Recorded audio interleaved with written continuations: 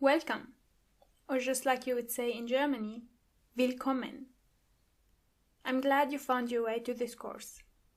Here we are going to learn how to introduce oneself in German, how to have conversations in German, and how to have a great German pronunciation, and much more. Let's start with a quick introduction. My name is Taya and I live in Austria, which is one of the 6 countries where the German language is one of the official language of the country. Those countries are Germany, of course, Austria, this is where I am, Belgium, Switzerland, Liechtenstein, and Luxembourg. So, shall we start? The most important thing when learning any language is to know how to pronounce the letters. That's why we are going to start with the alphabet, or das Alphabet. Let's start with the basic letters, such as A, B, C, D, E, F, G, H, I,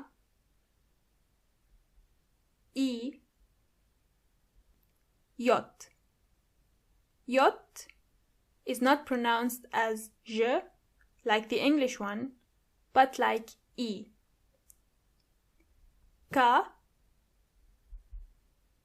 L, M, N, O, P,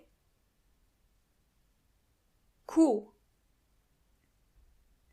One thing you have to keep in mind with the letter Q is that this letter never comes alone. There is always a U following. R,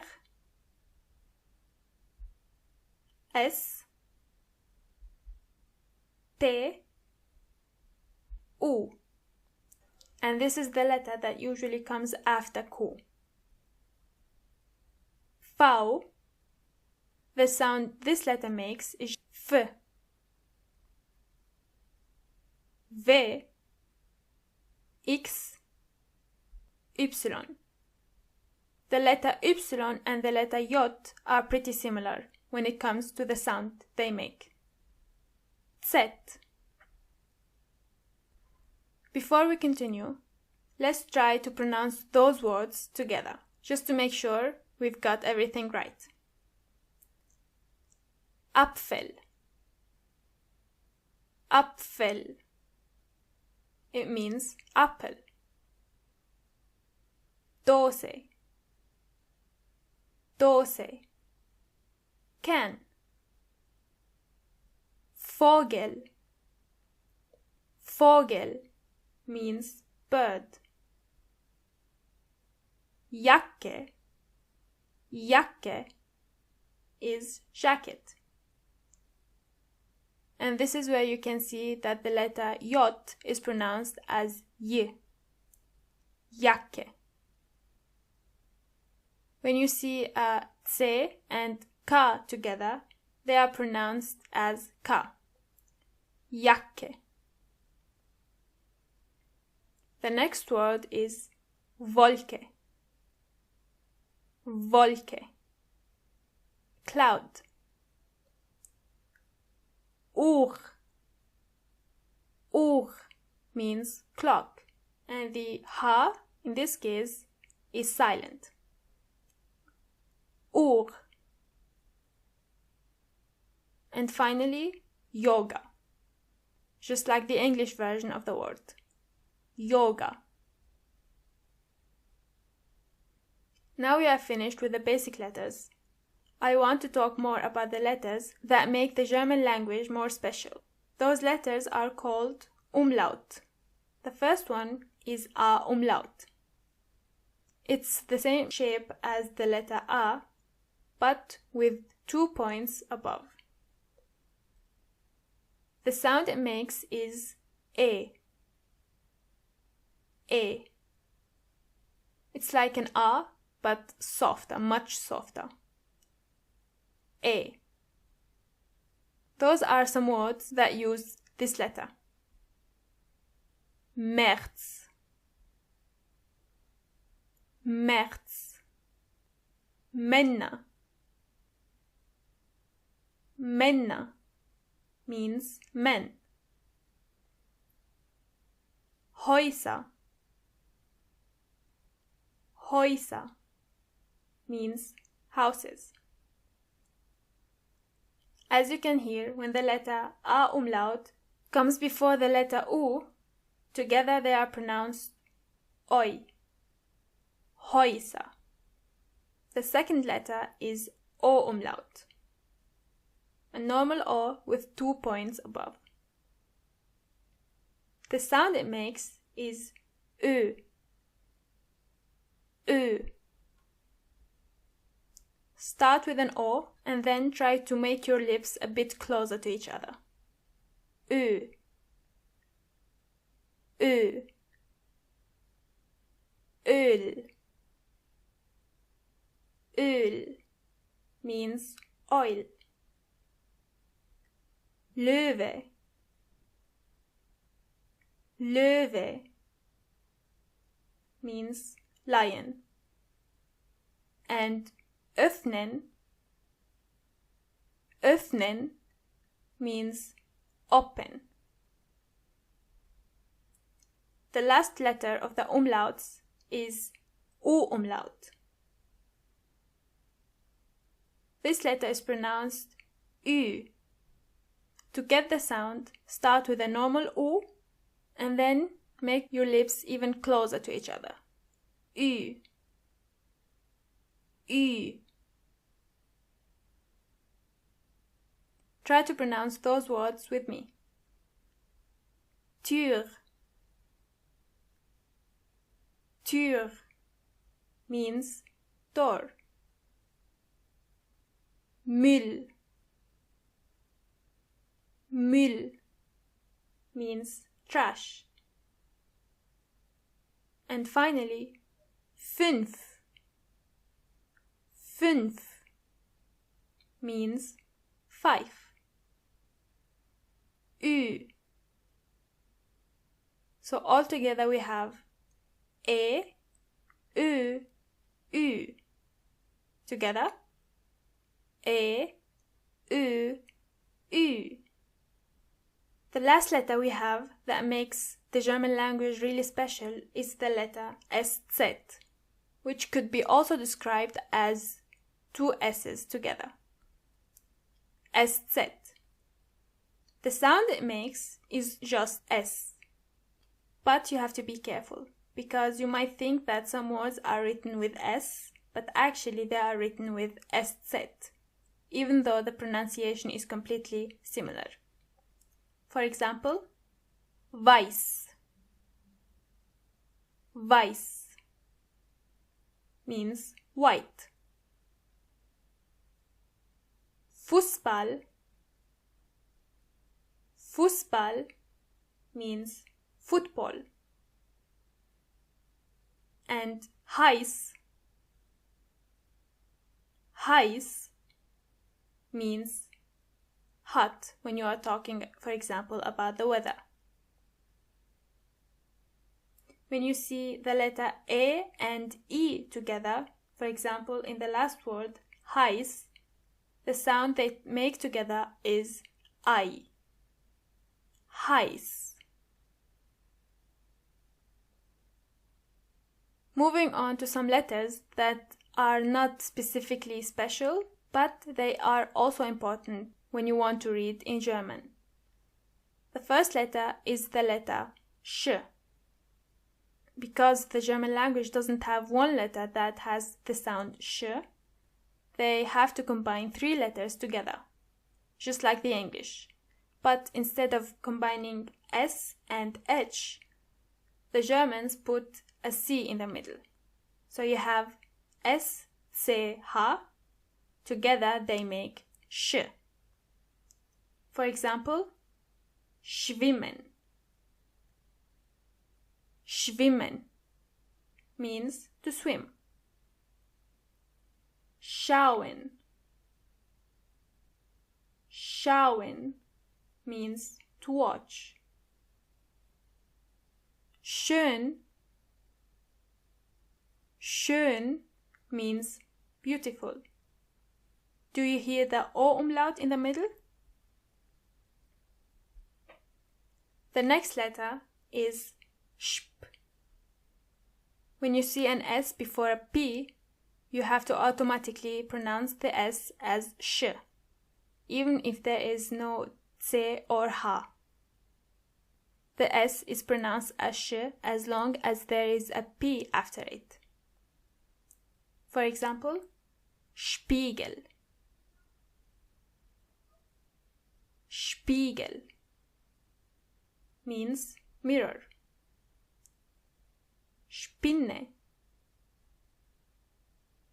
Spinne means spider. Sport. Sport means sport. The same exact thing goes when you see a T after an S.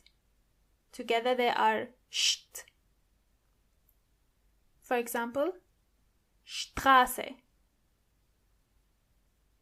Straße means street. Or Stern. Stern, which means star. And also like Stift. Stift, which means pen. The last letter is H. In the German language, when you see a C and a H, together they are H. It's not a strong H, but more like a softer one. H. For example, Milch. Milch means milk. Schlecht. Schlecht means bad. And finally, ich. Ich means I.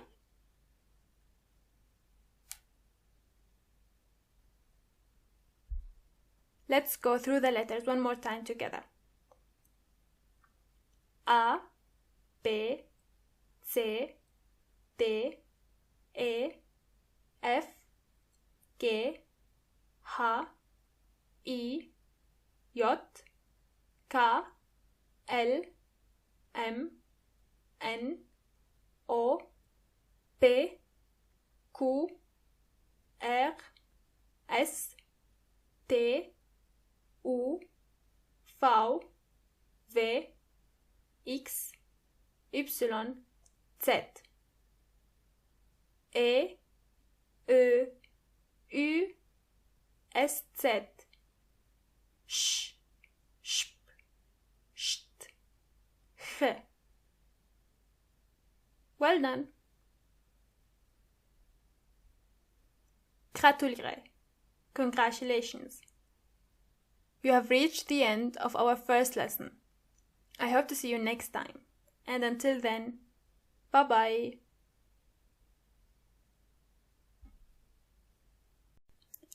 Willkommen.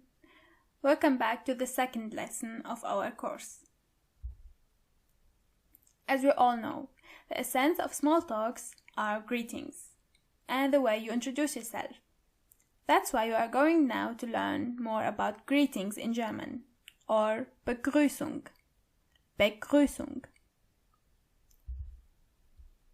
First and foremost, a very simple Hallo. Hallo. If you want to introduce yourself, you can say Ich heiße. Ich heiße, which means I am. You can also say mein Name ist, which means my name is. If you want to ask the other person what their name is, you can say wie heißt du? Wie heißt du? Let's practice. Hallo, hallo. Wie heißt du? Wie heißt du? Ich heiße Johanna. Ich heiße Johanna. Okay, now you can be the black lines and I will be the red lines. Hallo. Mein Name ist Taya. Und du? Good job. The und du I said means and you. Okay, let's start with the second part. If you want to say good morning, you say guten Morgen. Guten Morgen. Good afternoon is guten Tag. Guten Tag. Good evening is guten Abend. Guten Abend. And finally, if you want to say good night, you say gute Nacht. Gute Nacht. If you want to ask someone how they are doing, you say wie geht es dir? Wie geht es dir? Or you can also say wie geht's as an informal way to ask someone how they are. They can say es geht mir gut, es geht mir gut, or es geht mir sehr gut. Es geht mir sehr gut, as in I am very well. And just like I said before, and you means und du. Und du? Good job. Okay, now I can read the black lines and you can be the red lines. Hallo, guten Morgen. Wie geht's? Ich auch. Danke. The last sentence means me too. Thank you. And when you are finished, you can say ciao. Ciao, as in goodbye. Or also bis bald. Bis bald, which means see you later. Okay, now to the Zusammenfassung. Let's read them together. Hallo, ich heiße. Wie heißt du?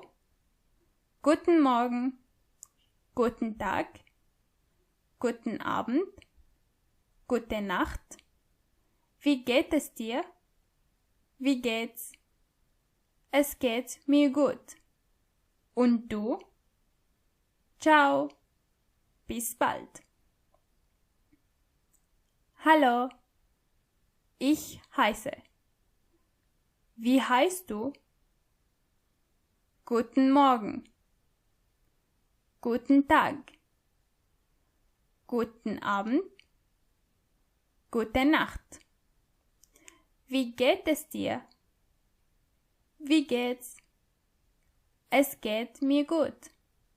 Und du? Ciao. Bis bald. Good job.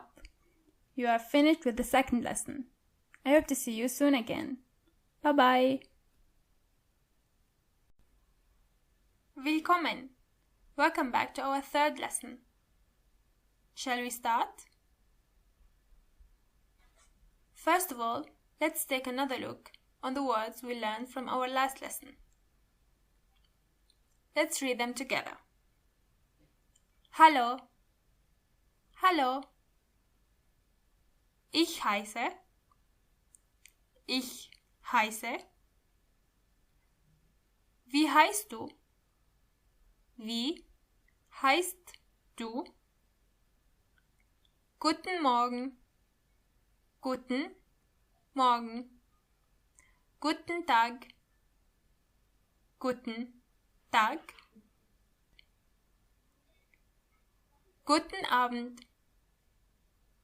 Guten Abend. Gute Nacht. Gute Nacht. Wie geht es dir? Wie geht es dir? Es geht mir gut. Es geht mir gut. Und du? Und du? Ciao. Ciao. Bis bald. Bis bald. Now, if you want to give someone the impression that you are more capable of those small talks, you would need those following words.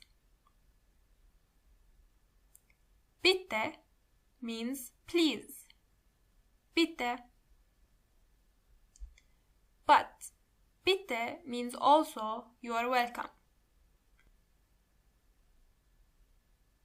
In this case, you would need to pay a little more attention to see which bitte is the correct one. Danke means thank you. Danke. Danke. You can also say vielen Dank, as in thank you very much. Vielen Dank. Vielen Dank. Es tut mir leid means I'm sorry. Es tut mir leid. Entschuldigung means excuse me. Entschuldigung. Entschuldigung. Entschuldigung. Gerne means gladly. Gerne. Gerne. At the beginning, it might be hard to understand the differences between es tut mir leid and Entschuldigung. But you don't have to worry about it. It's actually simple. Es tut mir leid is usually used when you do something wrong, or when you hear some bad news and you want to help your friends to feel better. Es tut mir leid. Entschuldigung, on the other hand, is used when you want to apologize for small things, such as bumping into someone. Entschuldigung. Overall, you can say that Entschuldigung is the more informal way to say sorry. Entschuldigung. Let's test ourselves. You are walking in a store and you accidentally bump into someone. You say,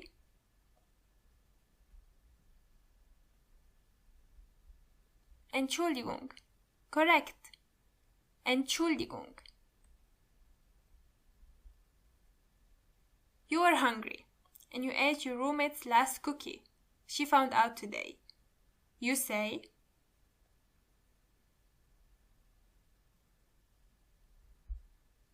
Es tut mir leid. Correct. Good job. Es tut mir leid. You are sitting in a restaurant and you want some more water, so you need to call over the waiter. You say,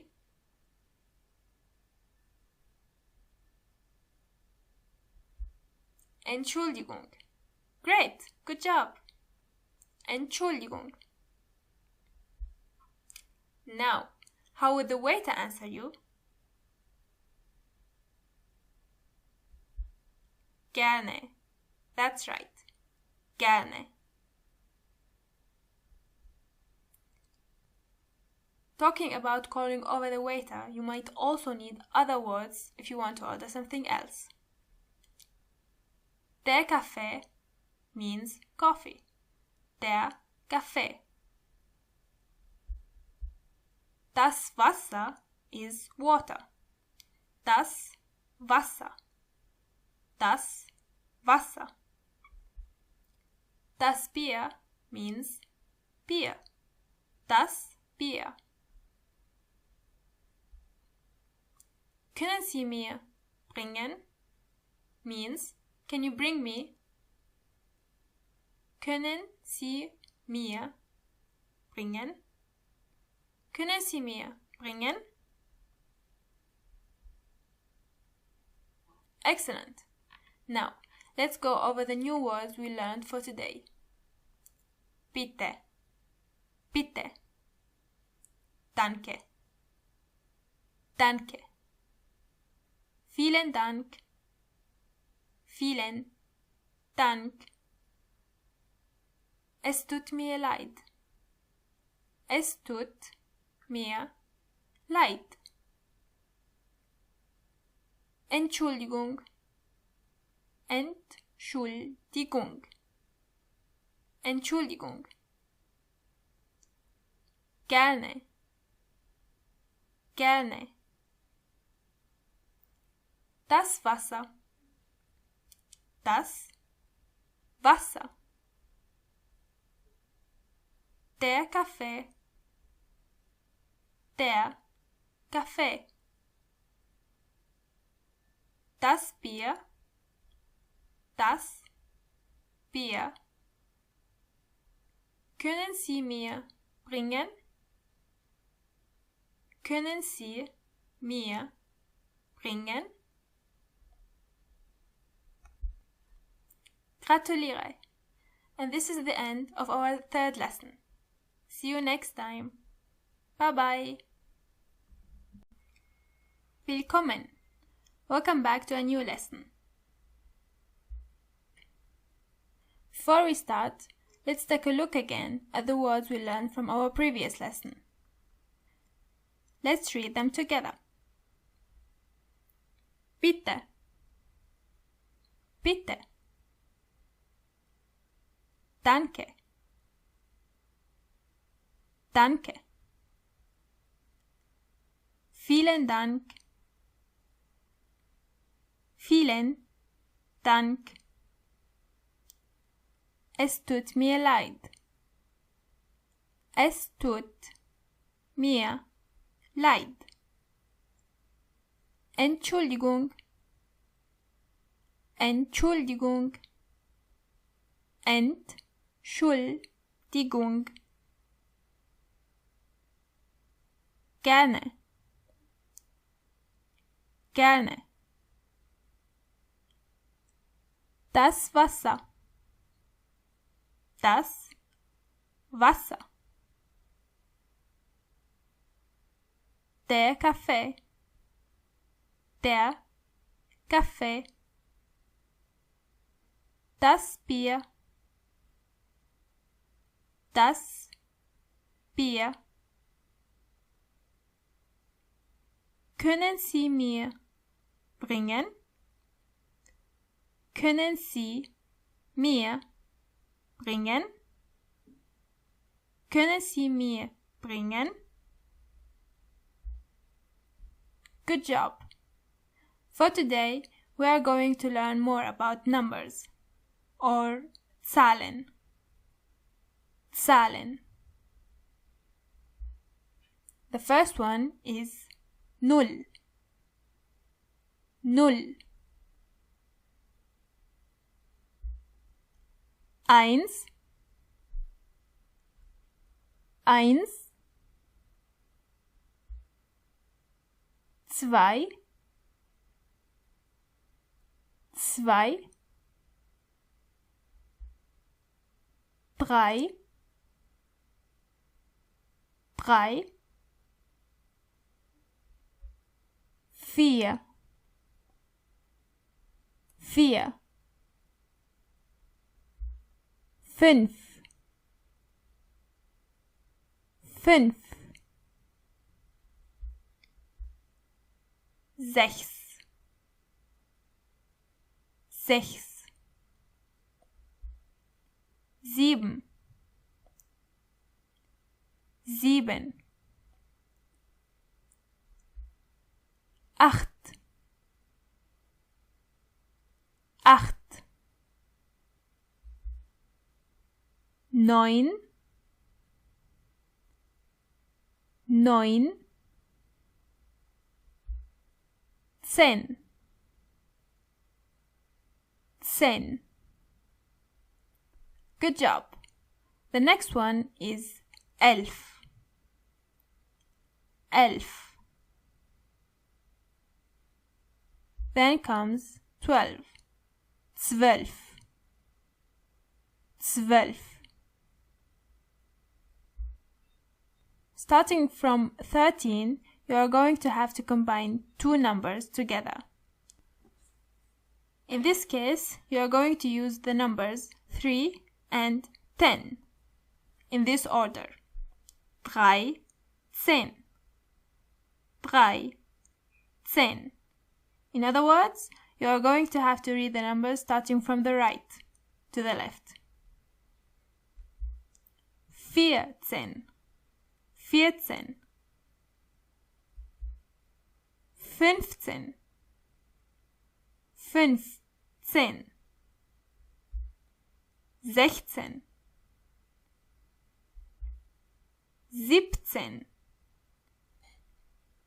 With 17, you are going to have to be a little bit careful, because 7 is not 7, but only the first half, so it's 17.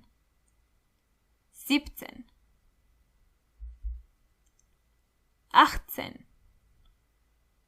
18, 18. 19, 19. 20 is 20. 20. As before, those numbers are always from the right. So first comes 1 and then comes 20. Just like the numbers before, you are going to have to read from right to left. But in the middle, you have to put the word und, and. So together it's 21. 21.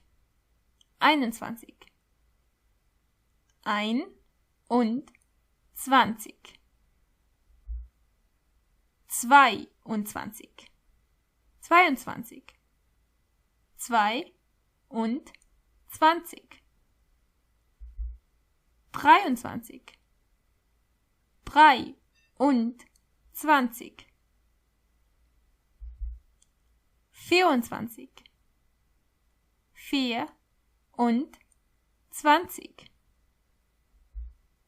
23. 24. 24. 25. 25.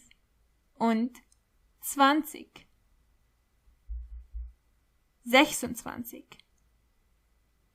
26. 27. Here, as you can see, 7 is whole. You don't have to cut anything. 27. 28.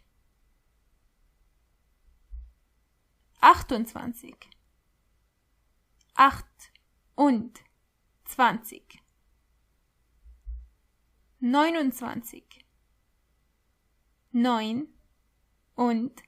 29.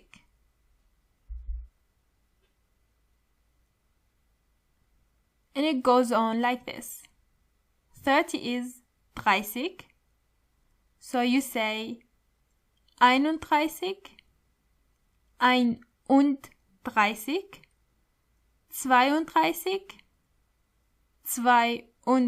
32, and so on.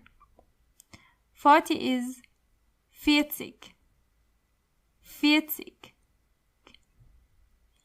To continue, 41, 42. 50 would be 50. 50. 51, 52. After this comes 60. 60. 60. 61, 62. With 70, you are going to have to read only the first half of the word 7. So together it's 70. 70. 71. 72. 80 is 80.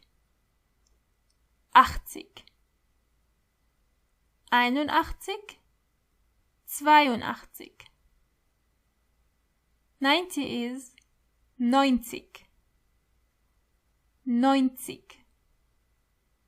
Then comes 91. 92. 100 is 100. 100.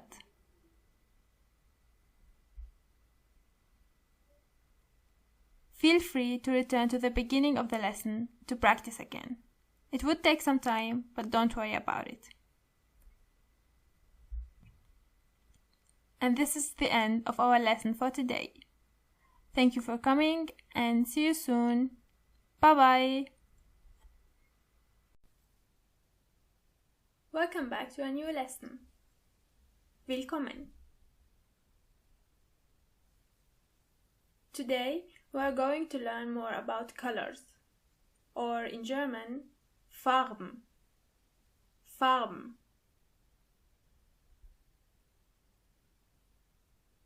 Let's start. The first color is blue. Blue in German means blau. Blau. Red means rot. Rot. Yellow means gelb. Gelb. Green means grün. Grün. In this word, for example, you have to pay a little bit more attention to the letter Ü. Grün. Brown is braun. Braun. Purple is lila. Lila. For pink, we have two words. You can either say rosa, rosa, or pink, pink. Black means schwarz, schwarz. As you can see, the letter R is not pronounced as R, but more like R. So together you say schwarz, schwarz, schwarz. White means weiß, weiß. Gray is grau, grau.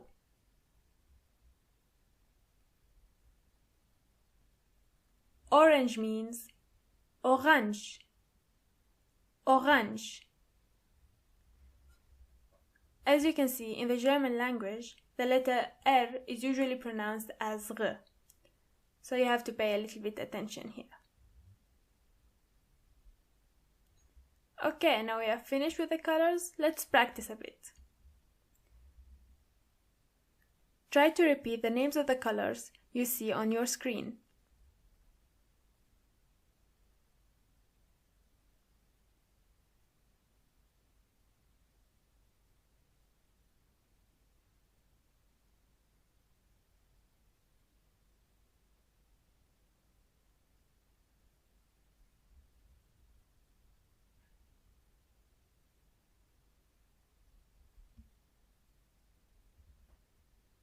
Correct!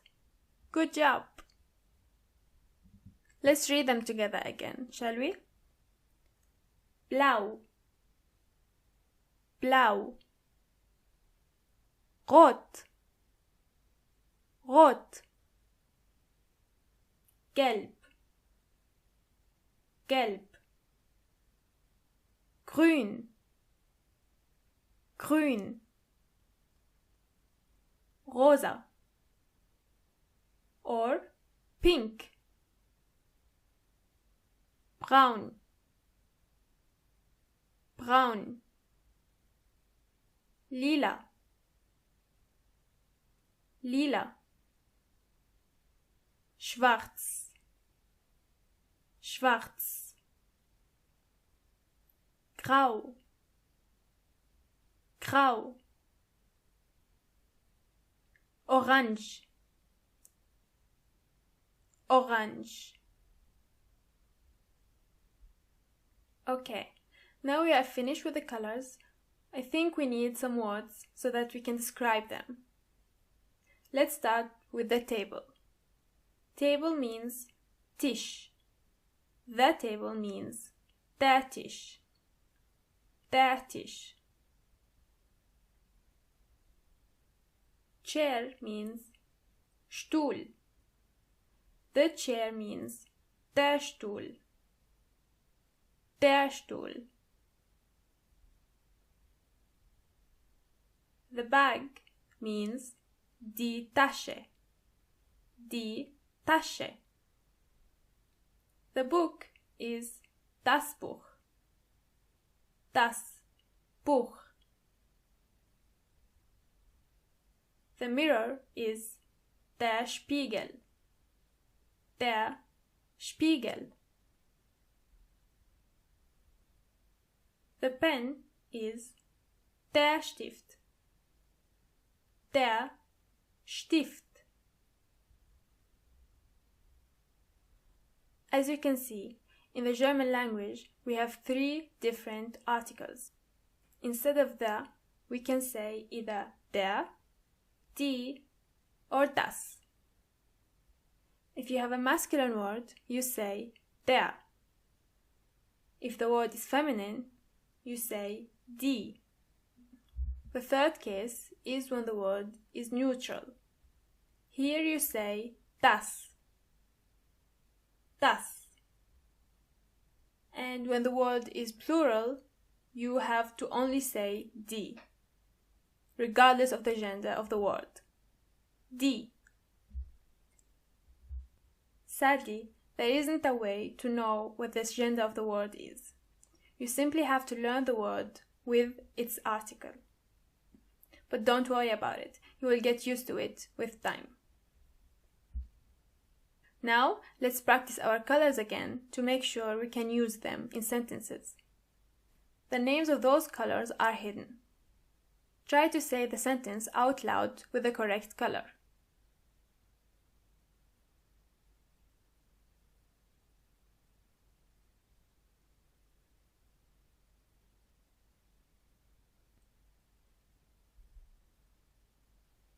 Good job! Let's read those sentences again together. Das rote Buch. Das rote Buch. Das schwarze Haus. Das schwarze Haus. Der rosa Stift. Der rosa Stift. As you can see, when you use the names of the colors as adjectives, you have to make some changes. So instead of rot, you say rote. Or instead of schwarz, you say schwarze. We are going to learn more about those changes soon. Let's practice again. Try to read the sentences out loud with the correct color.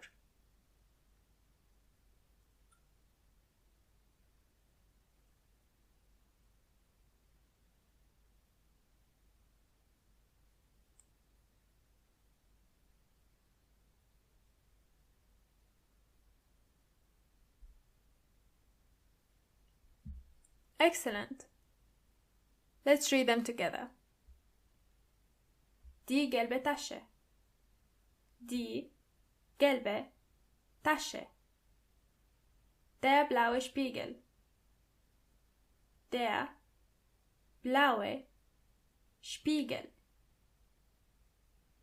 Der grüne Stuhl. Der grüne Stuhl.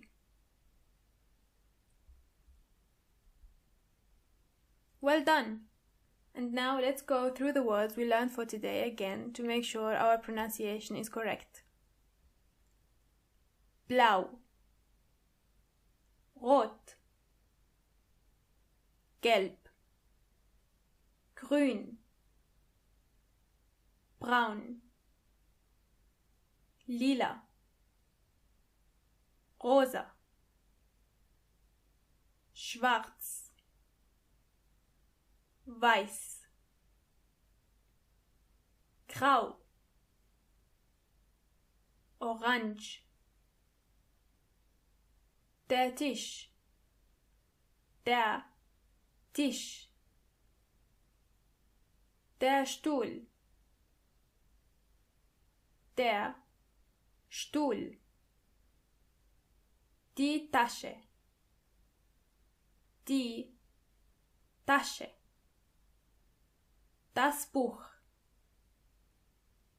das Buch, der Spiegel, der Spiegel, der Stift, der Stift. Gratuliere! This is the end of our lesson for today. See you soon. Bye bye.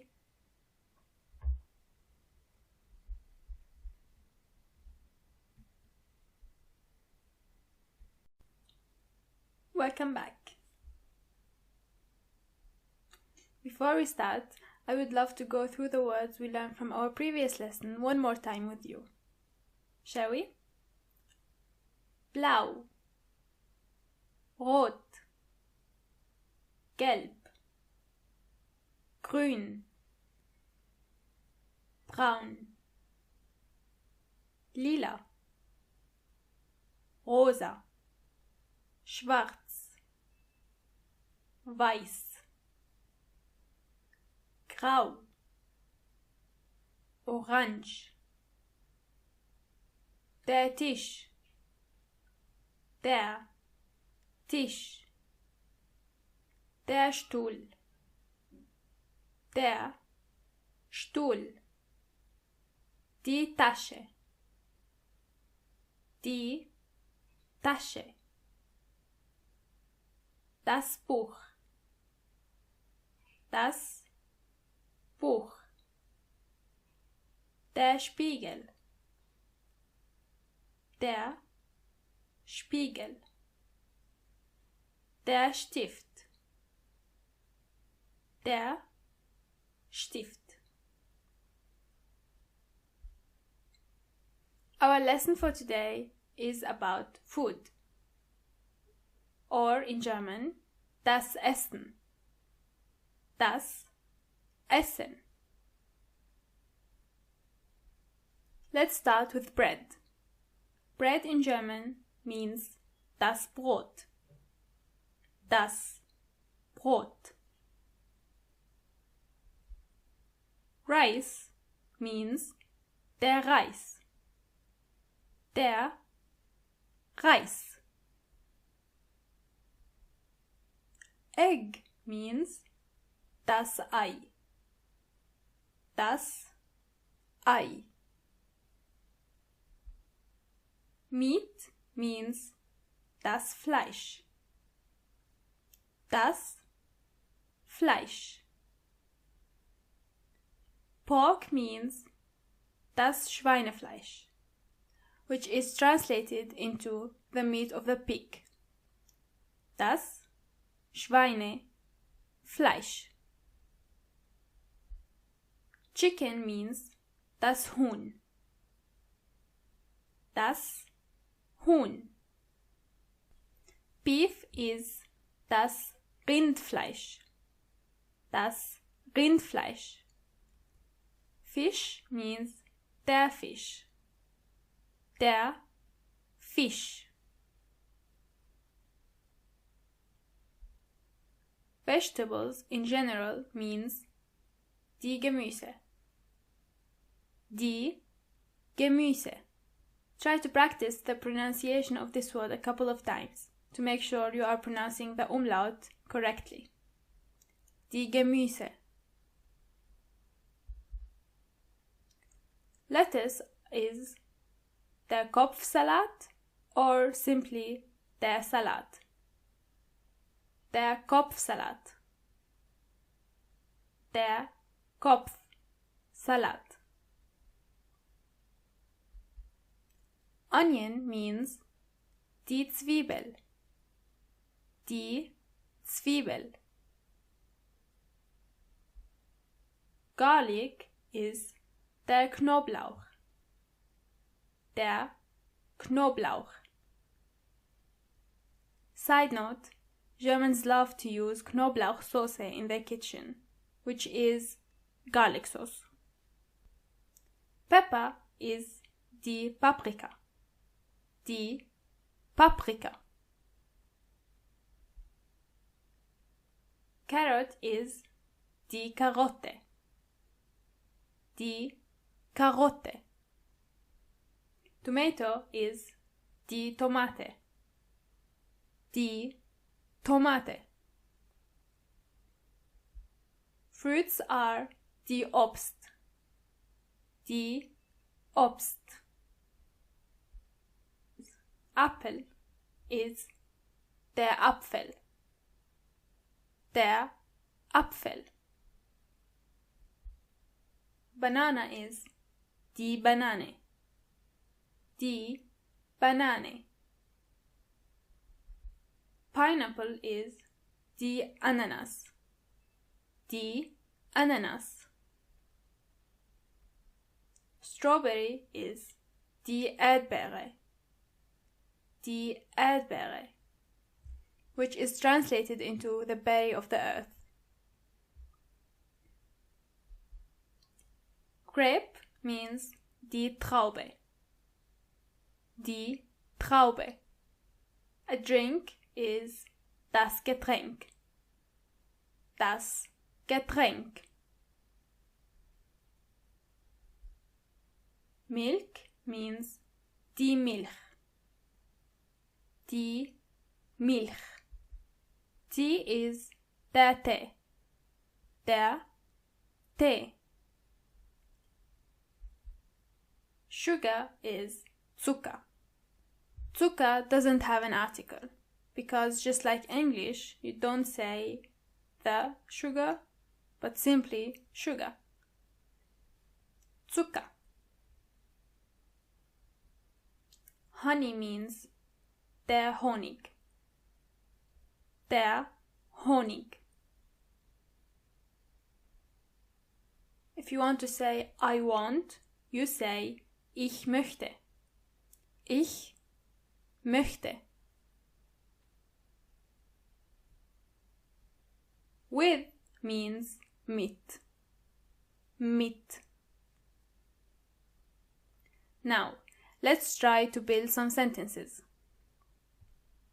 Ich möchte Paprika, Zwiebel und Apfel. Means, I want pepper, onion and apple. Ich möchte Paprika, Zwiebel und Apfel. Ich möchte Obst und Rindfleisch. I want fruits and beef. Ich möchte Obst und Rindfleisch.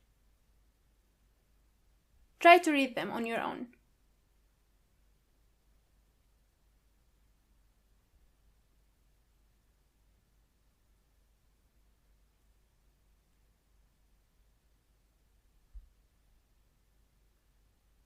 Another sentence would be, ich möchte Reis mit Gemüse und Fisch. I want rice with vegetables and fish. Ich möchte Reis mit Gemüse und Fisch. Ich möchte Tee und Milch mit Honig. I want tea and milk with honey. Ich möchte Tee und Milch mit Honig. Try to read them.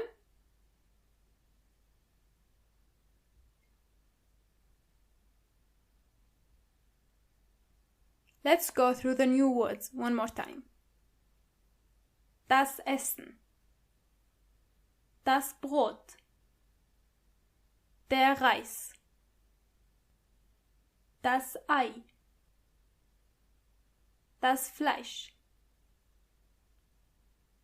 das Schweinefleisch, das Huhn, das Rindfleisch, der Fisch, die Gemüse, der Kopfsalat, die Zwiebel, der Knoblauch, die Paprika, die Karotte, die Tomate, die Obst, der Apfel, die Banane, die Ananas, die Traube, die Erdbeere, das Getränk, die Milch, der Tee, Zucker,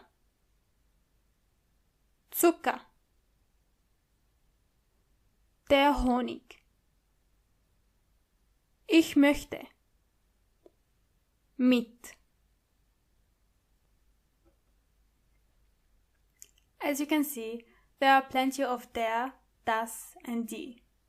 That's why I would recommend that you learn the word with the article right away.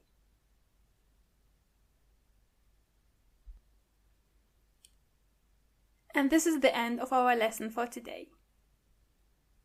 Thank you for tuning in and see you next time. Bye bye.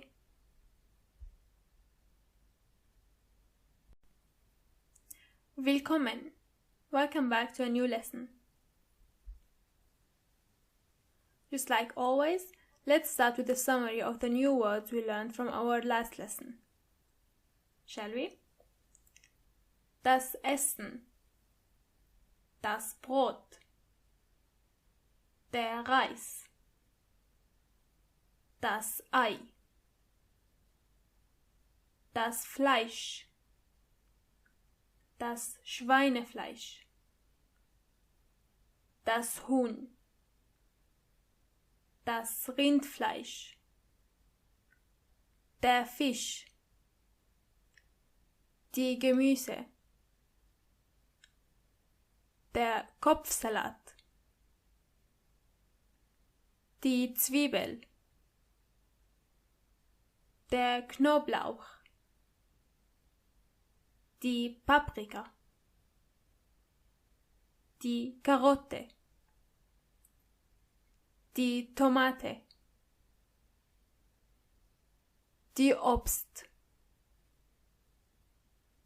der Apfel, die Banane, die Ananas, die Traube, die Erdbeere,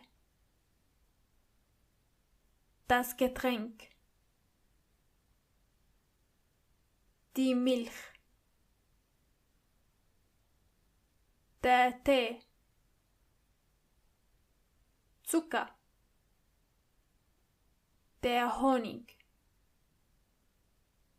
Ich möchte. Mit. Well done. Today we are going to learn more about animals in German, or die Tiere. Die Tiere. Do you see the E and A in the middle? When they come together after each other, they sound more like E, a longer E. So the word is die Tiere. Die Tiere.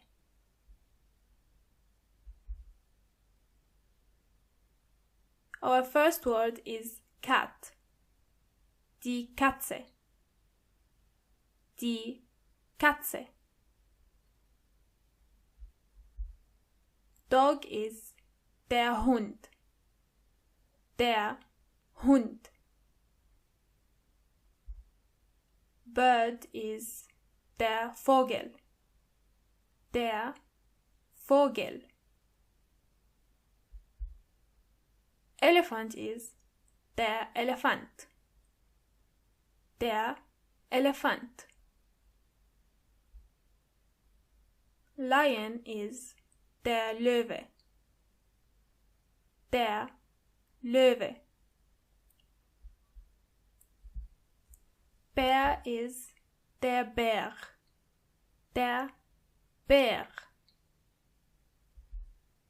Horse is das Pferd. Das Pferd. Tiger is der Tiger. Der Tiger.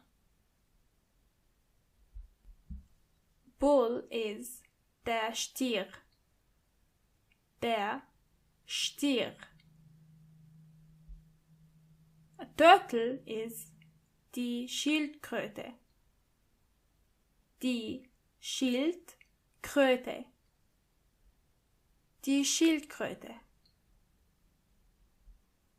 Pig is das Schwein. We already know this one from our last lesson. Do you remember the word das Schweinefleisch, which means pork? Exactly. Das Schwein. Cow is die Kuh. Die Kuh.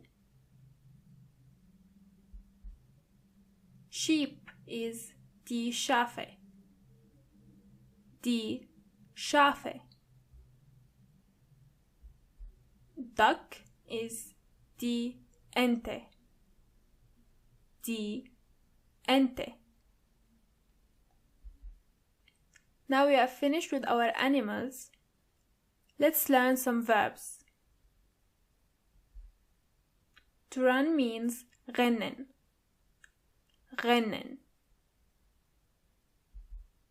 To go means gehen. Gehen. To jump is springen. Springen. As you can see, all verbs in infinitive end with n. Rennen, gehen, springen, and so on. Now let's take a look at some adjectives. Fast means schnell. Schnell. Slow means langsam. Langsam. Okay, now let's use those words to build a sentence. Do you see the empty spaces? Try to fill them with words so that you have a sentence.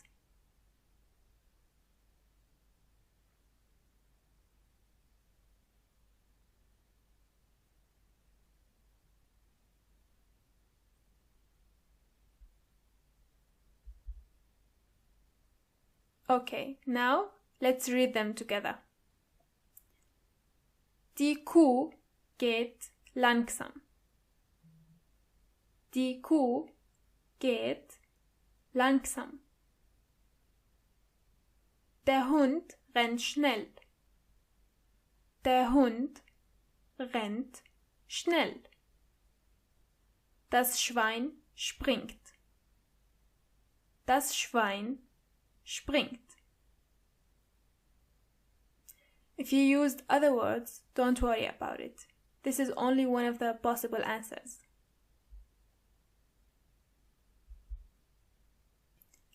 Now, let's take a look at the new words. Let's read them together. Die Tiere. Die Tiere. Die Katze. Die Katze. Der Hund. Der Hund. Der Vogel. Der Vogel. Der Elefant. Der Elefant. Der Löwe. Der Löwe. Der Bär.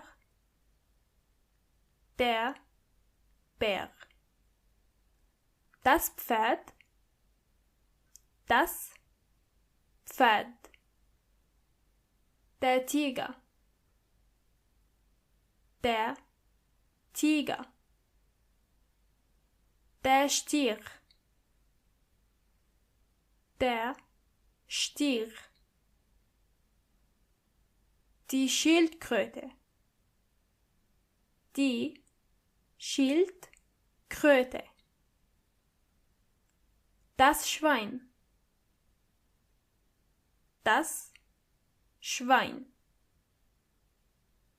Die Kuh. Die Kuh. Die Schafe. Die Schafe. Die Ente. Die Ente. Rennen. Rennen. Gehen. Gehen. Springen. Springen. Schnell. Schnell. Langsam. Langsam.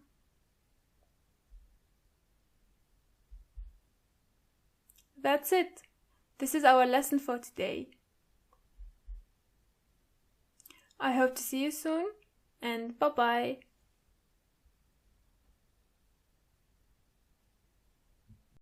Welcome back. Willkommen. Before we start, let's go through the old words one more time. Die Tiere. Die Katze. Der Hund. Der Vogel. Der Elefant. Der Löwe. Der Bär. Das Pferd.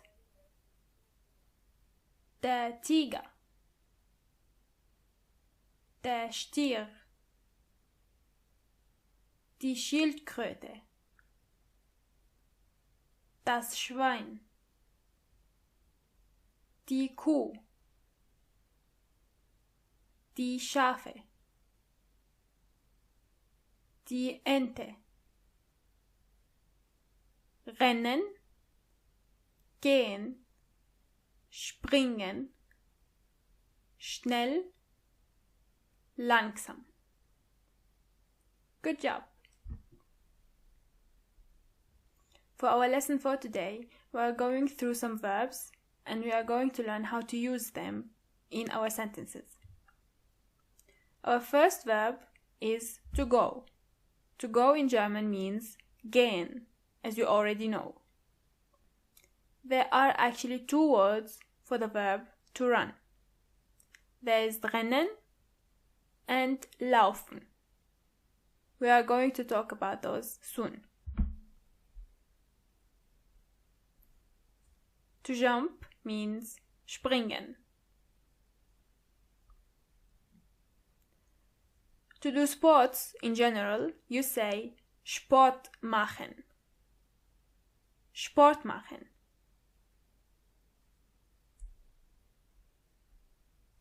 To swim means schwimmen. Schwimmen. To dance, you say tanzen. Tanzen. To ride a bike, you say Fahrrad fahren. Fahrrad fahren. Fahrrad is bike and fahren is translated into drive.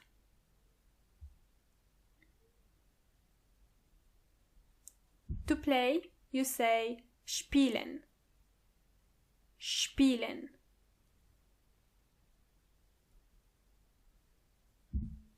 If you want to say I like or I don't like something, you say ich mag for I like and ich mag nicht for I don't like. Ich mag, I like. Ich mag nicht, I don't like. If you want to show your feelings in a stronger way, you can say I love or I don't love something. Ich liebe, I love. Ich liebe nicht, I don't love. Ich liebe nicht.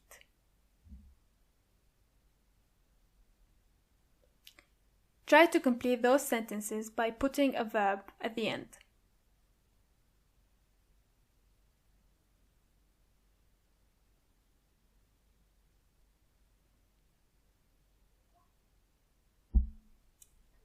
Okay, let's read those possible answers. Ich mag schwimmen. I like to swim. Ich mag schwimmen. Ich mag nicht laufen. I don't like to run. Ich mag nicht laufen.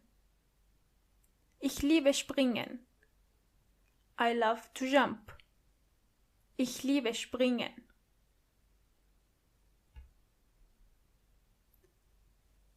Conjugieren is the same as conjugate a verb. When you want to say I play, you play, he plays, and so on. In the German language, it is a bit more difficult than the English language, but we are going through it step by step.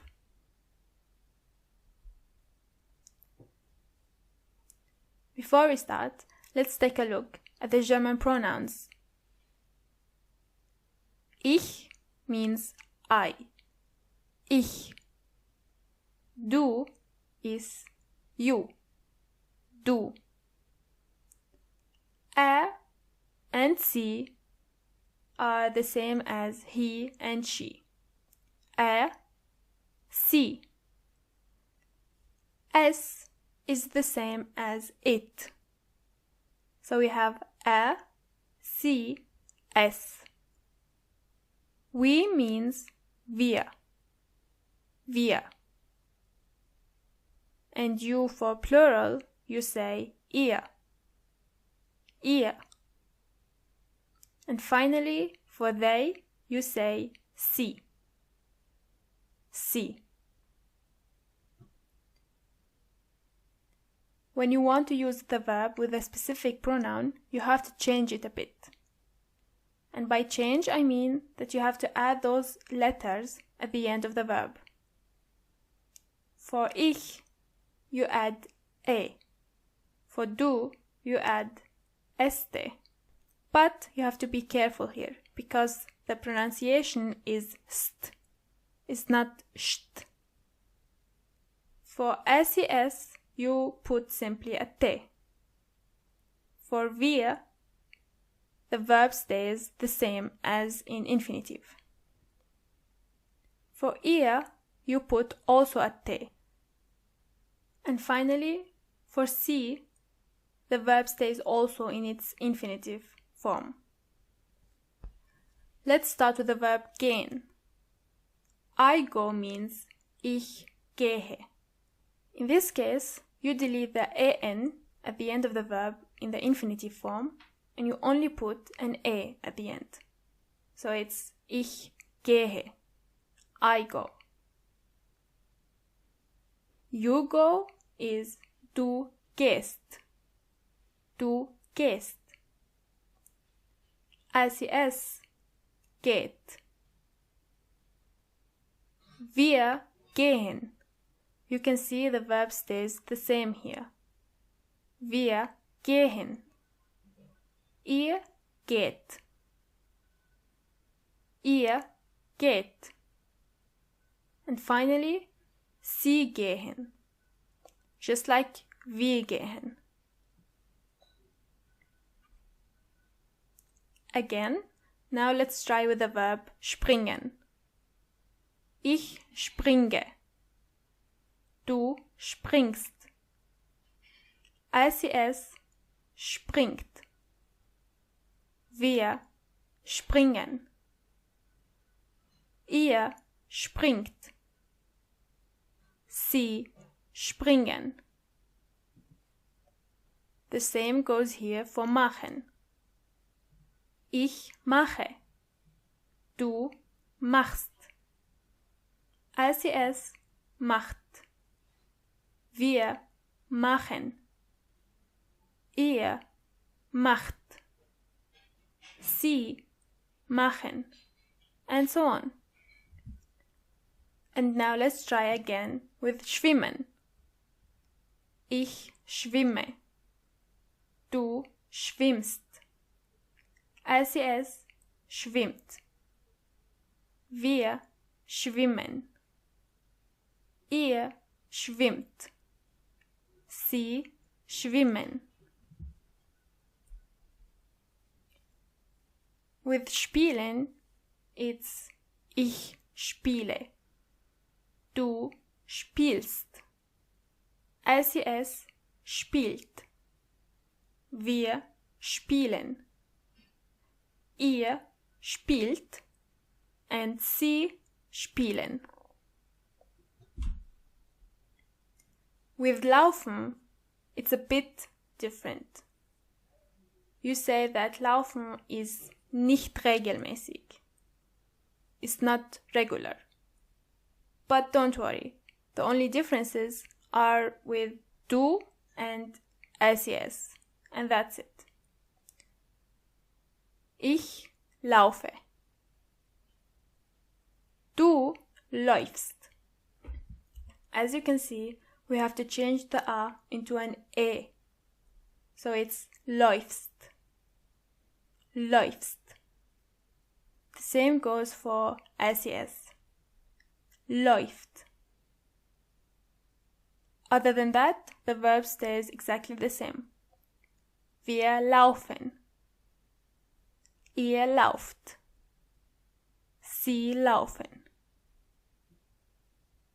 Fahren is also nicht regelmäßig. Not regular. Ich fahre. Du fährst. The same as laufen. ICS fährt. And then comes wir fahren. Ihr fahrt. Sie fahren. And that's it. Let's go through the verbs and the new words one more time. Gehen. Laufen. Springen. Sport machen. Schwimmen. Spielen. Fahrrad fahren. Tanzen. Ich mag. Ich mag nicht. Ich liebe. Ich liebe nicht. That was our lesson for today. I hope to see you soon again, and until then, bye bye.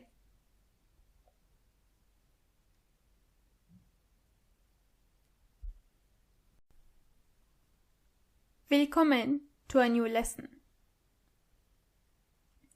Let's start with a quick summary of our last lesson. Gehen. Laufen. Springen. Sport machen. Schwimmen. Spielen. Fahrrad fahren. Tanzen. Ich mag. Ich mag nicht. Ich liebe. Ich liebe nicht. For our lesson for today, we are going to take a deeper look into the verbs. Our first verb is the verb to be.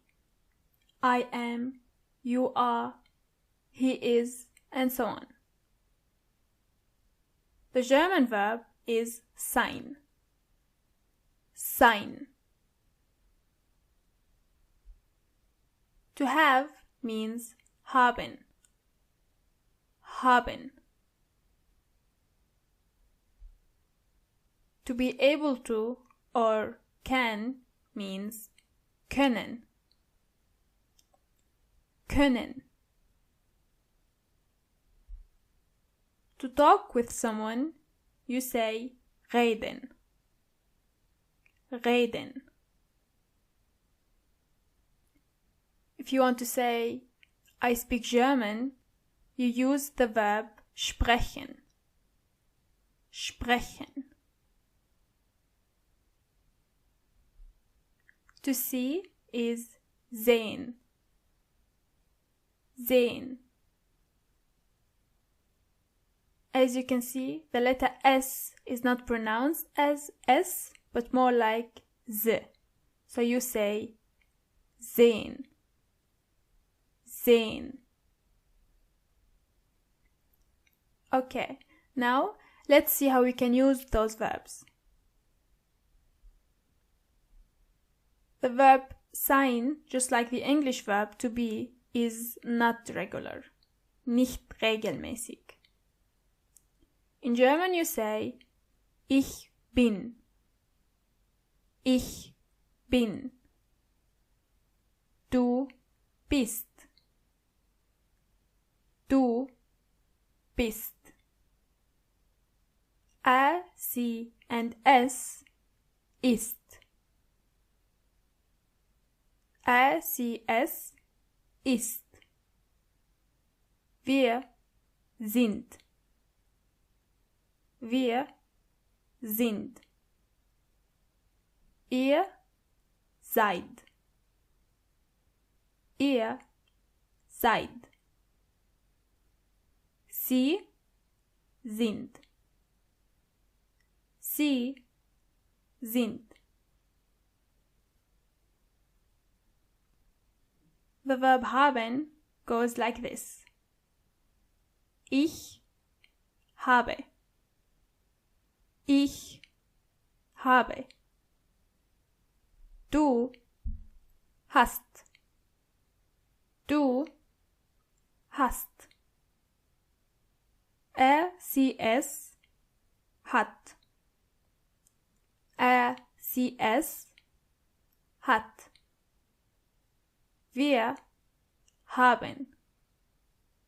Wir haben. Ihr habt. Ihr habt. Sie haben.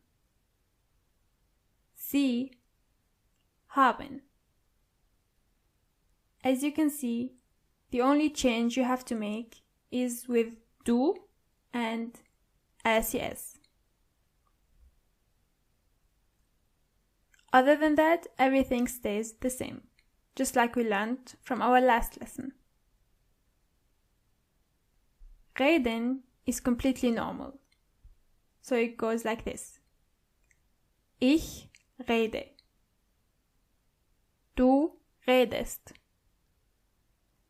Er, sie, es redet. Wir reden. Ihr redet. Sie reden. Again.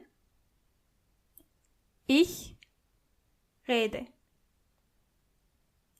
Du redest. Er, sie, es redet. Wir reden.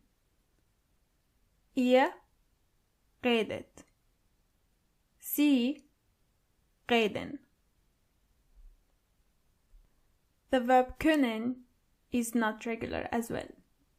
But with this verb, you have to change the first three forms. Ich, du, and es, yes. The other three stay the same. Ich kann. Ich kann. Du kannst. Du kannst. Es kann. Es kann. Wir können. Wir können. Ihr könnt. Ihr könnt. Sie können. Sie können. Sprechen is also not regular. Here you only have to change the forms du and ses. Ich spreche. Ich spreche. Du sprichst. Du sprichst. ses spricht. ses spricht. Wir sprechen. Wir sprechen. Ihr sprecht. Ihr sprecht. Sie sprechen. Sie sprechen.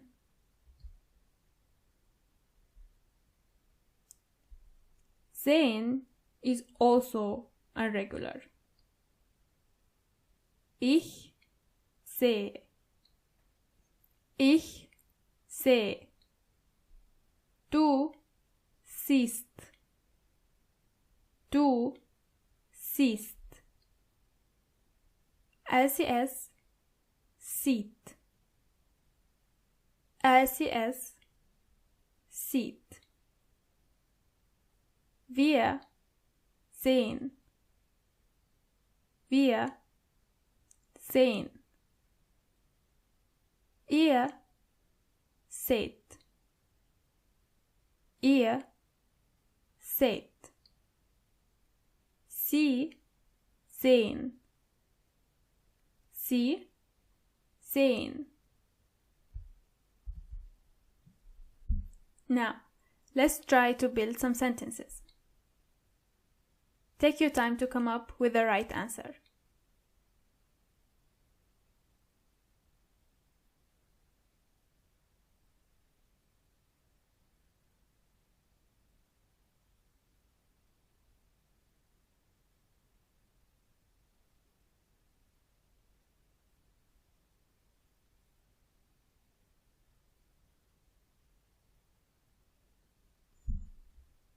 Let's read them together. I am. Ich bin. He speaks. Er spricht. They can. Sie können. You are. Du bist. We go. Wir gehen. She sees. Sie sieht. I have. Ich habe. Well done. Let's try it again.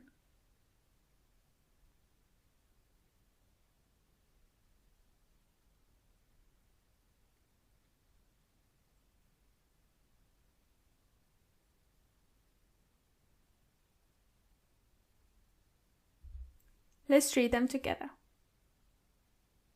They are. Sie sind. I speak. Ich spreche.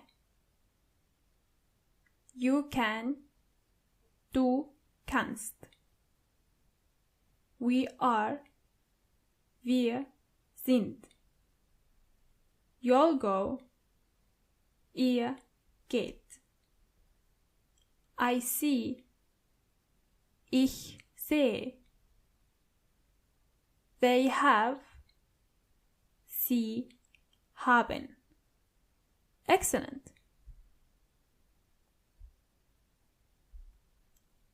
Let's read the verbs together one more time.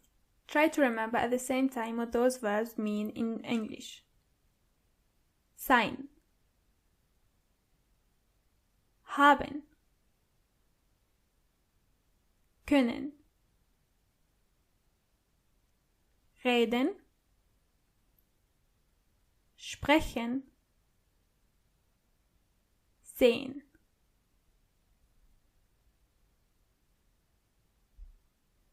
Gratuliere. That was the end of our lesson. I hope to see you soon again, and until then, bye bye.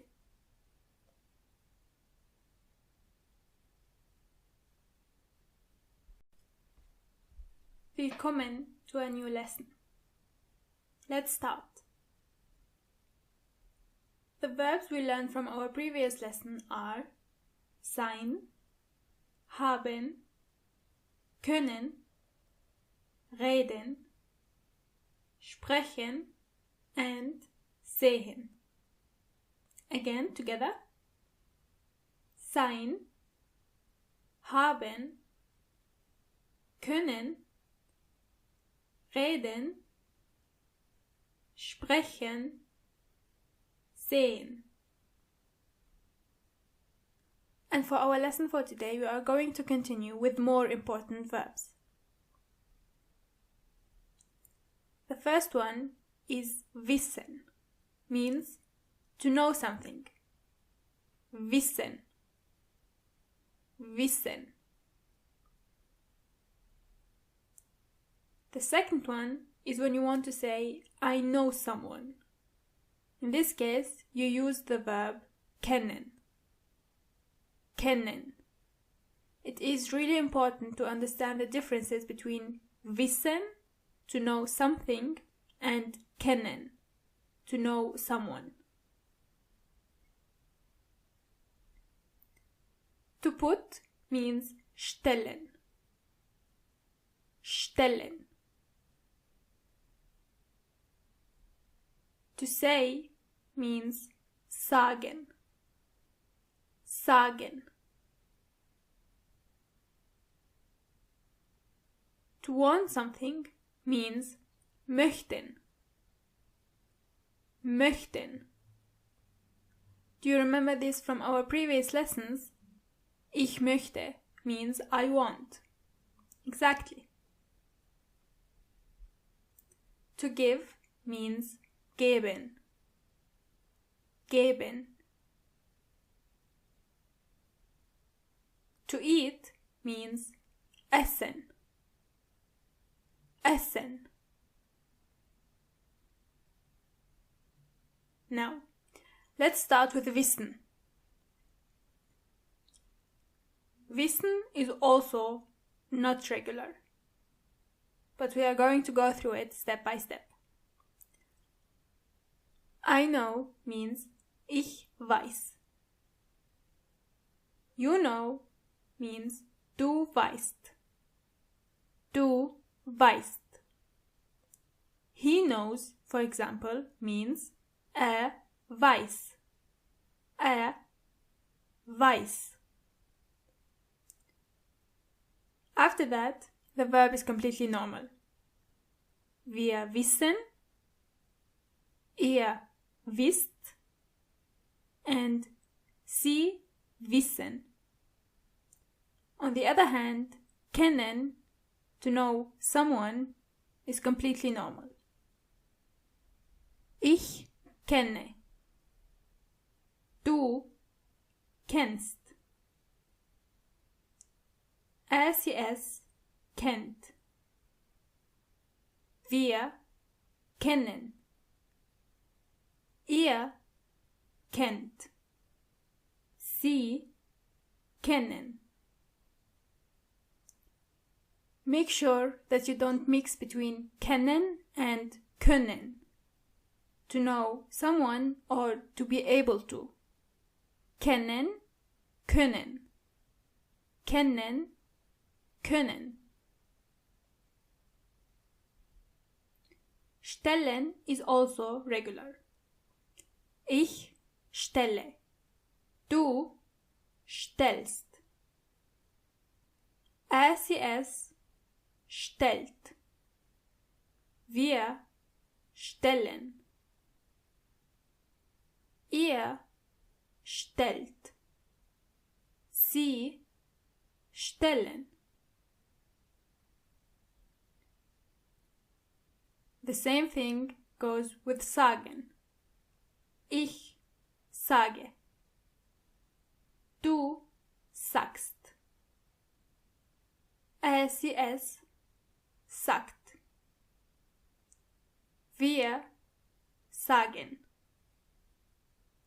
Ihr sagt. Sie sagen. Exactly. And we continue with möchten. Ich möchte. Ich möchte. Du möchtest. Du möchtest. Sie möchte. Sie möchte. Wir möchten. Wir möchten. Ihr möchtet. Ihr möchtet. Sie möchten. Sie möchten. I give you that the pronunciation of this verb is a bit difficult, but with some practice, this shouldn't be a problem. Now, geben, on the other hand, is not regular. Ich gebe. Ich gebe. Du gibst. Du gibst. Sie gibt. Sie gibt. Wir geben. Wir geben. Ihr gebt. Ihr gebt. Sie geben. Sie geben. The same goes here for essen. Ich esse. Ich esse. Du isst. Du isst. Sie isst. Sie isst. Wir essen. Wir essen. Ihr esst. Ihr esst. Sie essen. Sie essen. You have probably noticed that the third form of the verb essen is the exact same as in sein. He is. Ist. But you have to keep in mind that he is written with one S. But the pronunciation is exactly the same. Try to write the right answers.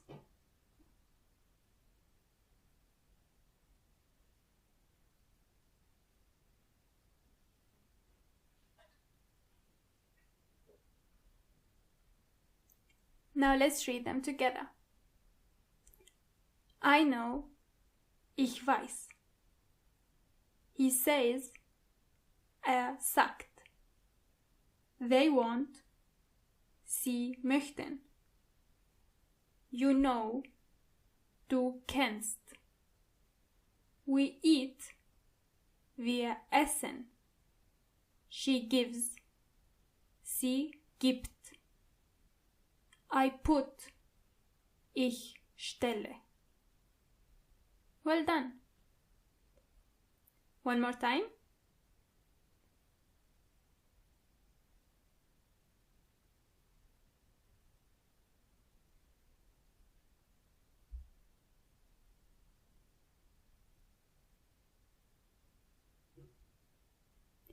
They know, sie wissen. You'll say, ihr sagt. I want, ich möchte. We know, wir kennen. You eat, du isst. I give, ich gebe. She puts, sie stellt. Excellent. Let's go through the verbs one more time.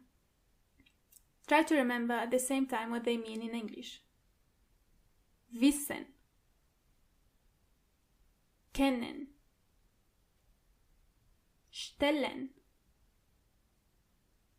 sagen, möchten,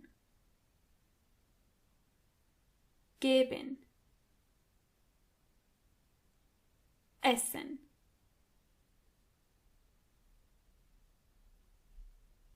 Gratuliere! That was the end of our lesson for today.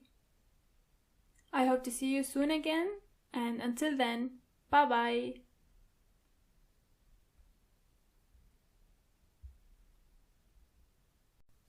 Welcome back to a new lesson. Willkommen!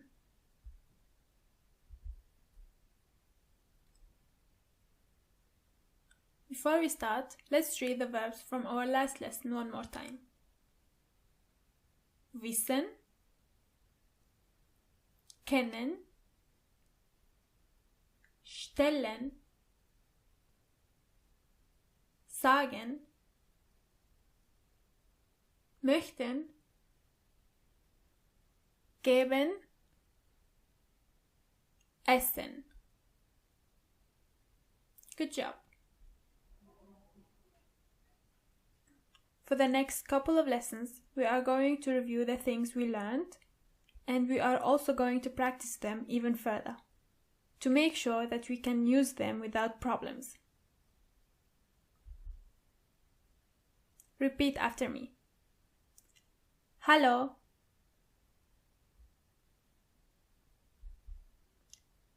Ich heiße.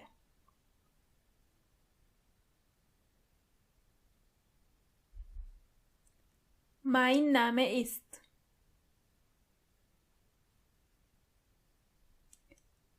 This one is a new one. When you want to say I am from, you say ich bin aus. We already know the term ich bin, I am, and aus means from. Then you can simply add your country, and you have a full sentence. For example, ich bin aus Deutschland. I am from Germany.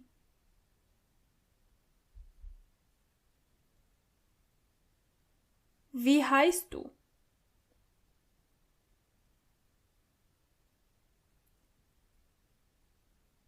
If you want to be more formal, you can say wie heißen Sie? Wie heißen Sie? In the German language, it is extremely important to know when to speak in a formal way and when to speak in a more casual way. If you want to be more formal, you can always use Sie, which means they. In this case, this sentence means what is their name, even though you are talking to a person who might be standing in front of you. Wie heißen Sie? Nice to meet you means schön, Sie kennenzulernen. Schön, Sie kennen zu lernen. Nice to meet you. Let's practice a bit. What you see is one side of a discussion. Try to fill it with the right sentences.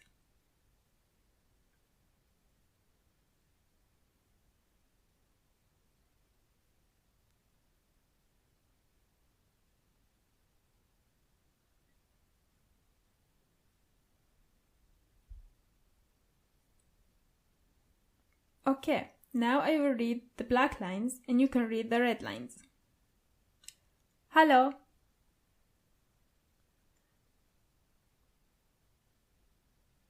Was ist dein Name?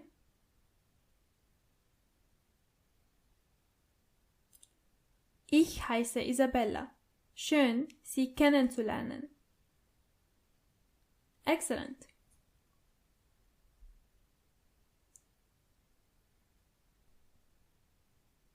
As you already know, greetings also have words like good morning, which is Guten Morgen. Guten Morgen. Guten Tag. Guten Tag. Guten Abend. Guten Abend. Gute Nacht. Gute Nacht.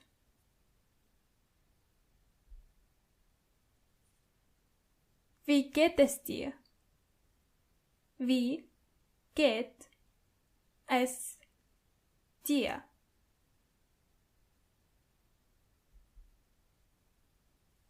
Or to be less formal, you say wie geht's, as in what's up. Wie geht's?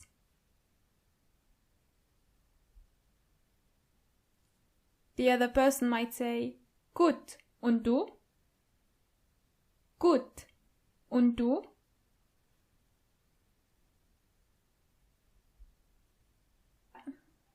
Just like before, let me read the black lines and you can be the red lines. Hallo, guten Tag.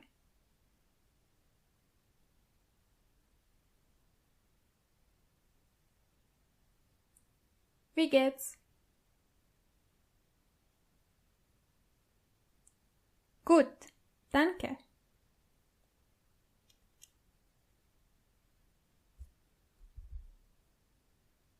At the end, you can say ciao or bis bald. Bis bald.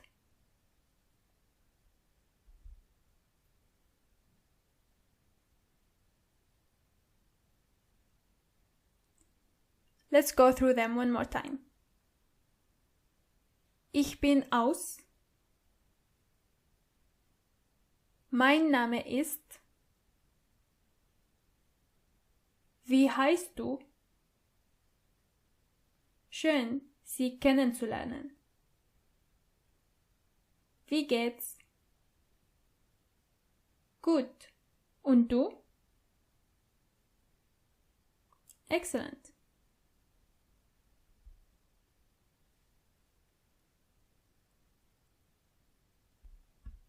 And this is the end of our lesson. Hope to see you soon again, and bye-bye.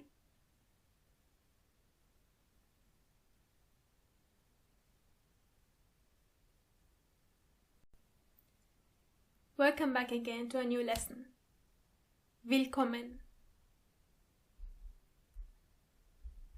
The things we learned from our last lesson are Ich bin aus, ich bin aus, mein Name ist, mein Name ist, wie heißt du, wie heißt du, schön Sie kennenzulernen, schön Sie kennen zu lernen. Wie geht's? Wie geht's? Gut. Und du? Gut. Und du?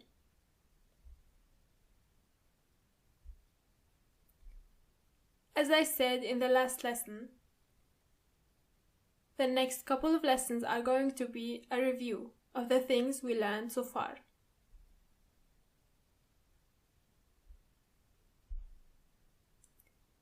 Bitte means please. It could also mean you are welcome. It depends on the context. Bitte. Danke is thank you.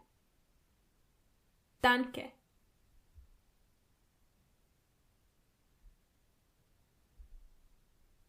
If you want to be more thankful, you say vielen Dank. Thank you very much. Vielen Dank. If you want to apologize for something, you say es tut mir leid. Es tut mir leid. Es tut mir leid. You can also say Entschuldigung. Entschuldigung.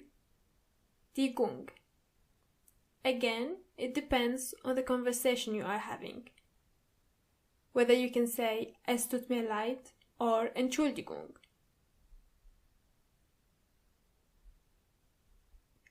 Let's see if you still remember when to use Entschuldigung and when to use es tut mir leid.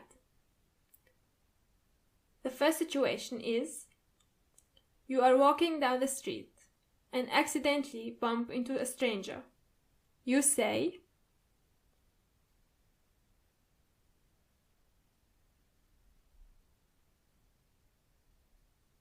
Entschuldigung. Correct. Again, you are having a conversation with someone and you want to interject. You say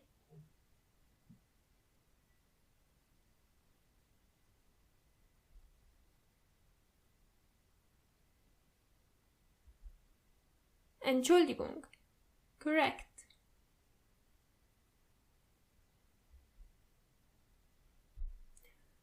Your friend is having a bad day and is talking about his problems with you.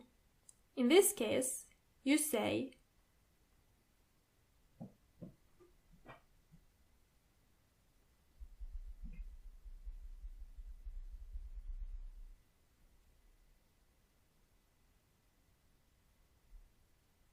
es tut mir leid. Correct. If you are still having problems knowing when to use es tut mir leid and when to use Entschuldigung, I would recommend that you go through the third lesson one more time.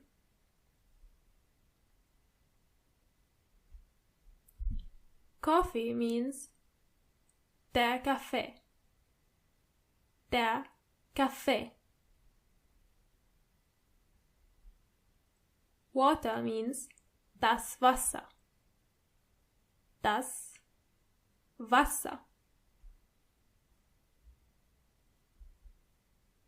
Bier means das Bier. Das Bier.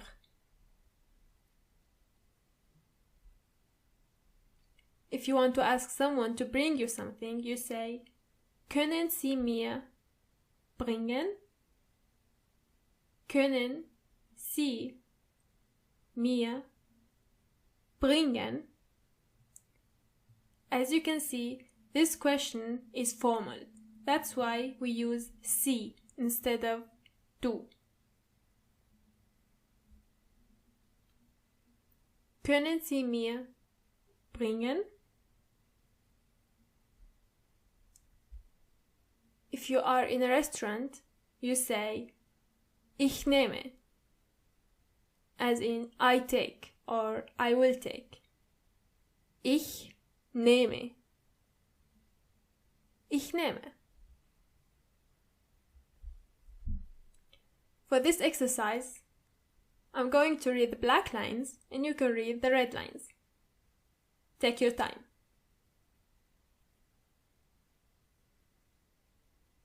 Ja?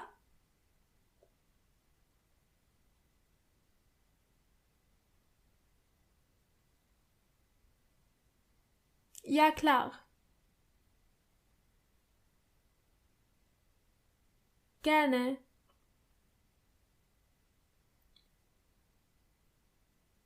As you can see, Wasser doesn't have an article, because in this case you can't measure water, just like in English.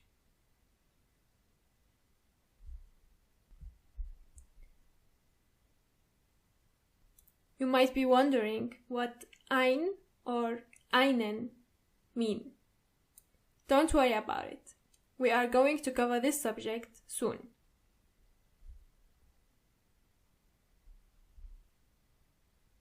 Congrats! Gratuliere! This is the end of our lesson for today. I hope to see you soon again. Bye bye!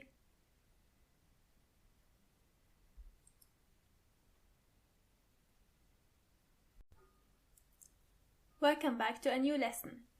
Willkommen! For our lesson for today, we are going to review the fourth lesson where we learn the numbers. Die Zahlen. Let's see if you still remember those numbers.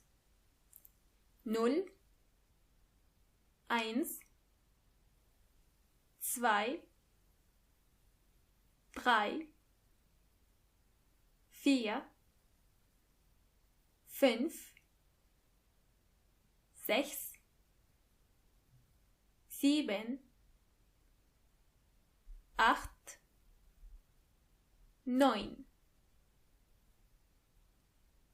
And then comes 10, 11, 12, 13, 14, 15, 16, 17, 18, 19. Again, 10, 11, 12, 13, 14,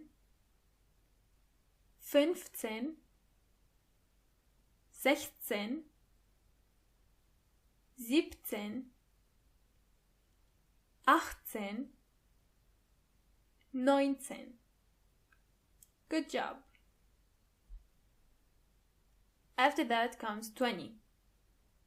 20, 21, 22, 23, 24,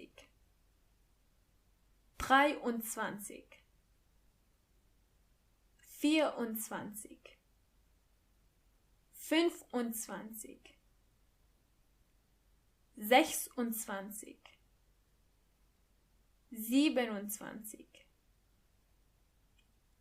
28, 29. If you find it difficult to pronounce the numbers, try to divide the words. For example, 21 would be ein und 20, which is translated to 1 and 20. Try to read them like this with me. 20. Ein und 20. 2 und 20. 3 und 20. 4 und 20. 5 und 20. 6 und 20. 7 und 20. 8 und 20. 9 und 20. Try to repeat them, and soon enough you are going to be able to pronounce them without any problems. The same thing goes with 30. 30, 31, 32,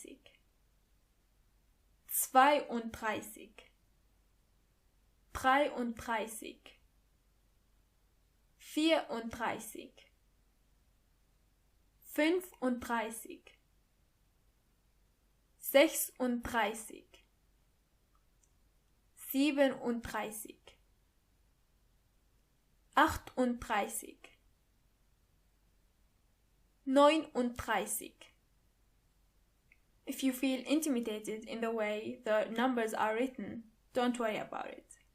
In the German language, if you write a text, you only have to write the numbers in the form of letters from number 0 to 12. Anything bigger than 12, you can simply write it as a number. But it is important to know how to pronounce the numbers. Let's continue with 40. 40, 41, 42, 43,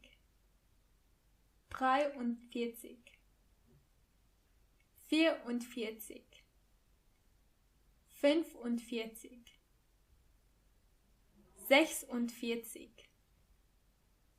47, 48,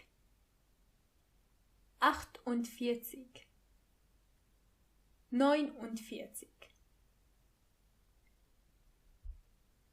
Again with 50. 50,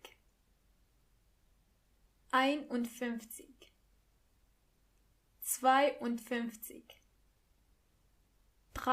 53,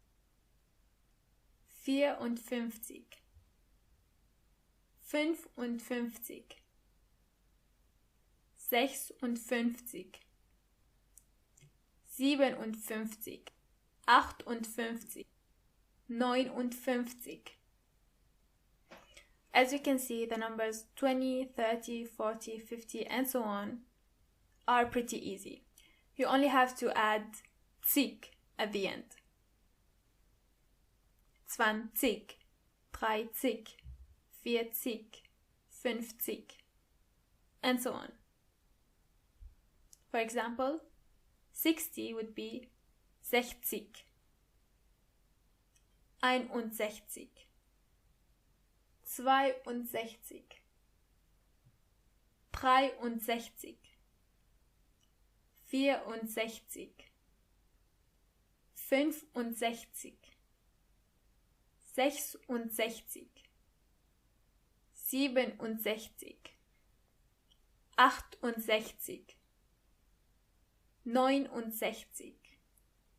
66, 67, 68, 69, 70, 71, 72, 73, 74, 75, 76, 77, 78, 79. As you already know, the number 7 is almost always a bit different. When you want to say 70, you don't say 70, but you only say 70. In a way, it does make sense because it's easier to pronounce. 70. 80 would be 80, 81, 82, 83,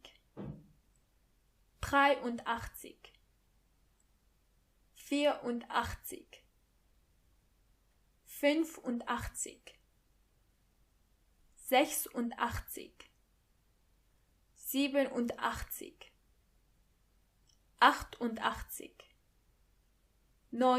89. And finally, 90 is 90, 91, 92, 93, 94, 95, 96, 97,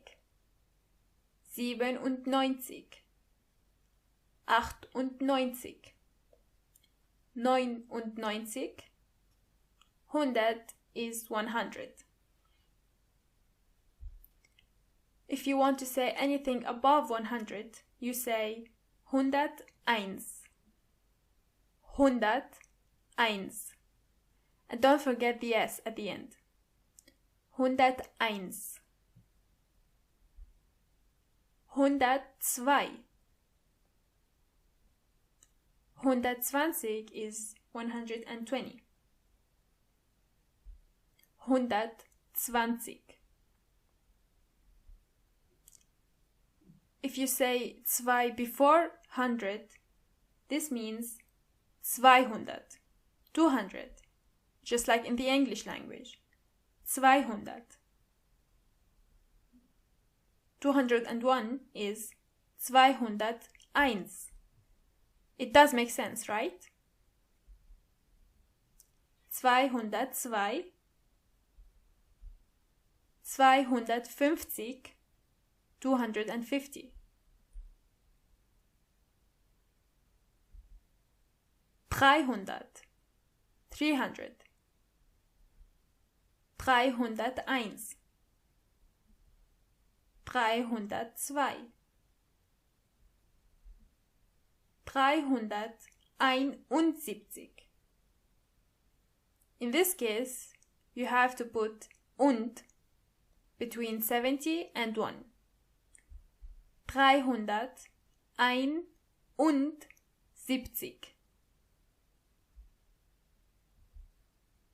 400.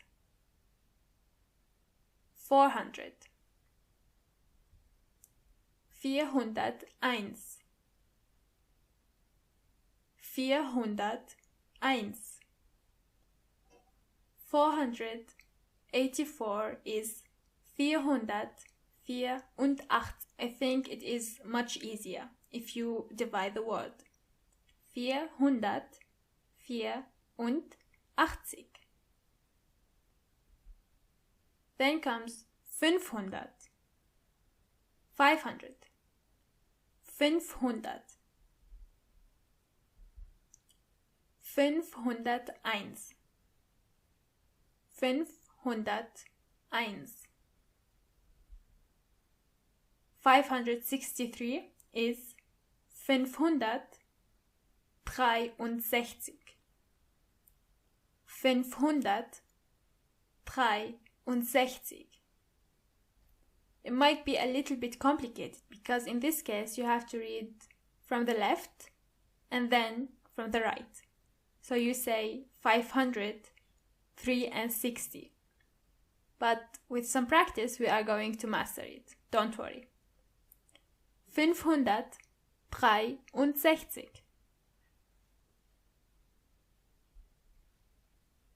600. 600. 601. 700. 700. 701. 701. 729. 729. 729.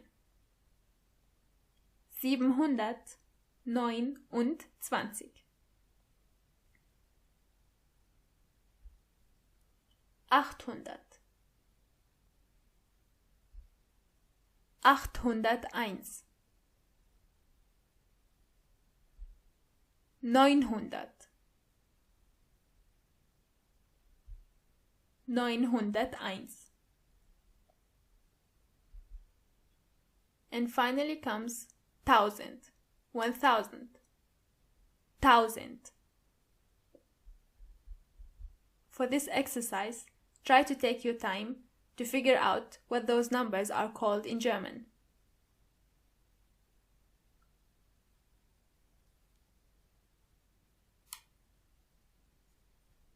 Now that you have the answers, Let's read them together. 150 150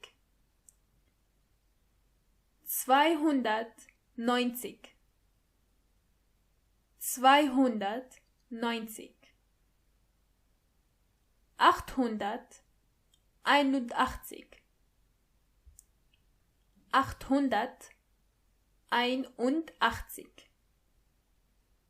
600 600 411 411 570 570 301 301 1000 1000 and finally 963 963. Well done! And that was the end of our lesson for today. Thank you very much for tuning in, and I will see you soon. Bye-bye! Willkommen! Welcome back to a new lesson. This lesson is a review of lesson 5. Do you remember this one? This is where we learn the colors for the first time. Farben. Let's start with blue. Blau. Blau. Red is rot. Rot. Gelb is yellow. Gelb. Grün is green. Grün. Brown is braun. Braun. For purple, you say lila. Lila. For pink, you have two options. You either can say rosa, rosa, or pink, pink, just like the English pink. Black means schwarz, schwarz. And make sure you are pronouncing the R correctly. Schwarz. Schwarz. Exactly. White means weiß. Weiß. But you already know that I know also means weiß. Do you remember this one? Ich weiß. I know. So you can say that weiß has two different meanings. It's either white or I know. Usually it is pretty obvious which weiß one is talking about. Gray means grau. Grau.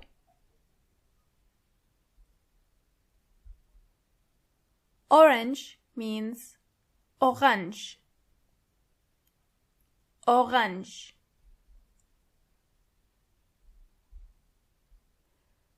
If you want to describe a specific color as light, you say hell. For example, hellblau, a light blue, or hellbraun, a light brown, and so on. The same thing goes with dark.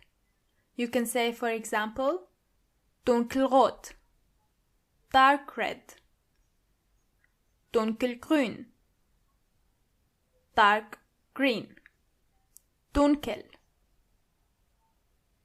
dunkel. Try to say the colors you see in front of you out loud.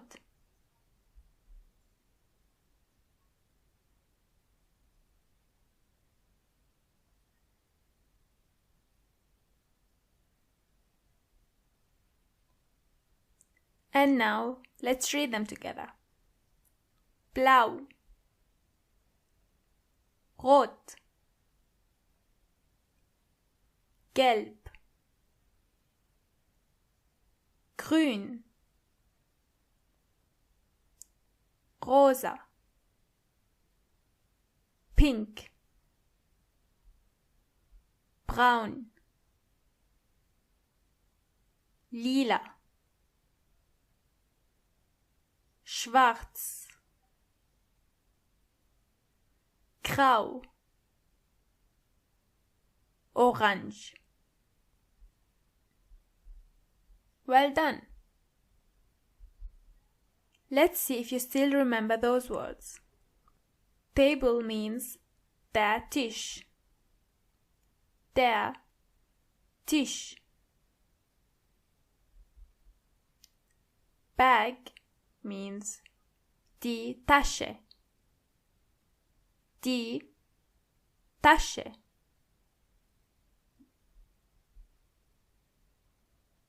Backpack means die Rücktasche. Die Rücktasche. Chair means der Stuhl. Der Stuhl. Bed means das Bett. Das Bett.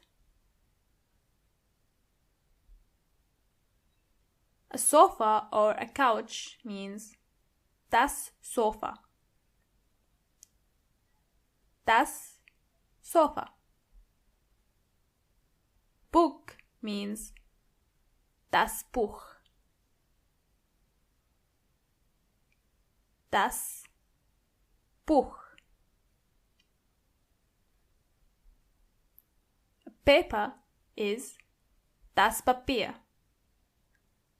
Das Papier.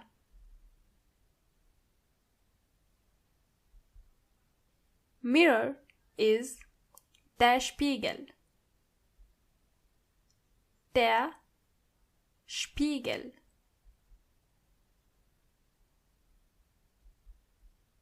Door is die Tür.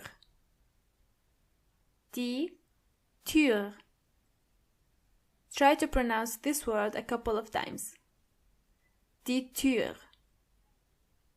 Die Tür. Excellent. A pen is der Stift. Der Stift.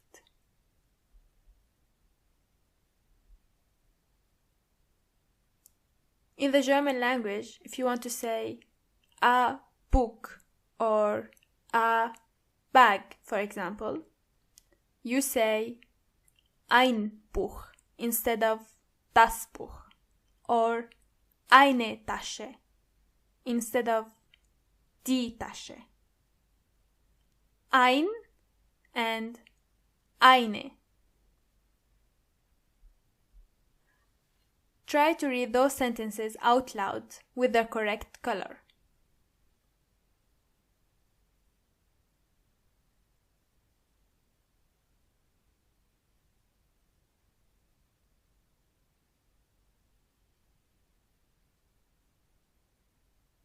And now together. Das Papier ist rot. Die Tasche ist schwarz. Der Stift ist pink. Eine Rücktasche ist gelb. Die Tür ist blau. Das Bett ist grün. Excellent and great pronunciation. Let's go through the new words one more time. Die Rücktasche. Die Tasche. Das Bett. Das Sofa. Das Papier. Die Tür. Hell, dunkel,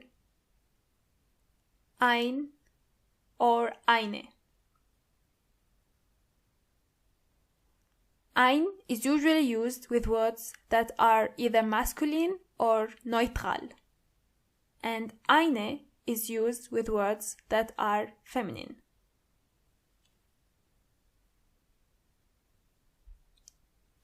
Gratuliere! You have reached the end of this lesson. Thank you very much for tuning in and see you next time. Bye bye! Willkommen and welcome back to a new lesson. The things we learned from our previous lesson are die Rücktasche, die Tasche, das Bett, das Sofa, das Papier, die Tür, hell, dunkel, ein or eine. Today we are going to go through lesson number 6 one more time, and we are also going to expand a little bit further. Food in general is das Essen. Das Essen. And you already know that the verb eat also means essen. Bread is das Brot. Das Brot. Rice is der Reis. Der Reis. Egg means das Ei. Das Ei. Meat is das Fleisch. Das Fleisch. Pork is das Schweinefleisch. Das Schweinefleisch. And you know that Schwein means pig. Chicken is das Huhn. Das Huhn. Beef is das Rindfleisch. Das Rindfleisch. Fish is simply der Fisch. Der Fisch. Vegetables are die Gemüse. Die Gemüse. Lettuce is either der Salat or der Kopfsalat. Der Kopfsalat. Onion is die Zwiebel. Die Zwiebel. Garlic is der Knoblauch. Der Knoblauch. Pepper is die Paprika. Die Paprika. Carrot is die Karotte. Die Karotte. Tomato is Die Tomate. Die Tomate. Fruits are die Obst. Die Obst. Apfel is der Apfel. Der Apfel. Banana is die Banane. Die Banane. Pineapple is die Ananas. Die Ananas. Strawberry is die Erdbeere. Die Erdbeere. Grape is die Traube. Die Traube. Drink is das Getränk. Das Getränk. Milk is die Milch. Die Milch. Tea is der Tee. Der Tee. Sugar is Zucker. Zucker. Honey means der Honig. Der Honig. When talking about cutlery, you say das Besteck. Das Besteck. Let's start with fork. Fork means die Gabel. Die Gabel. Knife is das Messer. Das Messer. Spoon is der Löffel. Der Löffel. This word might also be a bit difficult to pronounce. Try to practice it a couple of times. Der Löffel. Der Löffel. Excellent. A plate or a dish is der Teller. Der Teller. Do you remember this one? I want in German means ich möchte. Ich möchte. The verb to need is in German brauchen. Brauchen. And this verb is completely regular. With is mit. Mit.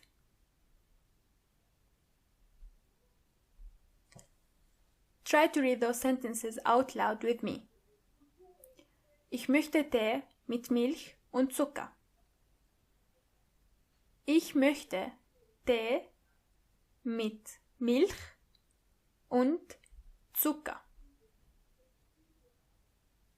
Can you figure out what this sentence means in English?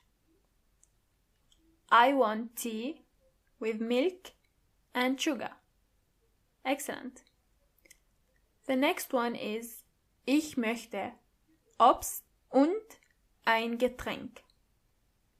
I want fruits and a drink. Ich brauche eine Karotte. I need a carrot. Again.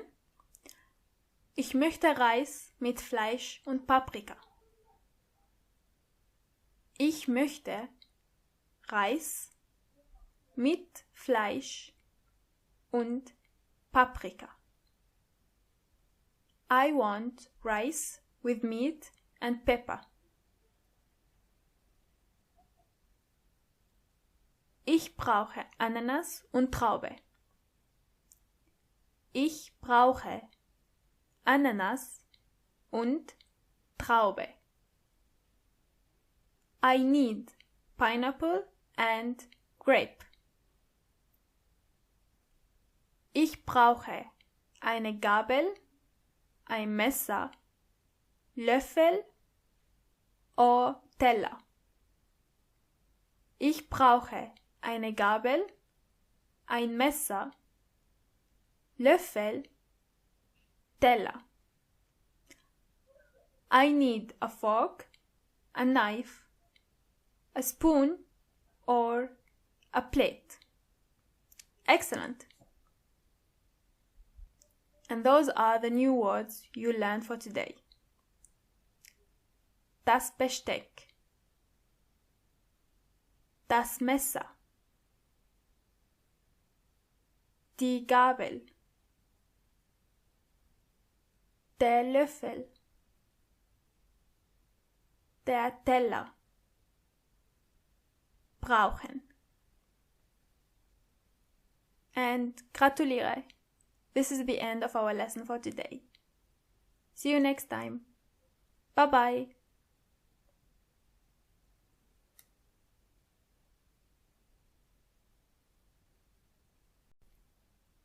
Welcome back to a new lesson. Willkommen! The things we learned from our previous lesson are das Besteck, das Messer, die Gabel, der Löffel,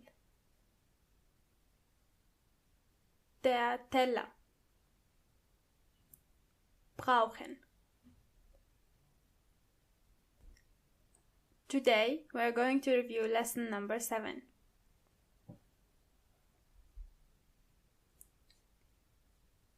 In other words, we are going to talk again about animals, die Tiere. We are also going to try to put them into sentences. Cat means die Katze. Die Katze. Dog is der Hund. Der Hund. Bird is der Vogel. Der Vogel. Elephant is der Elefant. Der Elefant. Lion is der Löwe. Der Löwe. Bear is der Bär. Der Bär. Horse is das Pferd. Das Pferd. Tiger is der Tiger. Der Tiger. Bull is der Stier. Der Stier. Turtle is die Schildkröte. Die Schildkröte. Try to practice this word a couple of times more with me. Die Schildkröte. Die Schildkröte. Die Schildkröte. Well done. Pig is das Schwein. Das Schwein. Cow means die Kuh. Die Kuh. Sheep is die Schafe. Die Schafe. Duck means die Ente. Die Ente. Now, let's move to some adjectives. Fast means schnell. Schnell. Slow means langsam. Langsam. High means hoch.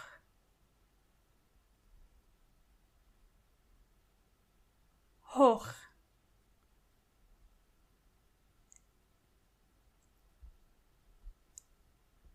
Now, to make sure that we understand those words correctly, let's try together to put them in sentences. The 3 sentences you see in front of you are missing 3 adjectives.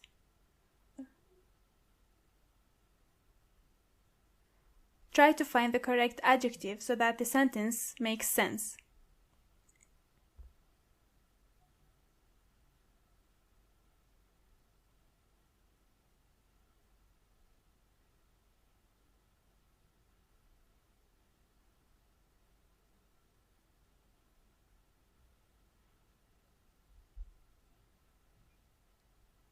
Let's see if you got them all correct. The first sentence is Das Pferd läuft schnell.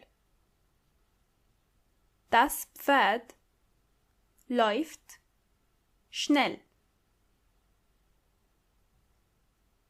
Can you figure out what this sentence means in English?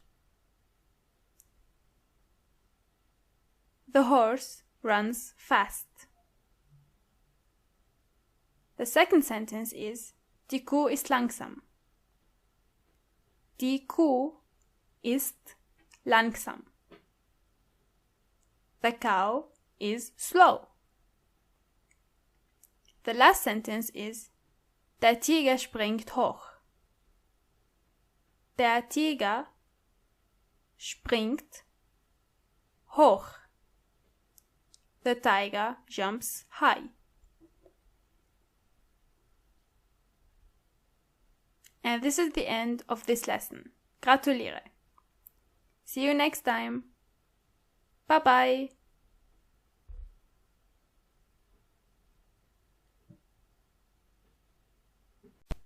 Willkommen zurück.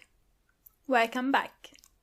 Today we are going to do some exercises with verbs. Verben. The first verb is the verb to be. In the infinitive, it is sein. Sein. To have is haben. To be able to is können. Können. With or umlaut. Können. To talk with someone, you say reden. To speak a language, for example, you say sprechen. To see is sehen. Try to replace the question marks with the correct form of the verb sein. If you feel the need to pause, do so.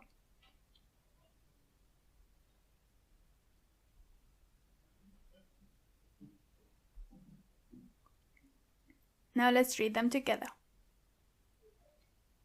Ich bin. Du bist. Er, sie or es ist. Wir sind. Ihr seid. Sie sind. Try to do the same thing with the verb reden.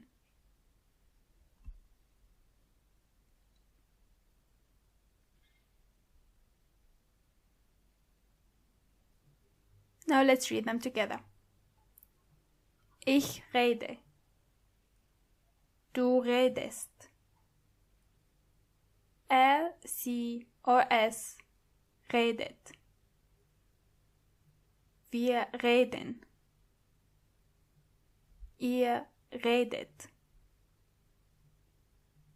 Sie reden.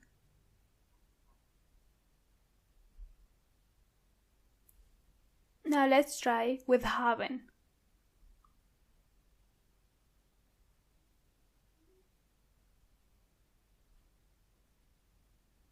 Ich habe. Du hast. Er, sie, es hat. Wir haben. Ihr habt. Sie haben. So far so good, right? Again with gehen.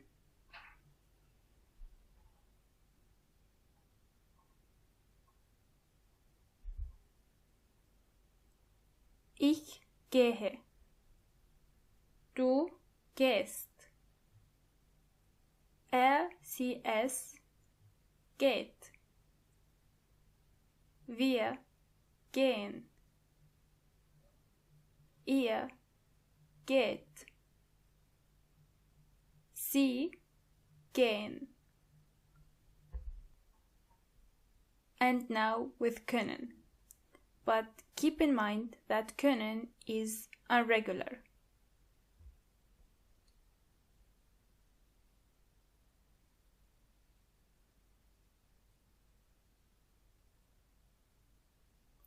Let's see if you still remember them. Ich kann. Du kannst. Er, sie, es kann. Wir können. Ihr könnt. Sie können.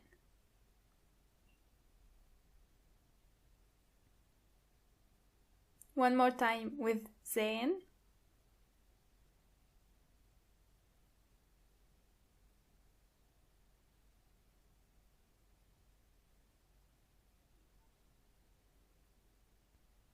Ich sehe. Du siehst. Er, sie, es sieht.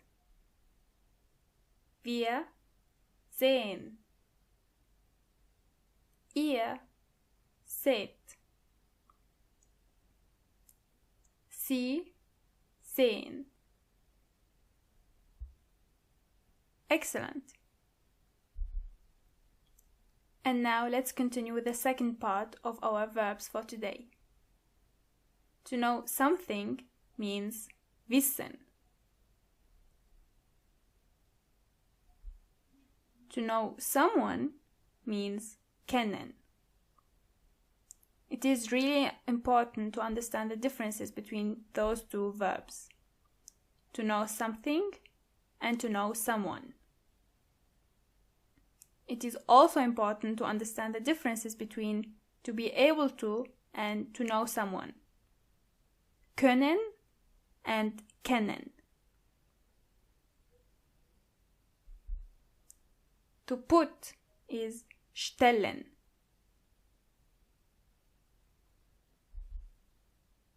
To say means sagen. To want is möchten. To give is geben.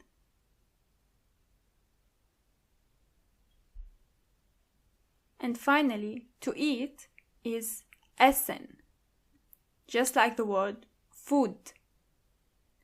Let's try again with the same exercise, this time with the verb geben.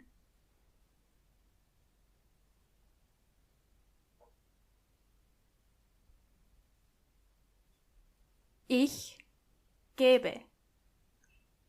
Du gibst. Sie, es gibt.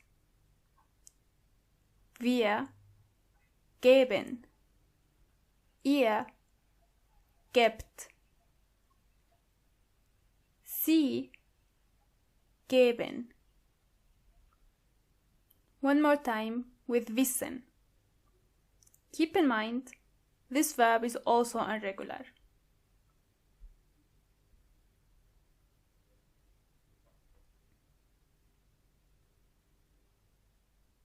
Ich weiß. Du weißt. Sie, es weiß.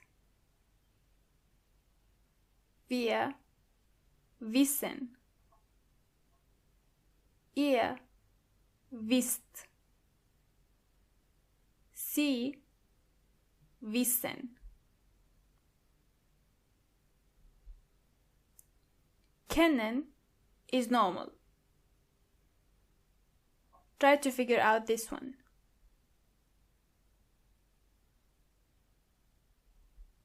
Ich kenne.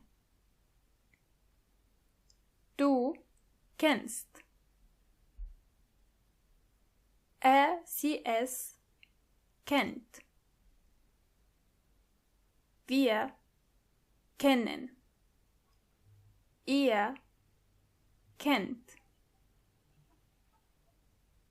Sie kennen. And now with können, which is irregular.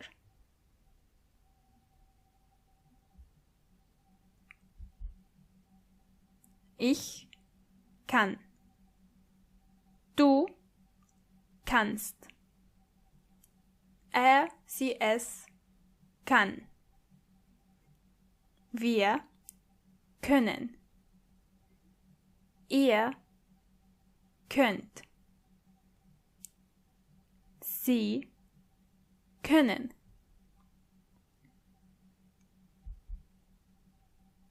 And now with sagen.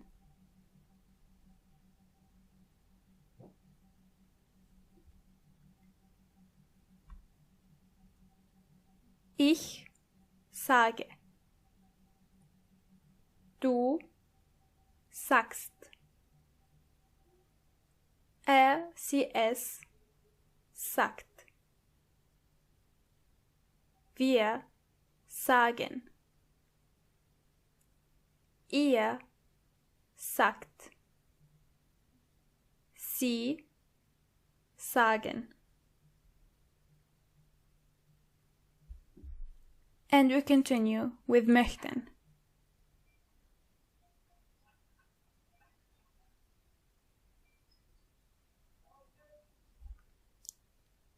Ich möchte. Du möchtest. Sie, es möchte. Wir möchten. Ihr möchtet. And sie möchten. And finally with essen.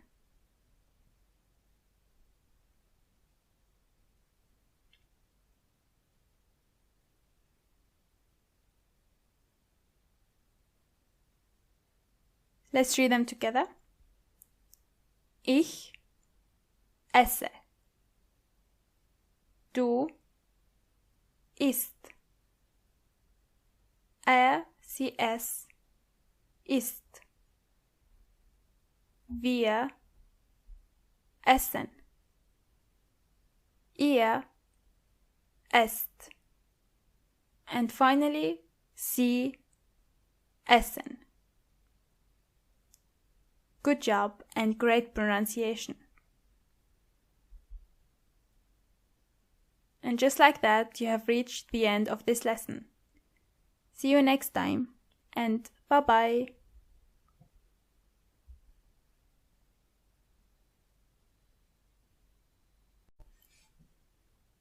Willkommen and welcome back. For our lesson for today, we are going to learn more about dates in German. In other words, we are going to learn die Datumsangaben. Die Datumsangaben.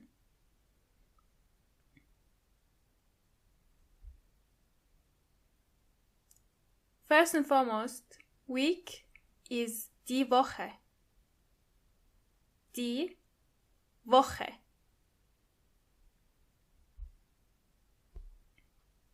So let's start with the days of the week. Monday is Montag. Montag. Tuesday is Dienstag. Dienstag. Wednesday is Mittwoch. Mittwoch. Thursday is Donnerstag. Donnerstag. Friday is Freitag. Freitag.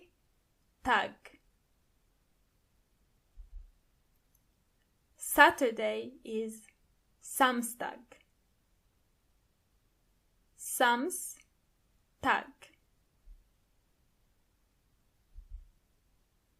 And finally, Sunday is Sonntag. Sonntag. And as you have noticed, day in German means Tag. Let's move on to the months. Month means der Monat. Der Monat. January is Jänner. Jänner. February is Februar. Februar. March is März. März. Try to pronounce this word a couple of times. März. März. Exactly. April is April. April. May is Mai. Mai. June is Juni. Juni. As you know, the letter J is not pronounced as J, but as Y. So together you have Juni. June. July is Juli. Juli.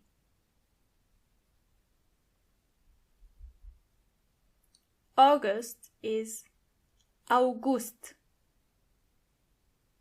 August. September is September. The exact same word. September. October is October. October. The same thing, but instead of a C, we write a K. October. November is also November. November. December is Dezember. Dezember.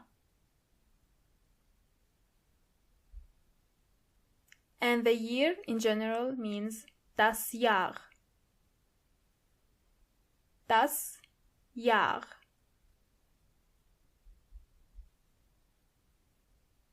Let's practice. Try to fill the missing days in between.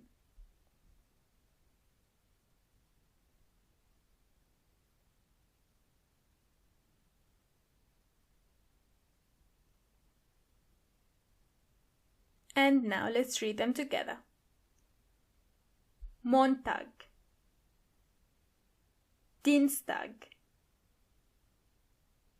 Mittwoch, Donnerstag, Freitag, Samstag, Sonntag. And now let's try to read them faster. Montag, Dienstag, Mittwoch, Donnerstag, Freitag, Samstag, Sonntag. Excellent! And now let's do the exact same thing one more time, but this time with months.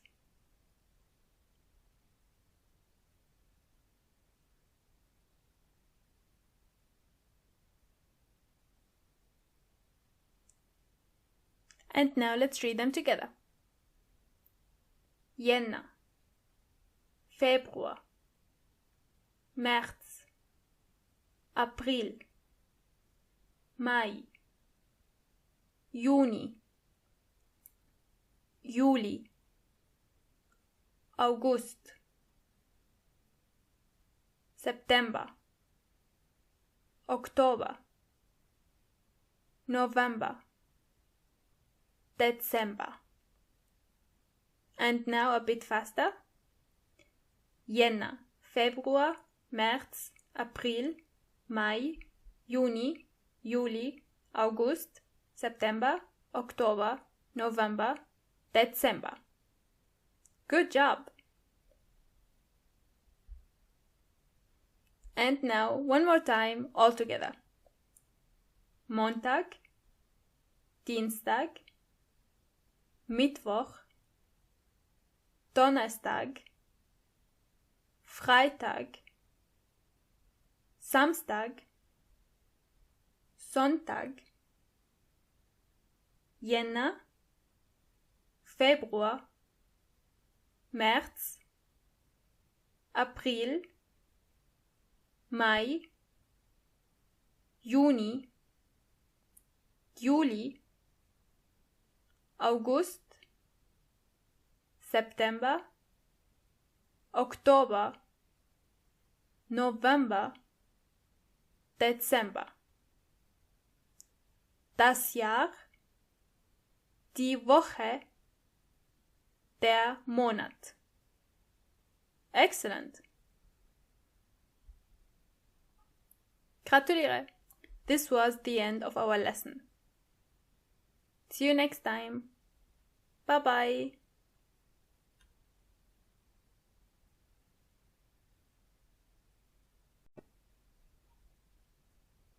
Hello, willkommen. Before we start, let's repeat the words we learned from our last lesson one more time. Montag,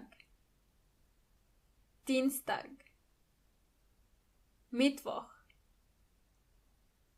Donnerstag, Freitag, Samstag, Sonntag, Jänner, Februar, März, April, Mai, Juni, Juli, August, September, October, November, Dezember, das Jahr, die Woche, der Monat.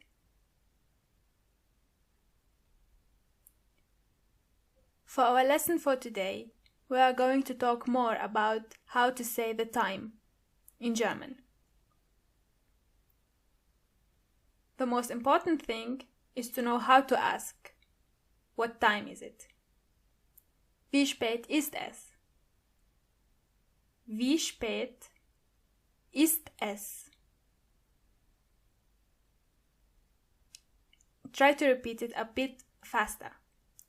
Wie spät ist es? Excellent. Let's try with the simplest answers. Es ist 1 Uhr. It's 1 o'clock. Es ist 1 Uhr. Es ist 2 Uhr. It's 2 o'clock. Es ist 2 Uhr. Es ist 3 Uhr. It's 3 o'clock.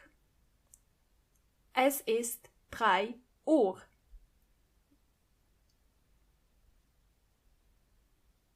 Es ist 4 Uhr. It's 4 o'clock. Es ist 4 Uhr. Es ist 5 Uhr. It's 5 o'clock. Es ist 5 Uhr. Es ist 6 Uhr. Es ist 6 Uhr.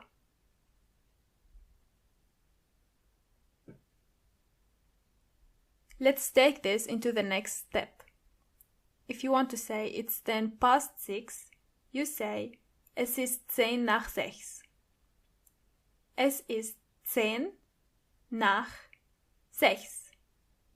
In this case, nach means past or after. Es ist 10 nach 6.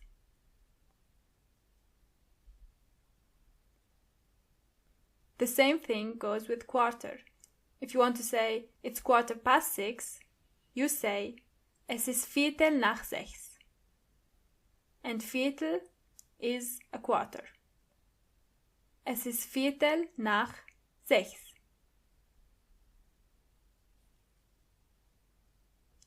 This stops, however, when you reach 20.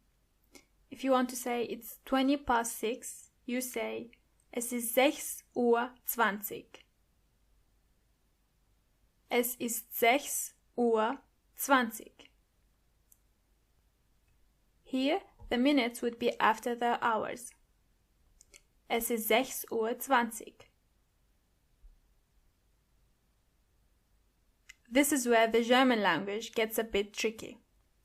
If you want to say it's 6:30, you don't say es ist 6:30, but instead you say es ist 6:30, which means it's 6:30.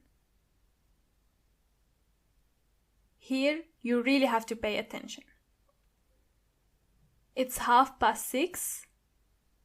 Es ist 6:30.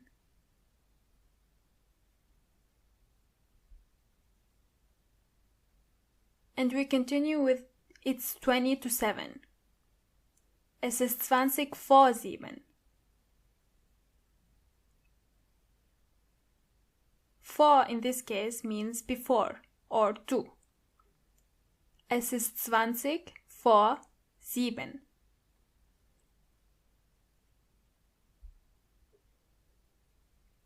It's 6:45. Es ist 7:15. Es ist 7:15.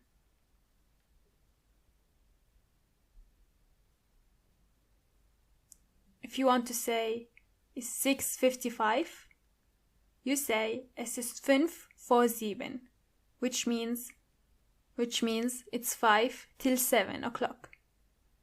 Es ist 5:07.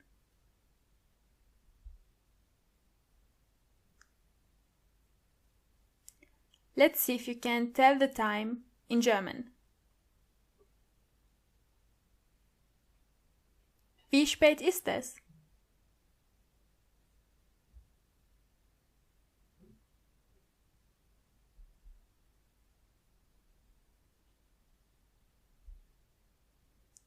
Es ist 3 Uhr. Es ist 3 Uhr. It's 3 o'clock. Next one.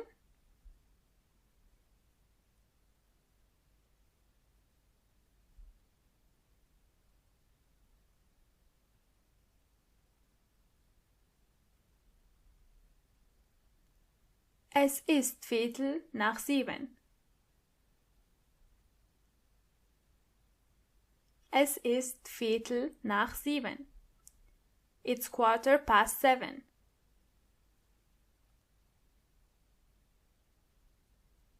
Again.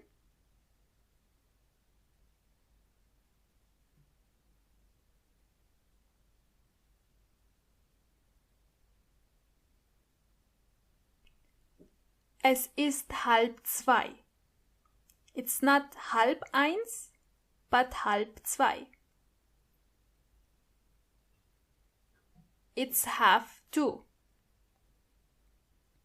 Es ist 1:30.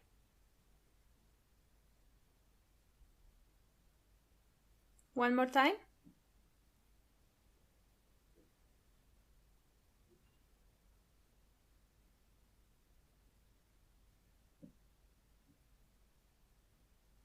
Es ist 4:45. It's 4:45. Es ist 4:45. Great job! If you are still confused, try to repeat the lesson. We are going to continue practicing soon. Until then, bye-bye!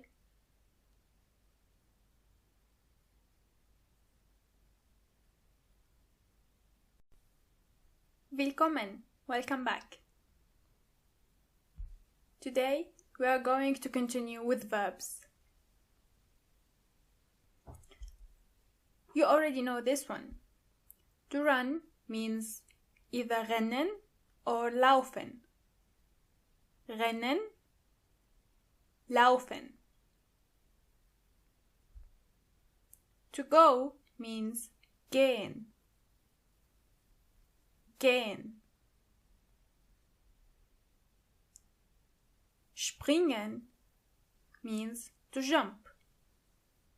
Springen. To do sports or to exercise means Sport machen. Sport machen. To swim means schwimmen. Schwimmen. To dance is tanzen.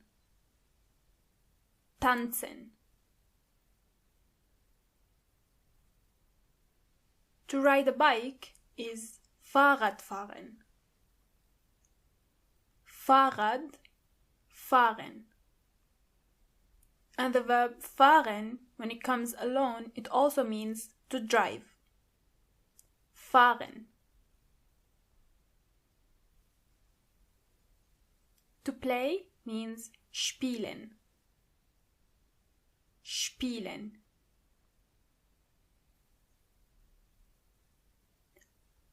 If you want to say I like or I don't like something, you say ich mag or ich mag nicht.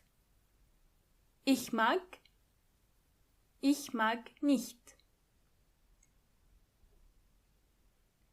The same thing goes when you want to say I love or I don't love something. Ich Ich liebe nicht. Ich liebe. Ich liebe nicht. Do you remember this exercise from before? Again, try to replace the question marks with the right form of the verb rennen.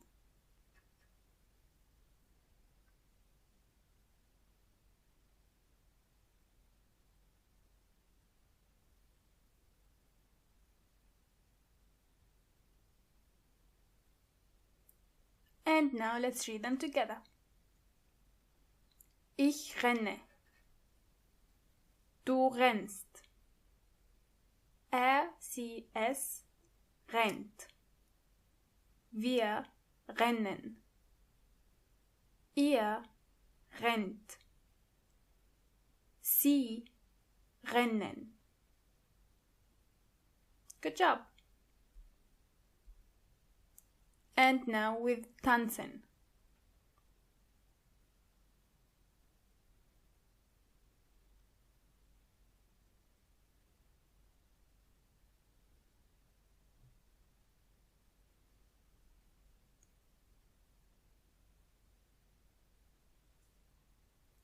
Ich tanze. Du tanzt. The pronunciation of this one might be a bit difficult. Try to practice it. Du tanzt. Er, sie, es tanzt. Wir tanzen. Ihr tanzt. Sie tanzen. And now with schwimmen.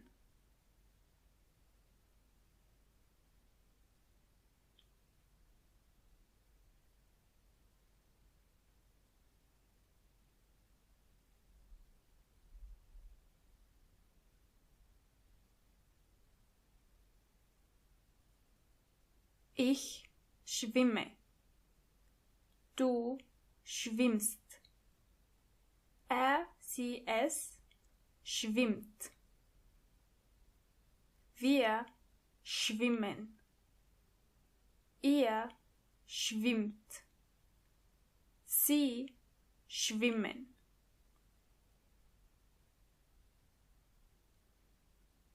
One more time with spielen.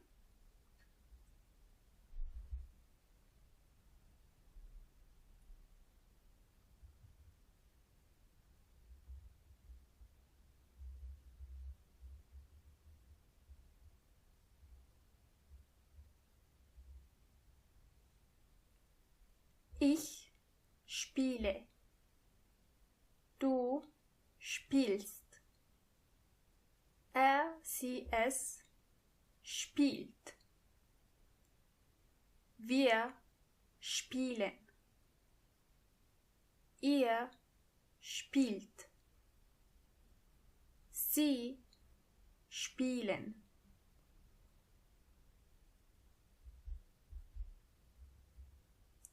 And now with laufen.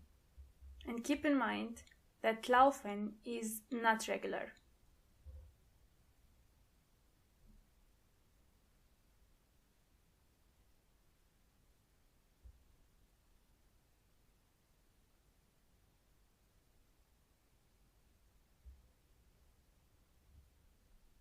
Ich laufe. Du läufst. Er, sie, es läuft. Wir laufen. Ihr lauft. Sie laufen. As you know, the not regular verbs only change with do and as, yes. Some of them also change with the form ich. But this is not always the case.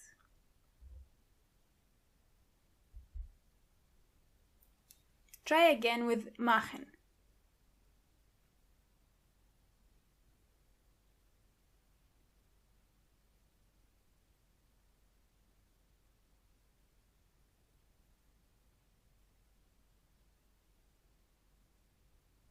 Ich mache.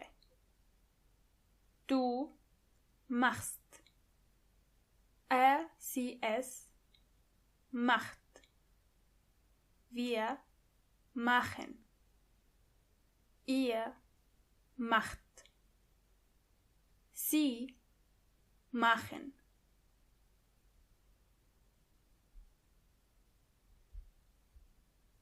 Now, I want you to reflect on how many verbs you can use in German.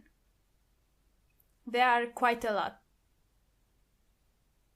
I would like to recommend, from a language nerd to another, that you, for example, start to build sentences as simple as possible.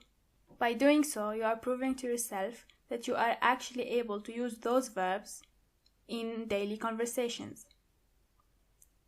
What I used to do was to build conversations in my head in German. Try to talk about the weather, about yourself. Try to ask questions in your mind in German. And finally, you are going to realize that you are actually much better than you thought. And this is the end of our 20th lesson, which is half of our first course. Excellent job so far, and I will see you next time. Bye-bye!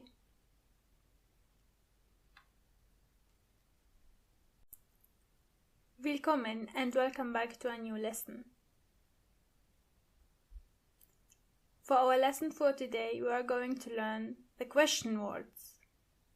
For example, what, where, when, why, and so on. Questions in German mean Fragen. The first word is what, means was. Was. Who means wer. Wer. Why means warum. Warum. Where means wo. Wo. How means wie. Wie.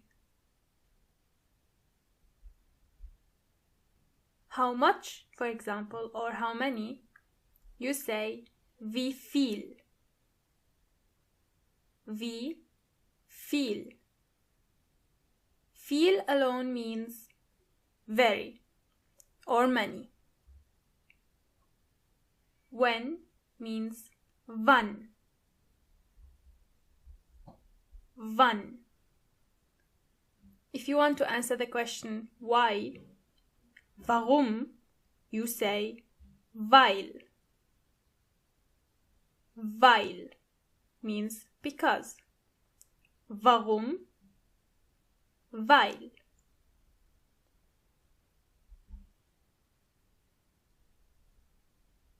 Let's see if you can translate those words into German.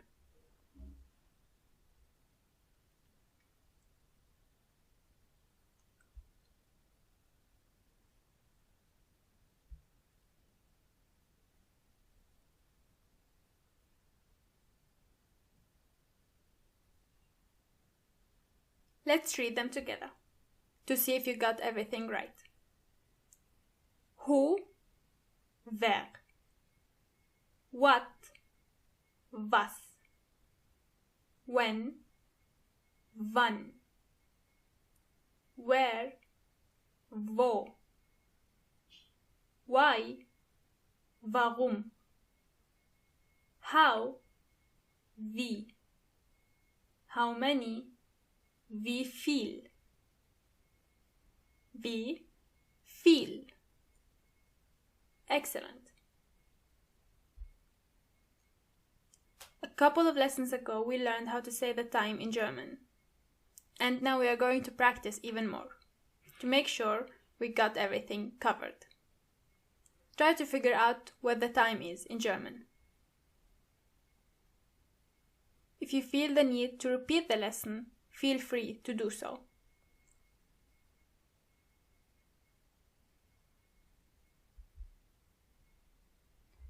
Wie spät ist es? What time is it? Es ist 10:10. Es ist 10:10. It's 10:10. Wie spät ist es means what time is it? Try again.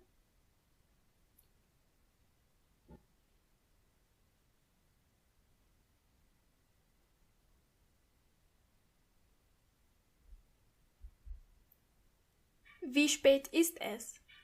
Es ist 7:15. Es ist 7:15. It's 6:45. Again.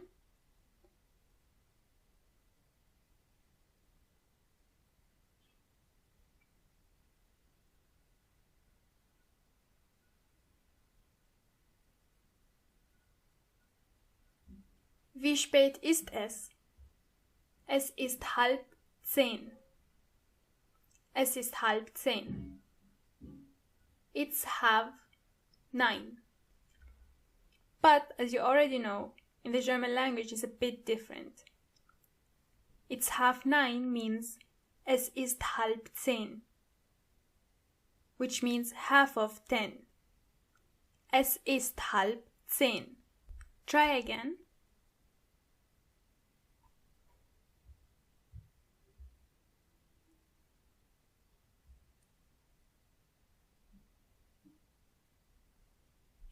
Wie spät ist es? Es ist 7:55. Es ist 7:55. It's 8:05.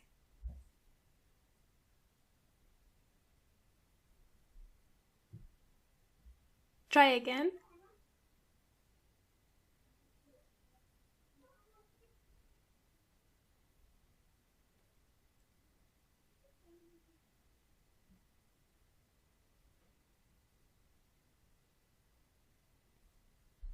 Es ist 10:20. Es ist 10:20.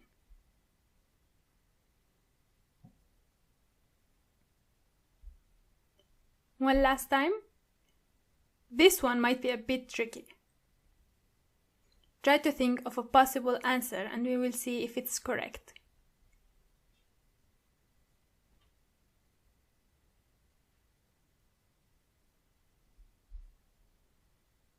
Es ist 5:30 is the correct answer.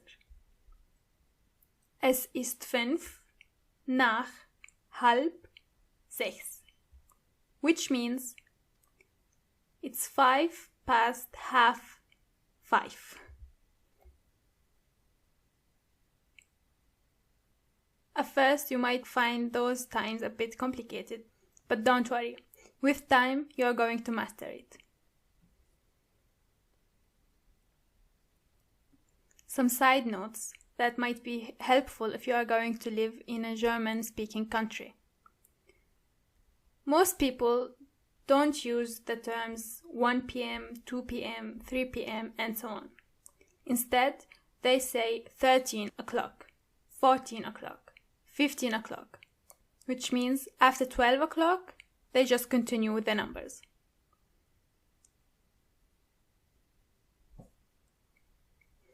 Nowadays, that most of us can see the time with their phones, it might be a bit practical if you can say the exact time.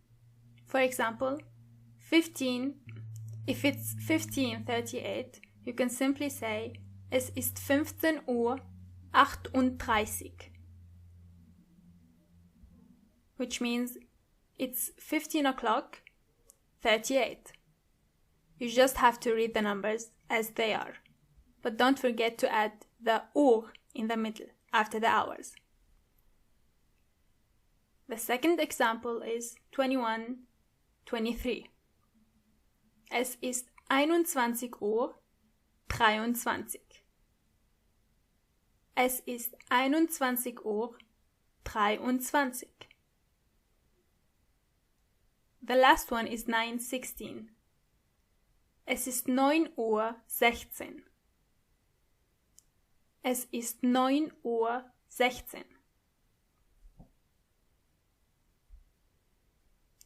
And you have finished the lesson for today.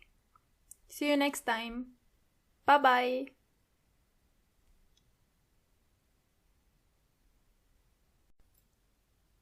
Welcome back. Willkommen. The things we learned from our last lesson are wer, was, wann, wo, warum, weil, wie viel.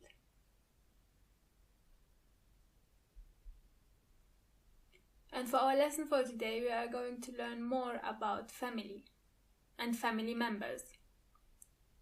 In German, family means die Familie. Die Familie.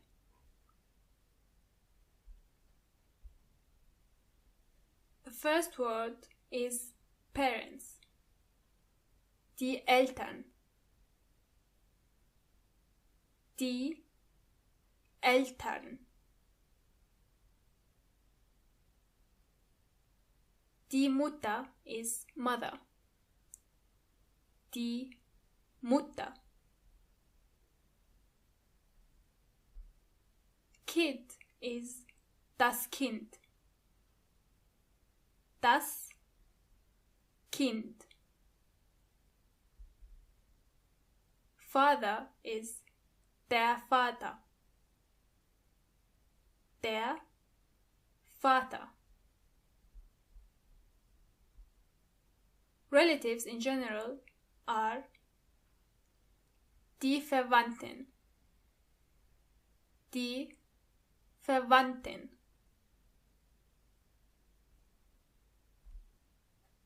Brother is der Bruder. Der Bruder. Sister means die Schwester. Die Schwester.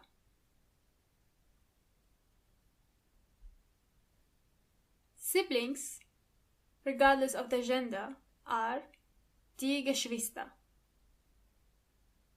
Die Geschwister. Grandfather is der Großvater. Der Großvater.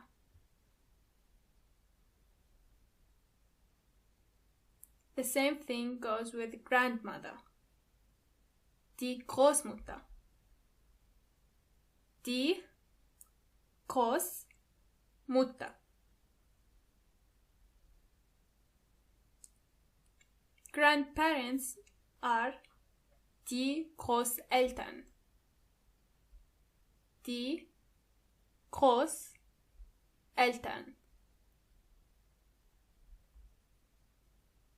Uncle is der Onkel. Der Onkel. Aunt is die Tante. Die Tante. Cousin is der Cousin or die Cousine. It depends on the gender of the person. Der Cousin or die Cousine. Son is der Sohn.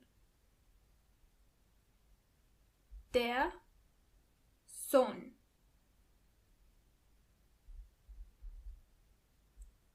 Daughter is die Tochter. die Tochter. Grandson is der Enkel. Der Enkel. Granddaughter is die Enkelin. Die Enkelin. A spouse is der Ehepartner or die Ehepartnerin. Again, it depends on the gender. Der Ehepartner or die Ehepartnerin. Great-grandfather is der Urgroßvater. Don't mix between Ur and Uhr, which means clock. There is an H in the middle. Uhr, der Urgroßvater. Same thing with great-grandmother. Die Urgroßmutter. Die Urgroßmutter. Great-grandson is der Urenkel. Der Urenkel. Great-granddaughter is die Urenkelin. Die Urenkelin.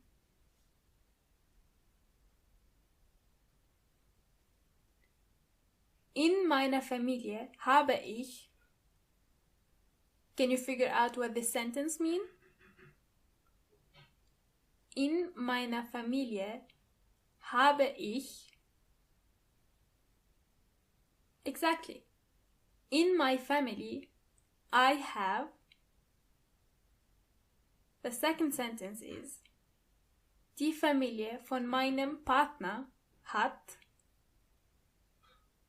Can you figure out what this sentence means?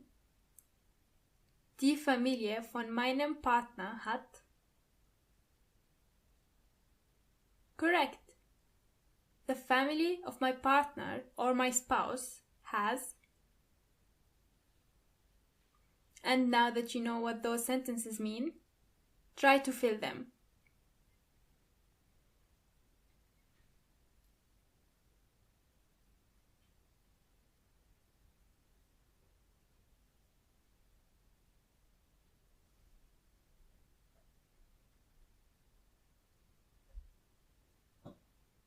For example, in meiner Familie habe ich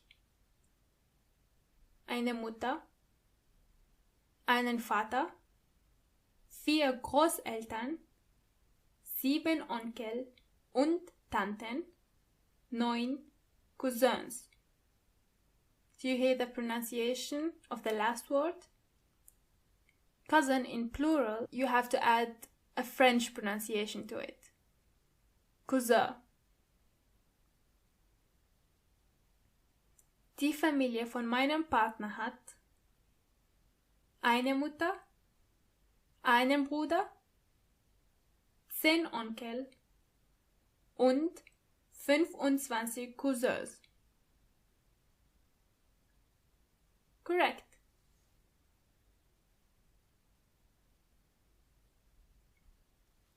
Let's go through the new words one more time. Die Familie, die Eltern, die Mutter, der Vater, das Kind, die Verwandten, die Geschwister, der Bruder, die Schwester, die Großeltern, der Großvater, die Großmutter, der Onkel, die Tante, der Cousin, die Cousine, and in plural they are die Cousins, der Sohn, Die Tochter. Der Enkel. Die Enkelin. Der Ehepartner. Die Ehepartnerin. Der Urgroßvater. Die Urgroßmutter. Der Urenkel. Die Urenkelin.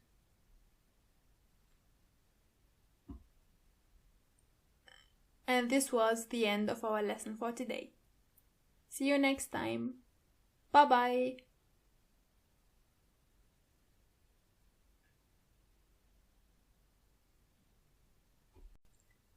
Willkommen.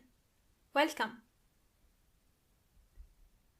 Before we start, as always, let's start with a quick summary of the things we learned before.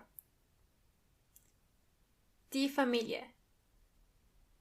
Die Eltern. Die Mutter. Der Vater. Das Kind. Die Verwandten. Die Geschwister. Der Bruder. Die Schwester. Die Großeltern. Der Großvater. Die Großmutter. Der Onkel. Die Tante. Der Cousin. Die Cousine. Der Sohn. Die Tochter. Der Enkel. Die Enkelin. Der Ehepartner. Die Ehepartnerin. Der Urgroßvater. Die Urgroßmutter. Der Urenkel. Die Urenkelin. Good job! For our lesson for today, we are going to learn more about emotions in German. Emotions in German mean die Gefühle. Die Gefühle. Let's start with the basic feelings. For example, happy. Happy means glücklich. Glücklich.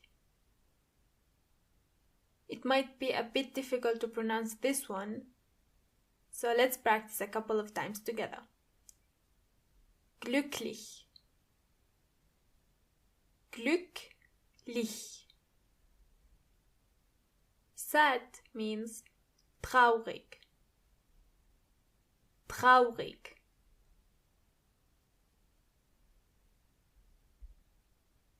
Excited means aufgeregt. Aufgeregt.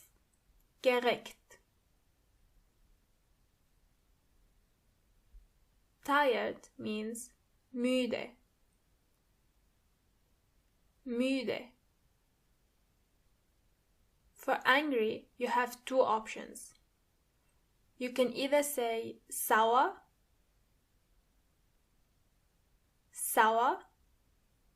or wütend, wütend. The word sour in English means also the taste sour. And in German, it makes sense to say sauer when you are feeling angry. Confused means verwirrt. Verwirrt. Try to pronounce it one more time. Verwirrt. Excellent. When you want to say someone is in love, you say verliebt. Verliebt.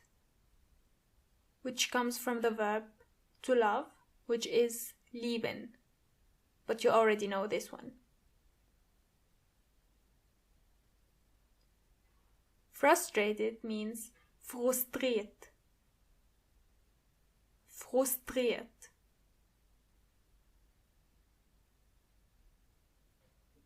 Nervous means nervös. Nervös. Shy means schüchtern. Schüchtern.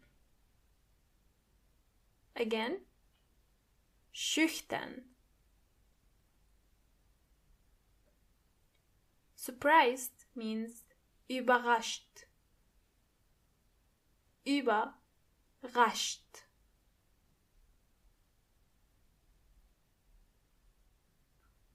There are some sentences that are different from English.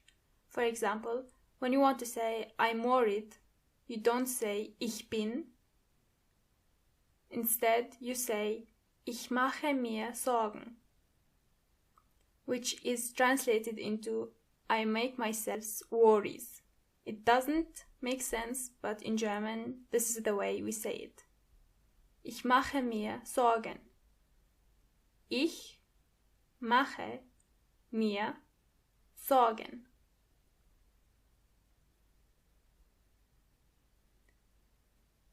A second example is when you want to say I'm scared or frightened.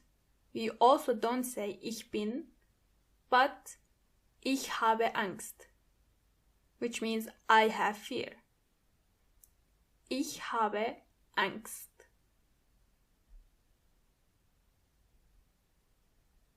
The same thing here. I'm bored means mir ist langweilig. Mir ist langweilig. I am embarrassed means mir ist peinlich. Mir ist peinlich. The last couple of sentences don't necessarily have to make sense. You can simply learn them as they are, because in German they do make sense.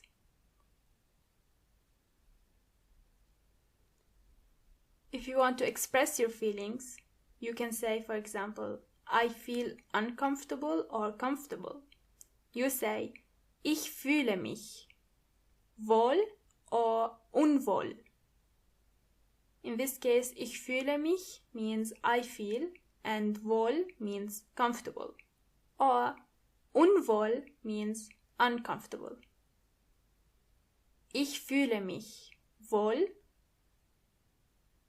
Ich fühle mich unwohl.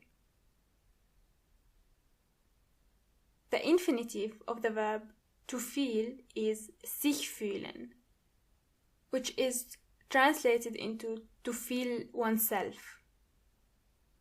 I feel myself, you feel yourself, he feels himself, and so on. And because of that, you have to change two words. Let's read them together. I feel, ich fühle mich. Ich fühle mich. Du fühlst dich. Du fühlst dich.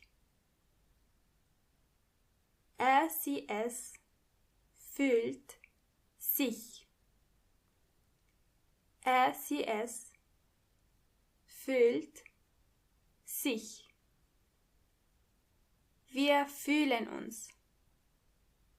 Wir fühlen uns. Ihr fühlt euch.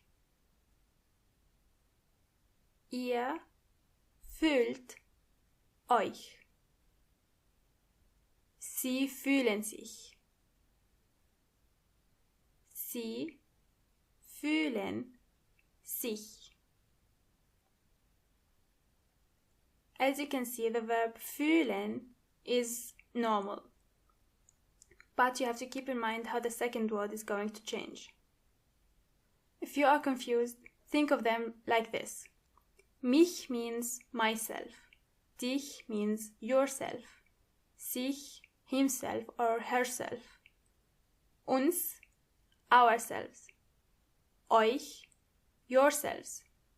And sich, the plural, themselves. Now, let's see if we can differentiate between when to use ich fühle mich, ich bin, and ich habe when we talk about feelings. To practice, try to translate those sentences.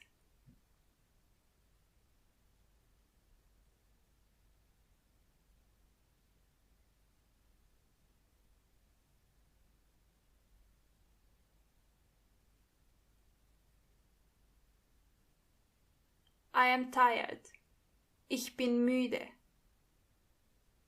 I am worried. Ich mache mir Sorgen. You feel sad. Du fühlst dich traurig. We are happy. Wir sind glücklich. They are angry. Sie sind sauer or sie sind wütend. I am bored. Mir ist langweilig. If you are still confused, I completely understand. I would recommend that you go to the beginning of the lesson and go through it again step by step. For now, let's read the new words one more time. Die Gefühle. Glücklich. Traurig. Aufgeregt. Müde. Sauer. Wütend. Verwirrt. Verliebt. Frustriert. Nervös. Schüchtern. Überrascht. Ich mache mir Sorgen. Ich habe Angst. Mir ist langweilig. Mir ist peinlich. Ich fühle mich wohl. Ich fühle mich unwohl. And sich fühlen. And that was the end of our lesson for today. Until next time. Bye bye.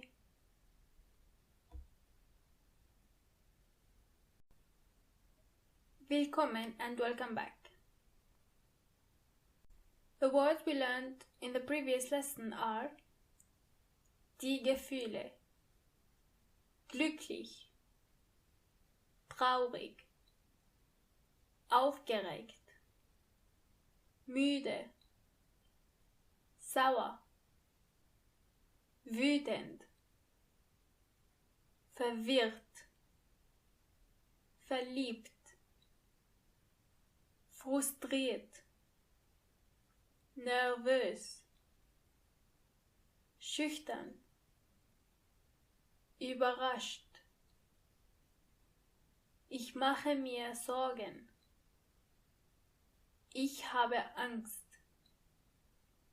Mir ist langweilig. Mir ist peinlich. Ich fühle mich wohl. Ich fühle mich unwohl. Sich fühlen.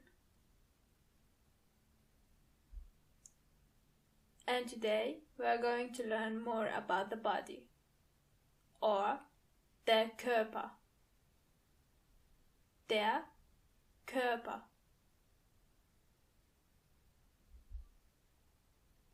Head means der Kopf. Der Kopf. Face means das Gesicht. Das Gesicht. One eye means das Auge. Das Auge. Two eyes mean Die Augen. Die Augen. One ear means das Ohr. Das Ohr. Two ears mean die Ohren. Die Ohren. Chest means die Brust. Die Brust. One arm means der Arm. Der Arm. Both arms mean die Armen. Die Armen. Leg means das Bein. Das Bein. Both legs mean die Beine. Die Beine. As you can see, all words in plural have the article die, regardless of their previous gender. Let's continue with feet. One foot means der Fuß. Der Fuß. Feet mean die Füße. Die Füße. One hand means die Hand. Two hands mean die Hände. Die Hände. Finger is der Finger. More than one finger is die Finger. Here, nothing's changed except for the article. When it's plural, it's always die. Keep that in mind. A toe is der Zeh. Der Zeh. Toes are die Zehen. Die Zehen. Back means der Rücken. Der Rücken. Knee means das Knie. And in German, you have to pronounce the K. Das Knie. Knees are die Knie. Die Knie. Elbow is der Ellbogen. Der Ellbogen. Pretty similar to the English word. Shoulder is die Schulter. Die Schulter. Ankle is der Knöchel. Der Knöchel. Try one more time. Der Knöchel. Excellent.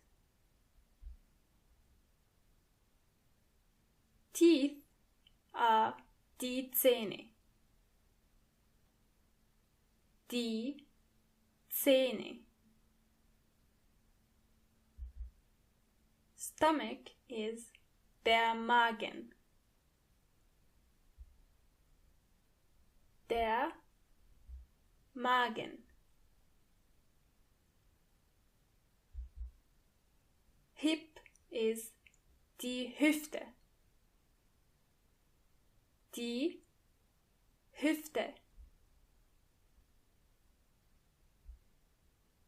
Hair is die Haare. Die Haare. Let's learn a new verb. To touch is berühren. I know the word is really difficult to pronounce, but let's practice. Berühren. Berühren. One more time. Berühren. Excellent.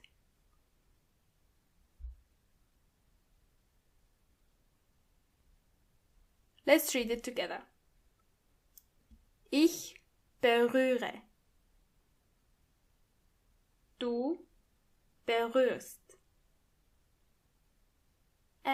Sie, es berührt. Wir berühren. Ihr berührt. And sie berühren. With this verb, you have to keep two things in mind. First of all, the H is silent. Berühren. The second thing is that the verb is completely normal.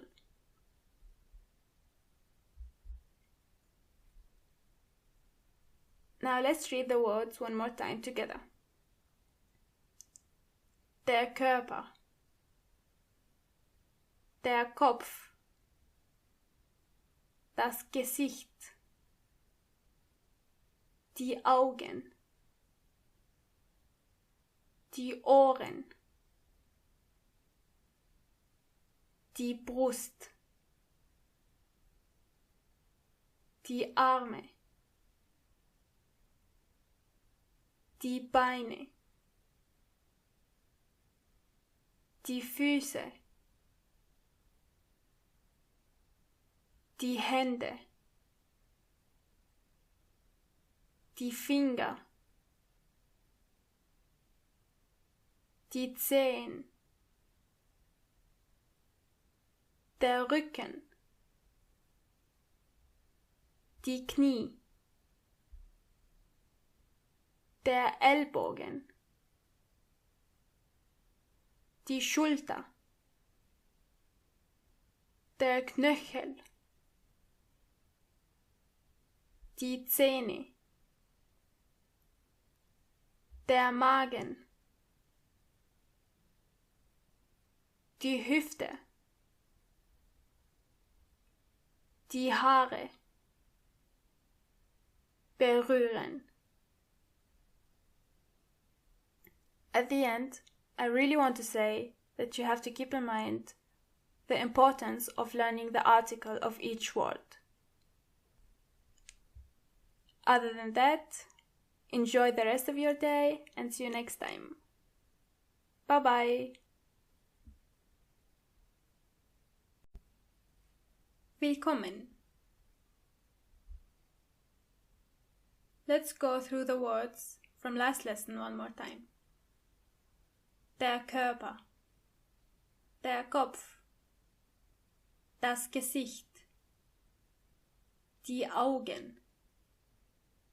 Die Ohren. Die Brust. Die Arme. Die Beine. Die Füße. Die Hände. Die Finger. Die Zehen. Der Rücken. Die Knie. Der Ellbogen. Die Schulter. Der Knöchel. Die Zähne. Der Magen. Die Hüfte. Die Haare. Berühren. Excellent. For our lesson for today, we are going to learn more about physical characteristics. In other words, We are going to learn how to describe someone based on their looks and appearances. In German you would say physikalische Eigenschaften. Physikalische Eigenschaften. Let's start. The first one is beautiful. In German it means schön.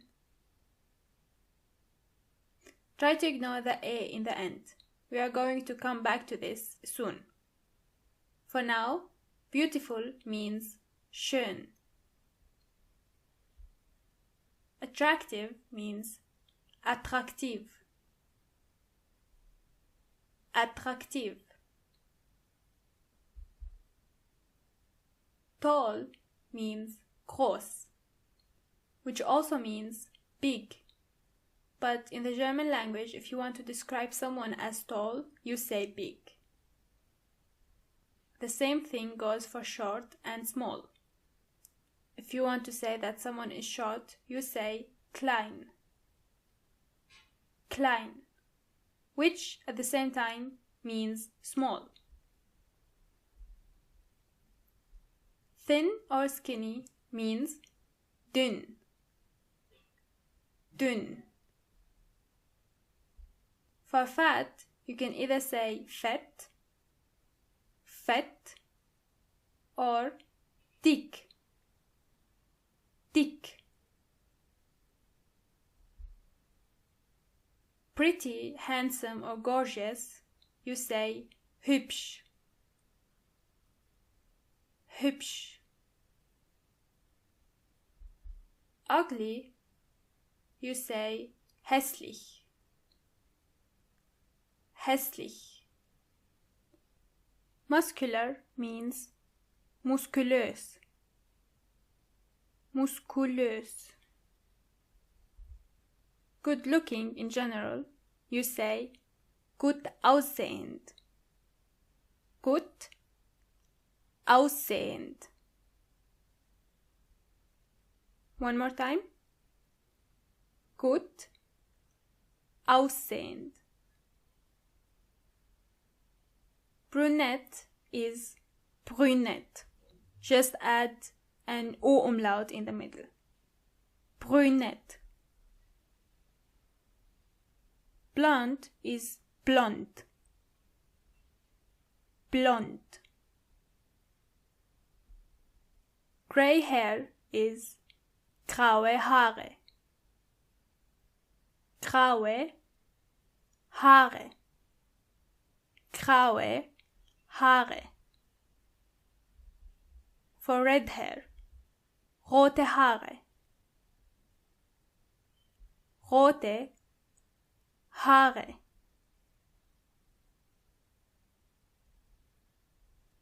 Pale is blass. Blass. If you want to describe the color of the eyes, you just have to add the name of the color before the word Augen, which means eyes. And you also have to add the I at the end. For example, blaue Augen, braune Augen, grüne Augen, green eyes, and so on. Young means jung. Jung. Old means alt. Alt. Short is kurz. Kurz. And this word is usually used when you want to describe things, not people. To say something is long, you say lang. Lang. You might be asking yourself, when can I use the verb sein, to be, and when I can use the verb haben, to have, when describing someone. Those are the words that you can use with sein. Schön, attraktiv, groß, klein, dünn, dick, fett, hübsch, hässlich, muskulös, gut aussehend, brünett, blond, blass, jung, alt, kurz, lang. The last thing is when you want to say how old you are. For example, ich bin 20 Jahre alt. I'm 20 years old. Here you have to use the verb sein. With the verb haben, you can use graue Haare, rote Haare, kurze Haare, lange Haare und Augen. This means that when you want to describe hair or eyes, you have to use the verb haben. For example, I have gray hair. Ich habe graue Haare. You have gray hair. Du hast graue Haare. But if you want to say I'm tall, you say ich bin groß. Do you remember those E's at the end of each word? You have to add those letters, but only in specific situations. If you want to say Sarah is pretty, you only need the first form of the adjective. Sarah ist hübsch.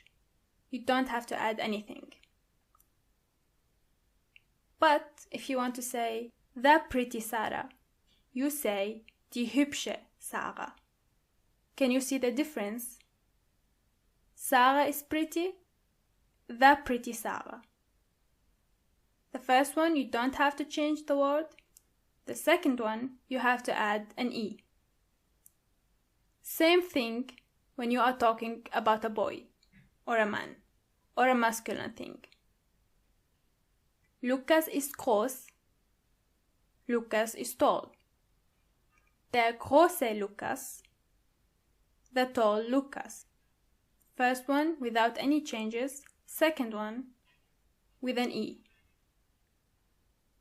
The third sentence is Schwester ist alt. Sister is old.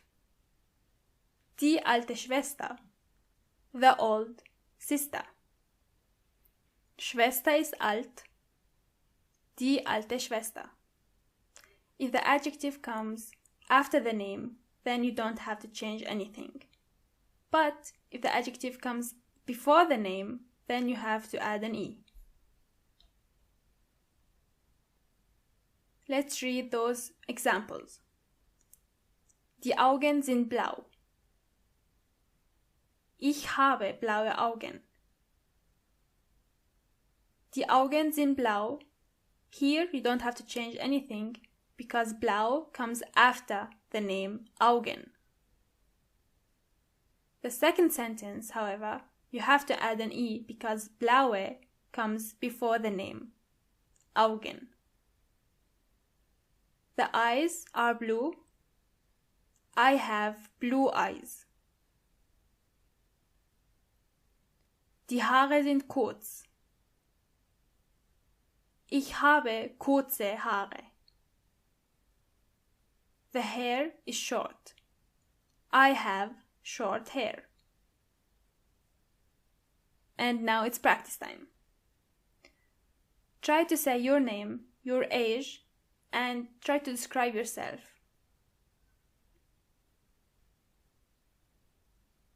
Let's read this possible answer together. Hallo, ich heiße Isabella. Ich bin 24 Jahre alt und ich habe blaue Augen. Ich bin blond, klein und jung. Can you figure out what this means in English? Hi, my name is Isabella. I'm 24 years old and I have blue eyes. I am blonde, short, and young. If you want to ask in general what someone looks like, you say, Wie schaut er aus? Or, wie schaut sie aus? Wie schaut aus? Wie schaut sie aus?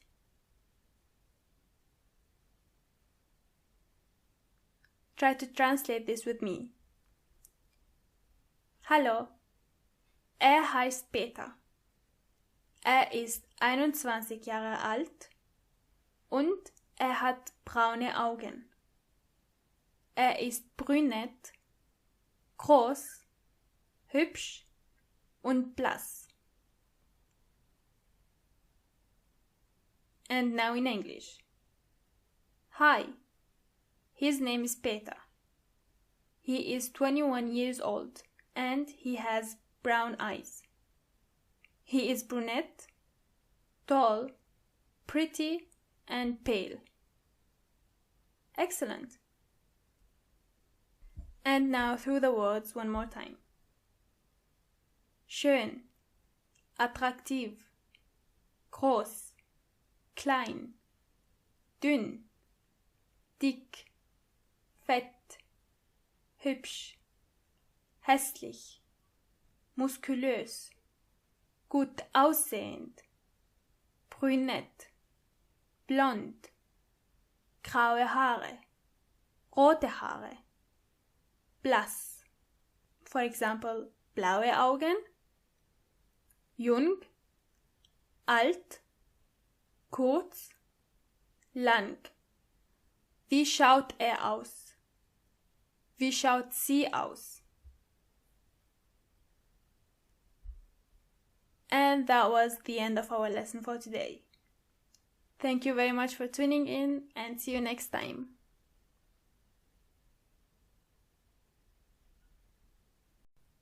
Willkommen and welcome back.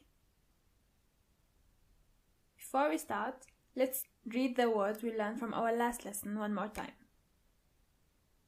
Schön, attraktiv, groß, klein, dünn, dick, fett, hübsch, hässlich, muskulös, gut aussehend, brünett, blond, graue Haare, rote Haare, blass, for example, braune Augen, jung, alt, kurz, lang.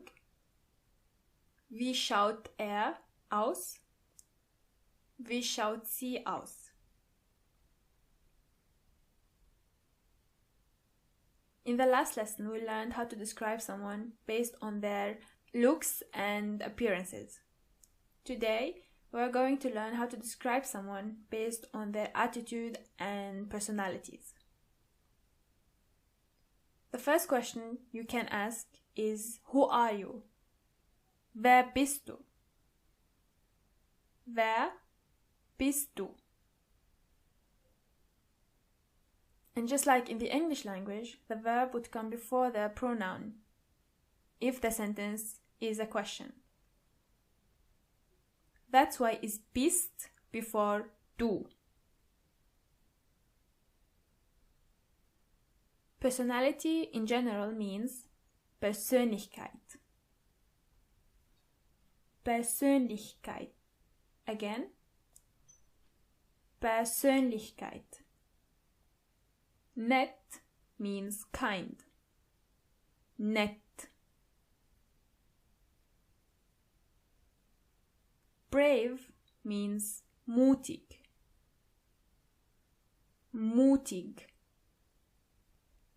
Sensitive is either sensibel, sensibel, or empfindlich.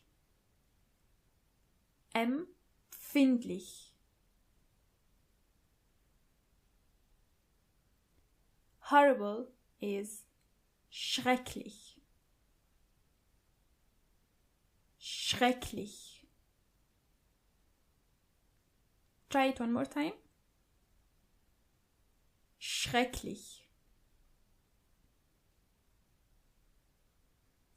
Ambitious is ehrgeizig. Ehrgeizig.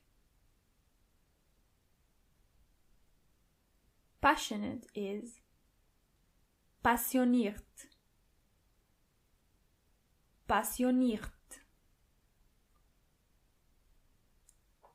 Careful means vorsichtig.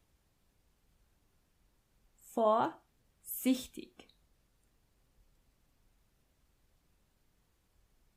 Dependent means abhängig.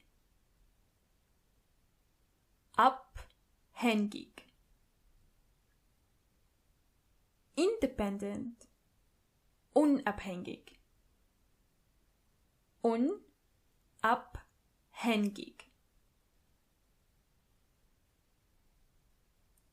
Strong means stark. Stark.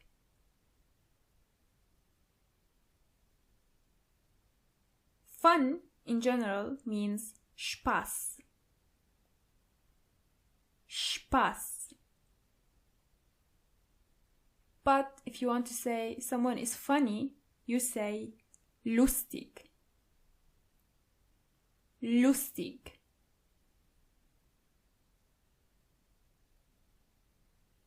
Sweet or cute means süß. Süß. You can use this word when you want to describe something that tastes sweet. Süß. Polite is höflich. Höflich. Smart or intelligent means klug. Klug. Generous is großzügig. Großzügig.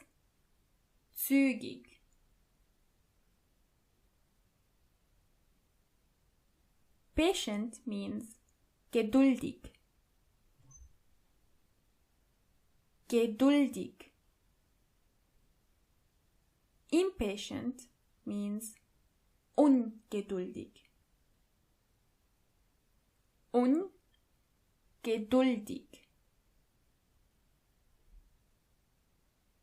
Interesting is interessant. It's a bit similar, but don't forget to add the extra S in the middle. Interessant.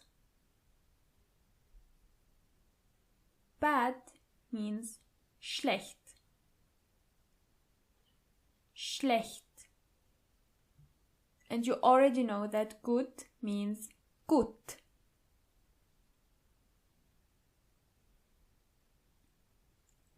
If the liar is masculine, you say Lügner. Lügner. If the liar is feminine, you say Lügnerin. Lügnerin. Lazy means faul. Faul. Positive means positiv. Or you can say optimistisch for optimistic. Optimistisch. Serious is sérieux, which sounds a bit similar to nervös, nervous. Sérieux.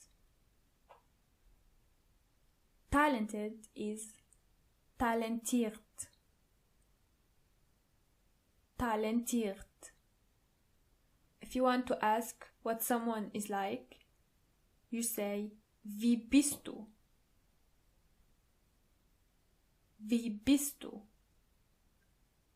Or you can change the question regarding the pronoun. Wie ist for example.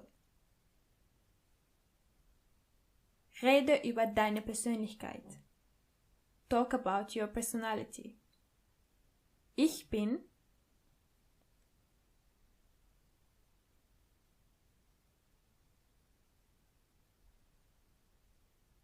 a possible answer would be ich bin positiv, nett, höflich und geduldig.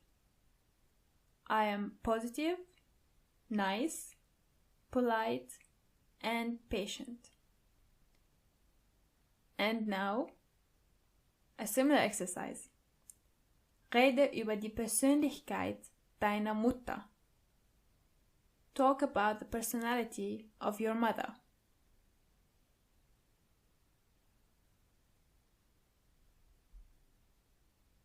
Meine Mutter ist großzügig, klug, süß und vorsichtig.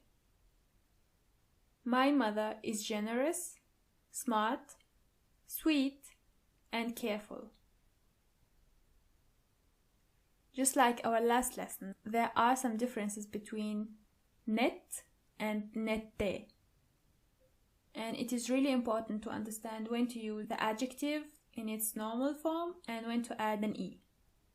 So again, just like our last lesson, if the adjective comes after the name, then you don't have to add anything. However, if the adjective comes before the name, then you have to change it. Let's read the examples. Julia ist nett. Die nette Julia. Julia is nice. The nice Julia. And here we have an E in the second sentence because the adjective nett comes before the name Julia. And as we know, this also goes to the names that are masculine. For example, Lukas ist höflich. Der höfliche Lukas. Lukas is polite. The polite Lukas. Höflich comes after Lukas. We don't have to change anything. Höflich comes before Lukas. Then we add an E. And let's go through the words one more time. Wer bist du? Persönlichkeit. Nett. Mutig. Sensibel. Empfindlich. Schrecklich. Ehrgeizig. Passioniert. Vorsichtig. Abhängig. Unabhängig. Stark. Spaß. Lustig. Süß. Höflich. Klug. Großzügig. Geduldig. Ungeduldig. Interessant. Schlecht. Lügner. Lügnerin. Faul. Positiv. Optimistisch. Seriös. Talentiert. Wie bist du? Excellent! And this is the end of our lesson for today. See you next time. Bye bye. Willkommen and welcome back. And for today, we are going to put everything we've learned so far together. In the first exercise, you have to explain your family tree. Erklären Sie Ihren Stammbaum. In my family, I have. In meiner Familie habe ich.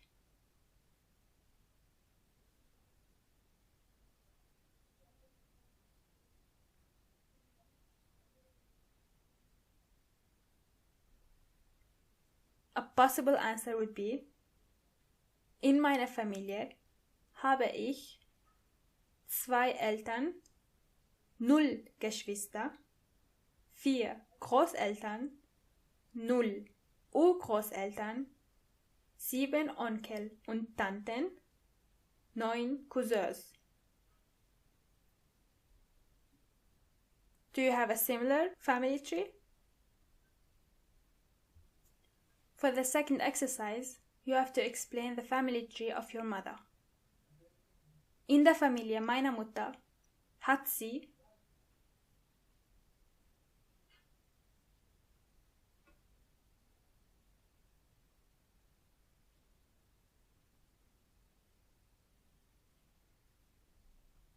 A possible answer would be 2 Eltern, 4 Geschwister, 0 Großeltern, 0 Urgroßeltern, 2 Onkel, 4 Nichten und Neffen, which means nieces and nephews. Ich weiß nicht, wie viele Cousins sie hat. I don't know how many cousins she has.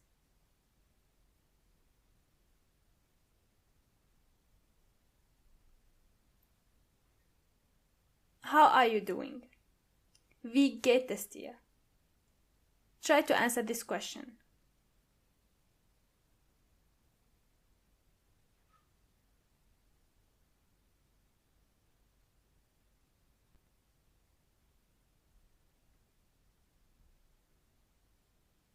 Heute fühle ich mich glücklich, müde und aufgeregt.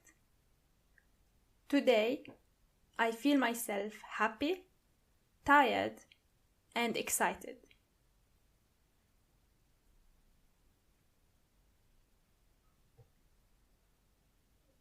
And now, give me some characteristics about the way you look. Wie schaust du aus? Try to find adjectives that you can use with ich bin and ich habe.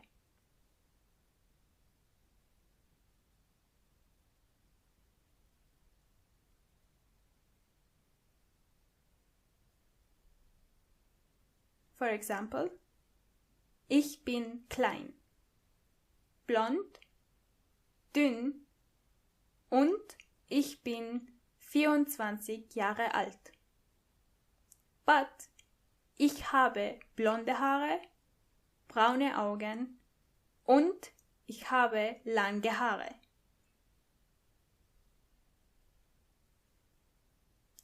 And now, tell me more about your personality.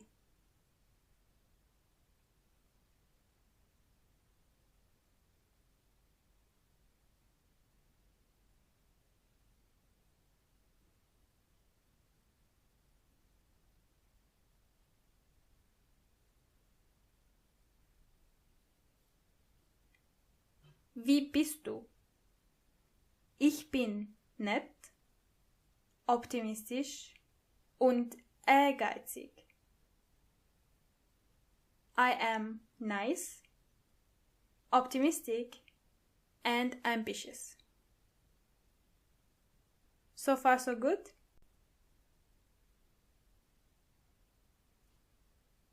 And now, in general, try to describe yourself and your family. Beschreiben Sie sich und Ihre Familie.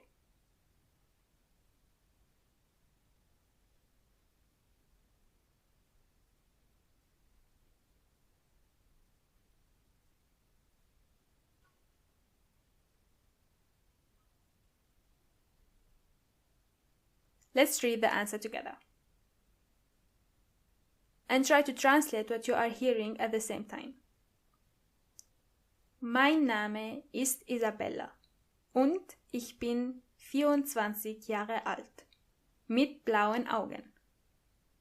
Ich bin blond, klein und dünn. Ich bin eine nette, lustige und faule Person. Ich habe nicht eine große Familie, aber ich habe 2 Eltern, 4 Großeltern, 7 Onkel und 9 Cousins. Heute fühle ich mich müde und glücklich. Did you get it right? Let's translate it together. My name is Isabella, and I am 24 years old, with blue eyes. I'm blonde, small. I'm blonde, short, thin. I am a nice, funny, and lazy person. I don't have a big family, but I have 2 parents, 4 grandparents, 7 uncles, and 9 cousins. Today, I feel tired and happy.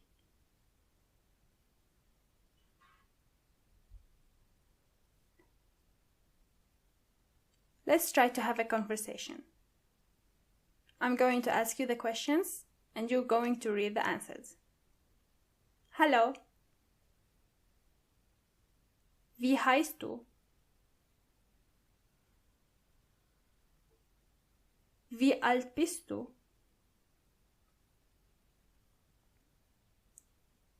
Wie geht es dir?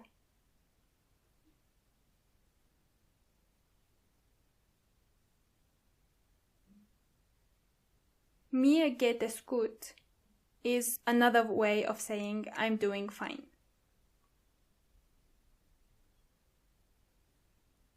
Let's try it one more time. Wie schaust du aus?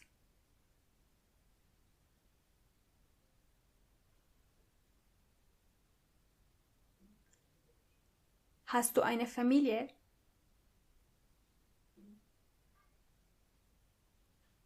Wie groß ist deine Familie?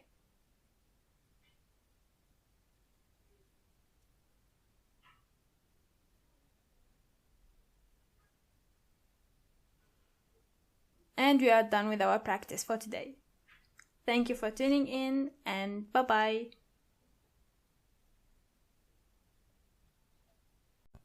Willkommen and welcome back. Today we are going to learn more about how to say directions, or in other words, we are going to learn how to describe the way to a specific place. Directions in German means die Richtungen. Richtungen. A singular direction means die Richtung. Die Richtung. Places are Orte. Orte. The store can be 2 words. You can either say der Laden, or das Geschäft. Das Geschäft. School is die Schule. Die Schule. Library is die Bibliothek. Die Bibliothek. Supermarket is der Supermarkt. Der Supermarkt. Building is das Gebäude. Das Gebäude. Again, das Gebäude. Office is das Büro. Das Büro. Train station is der Bahnhof. Der Bahnhof.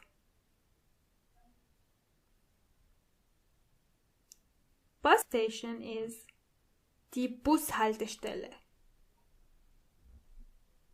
Die Bushaltestelle.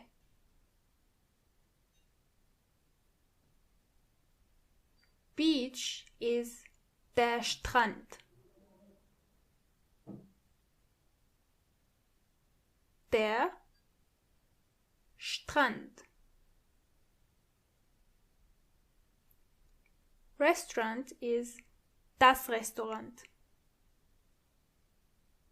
Das Restaurant. Park is der Park. Der Park. Die Kirche is church. Die Kirche. Again. Die Kirche.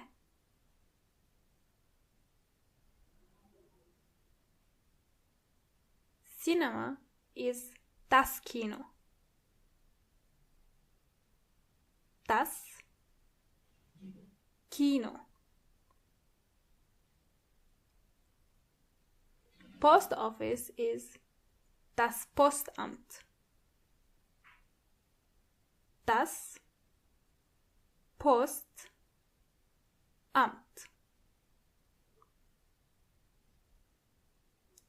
City Hall is das Rathaus. Das Rathaus.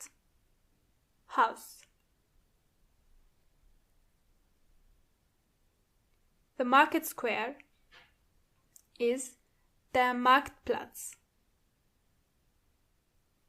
Der Marktplatz.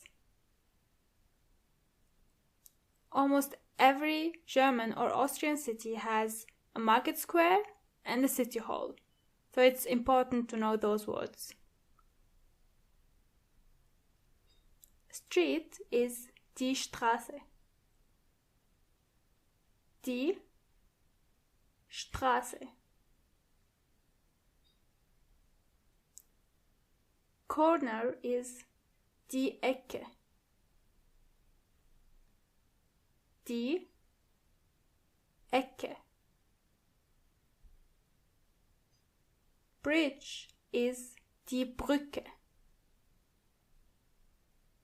Die Brücke. This is also one of the things that almost every city in Germany or in Austria has. In other words, the majority of the big cities in Germany or in Austria are built around rivers, so there are many bridges between.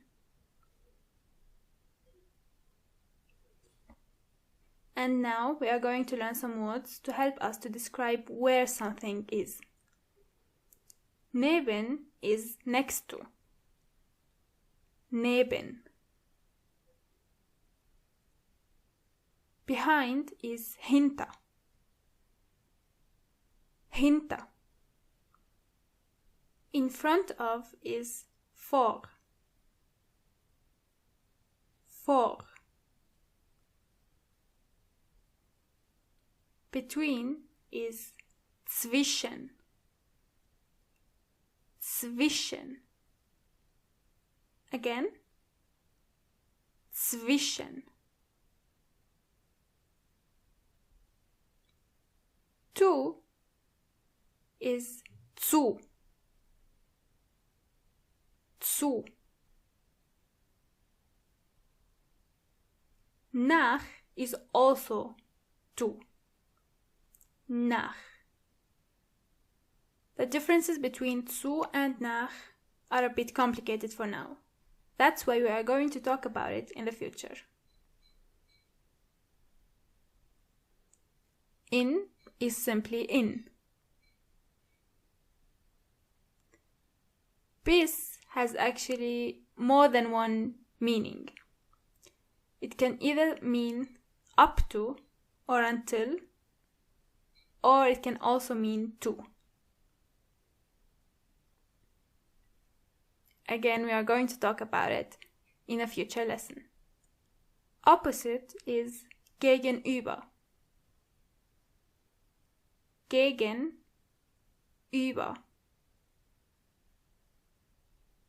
To the left of is auf der linken Seite von. Or you can also say links von. Auf der linken Seite von. Or links von. The same thing goes with to the right of. Auf der rechten Seite von. Auf der rechten Seite von. Or rechts von. You can also say nach links when you want to say to the left or simply left. And nach rechts, to the right.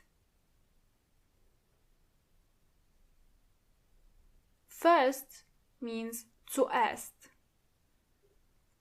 If you want to describe something or a story that has many steps, you have to use the words like first and then, something like that. That's why the word first in German means zuerst. Zuerst. Then is dann. Dann. And now some verbs. To turn is drehen. Drehen. And this is a normal verb. To cross the street, for example, is überqueren. Überqueren.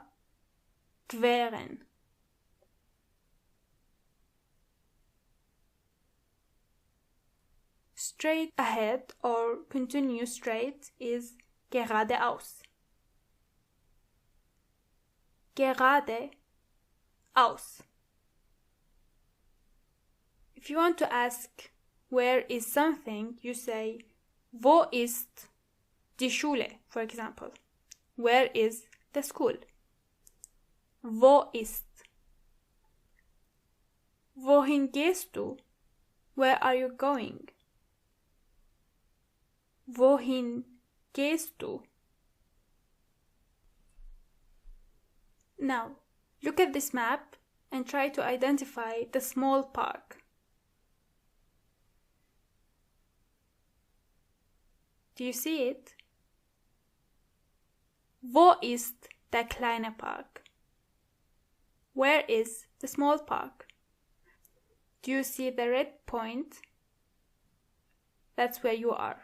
And now try to describe where the small park is, according to you.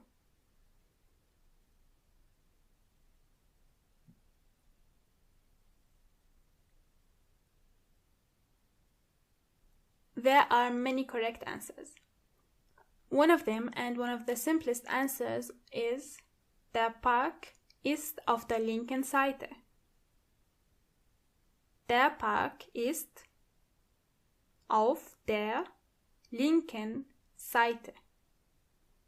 The park is on the left side. Try it again. And now try to describe your way to the supermarket. Wo ist der Supermarkt?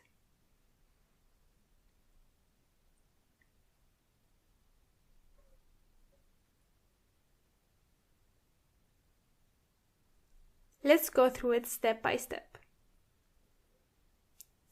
Du gehst geradeaus. Drehe nach links bis Northstraße. You go straight ahead. Turn to the left up to North Street. Du drehst nach rechts und dann geradeaus. You turn to the right and then straight ahead.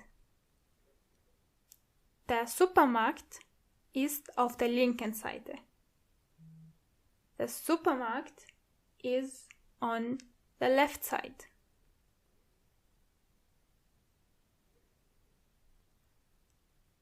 Ich bin in der Kirche und ich gehe zu dem Postamt. Wie gehst du? I am in the church and I'm going to the post office. I want to ask you, how will you go? Try to describe the way you are going to take to me. And remember, now you have to use ich instead of du.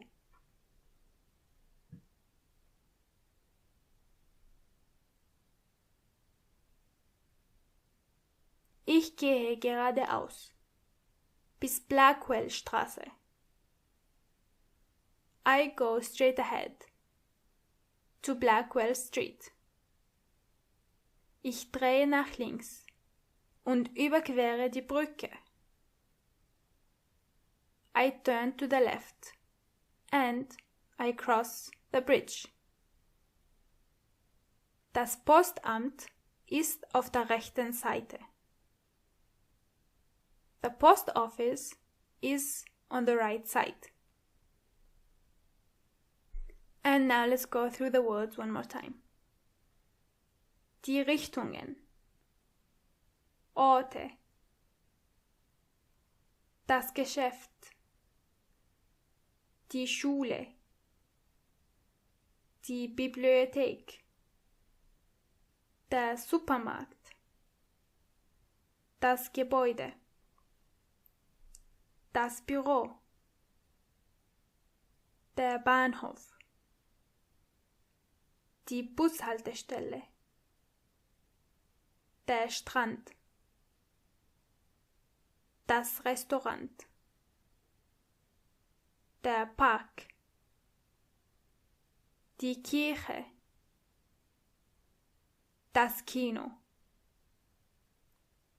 das Postamt, das Rathaus, der Marktplatz, die Straße, die Ecke, die Brücke, rechts von, links von, neben, hinter, zwischen, vor, gegenüber, bis, zu, nach,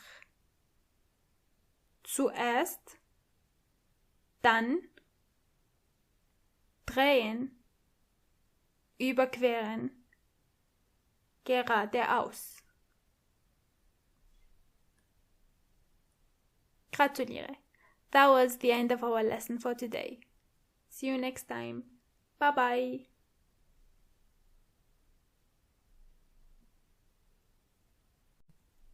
Willkommen and welcome back. The things we learned from our last lesson are die Richtungen, Orte, das Geschäft, die Schule, die Bibliothek, der Supermarkt, das Gebäude, das Büro, der Bahnhof, die Bushaltestelle, der Strand, das Restaurant, der Park, die Kirche, das Kino, das Postamt, das Rathaus, der Marktplatz, die Straße, die Ecke, rechts von, links von, neben, hinter, zuerst, dann, drehen, überqueren, geradeaus, zwischen, vor, gegenüber, zu and nach.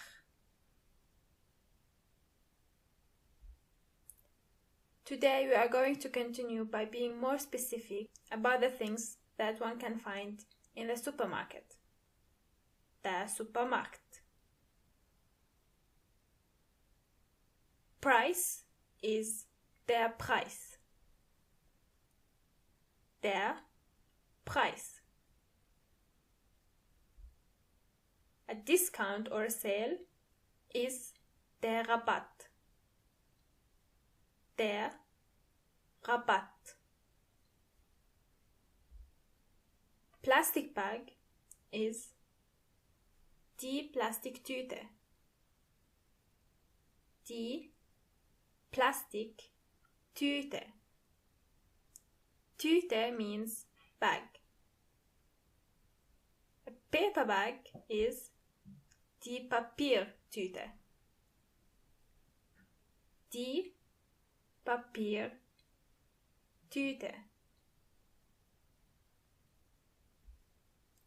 Aisle is der Gang. Der Gang. Register is die Kasse. Die Kasse.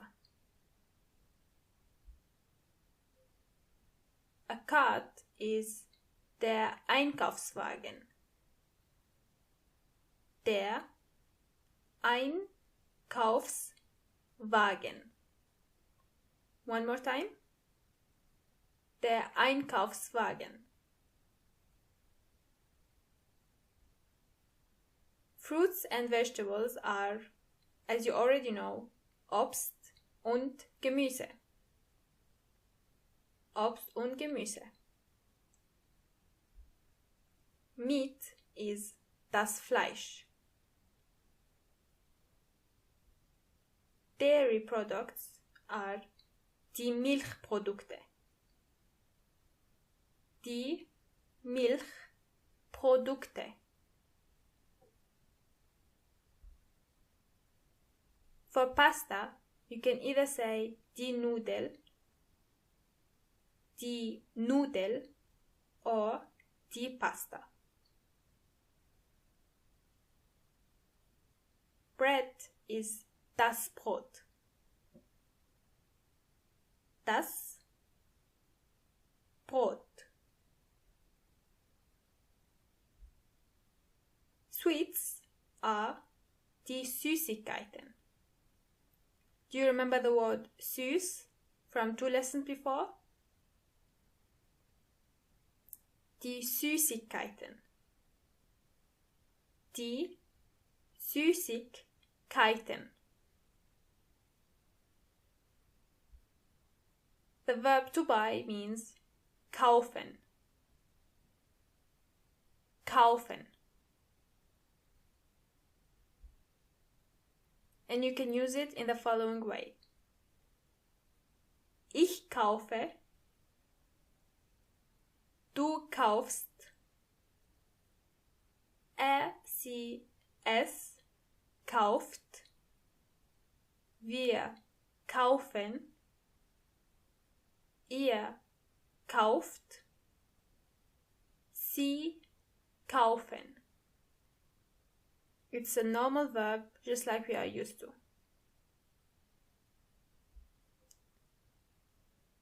To cost means kosten.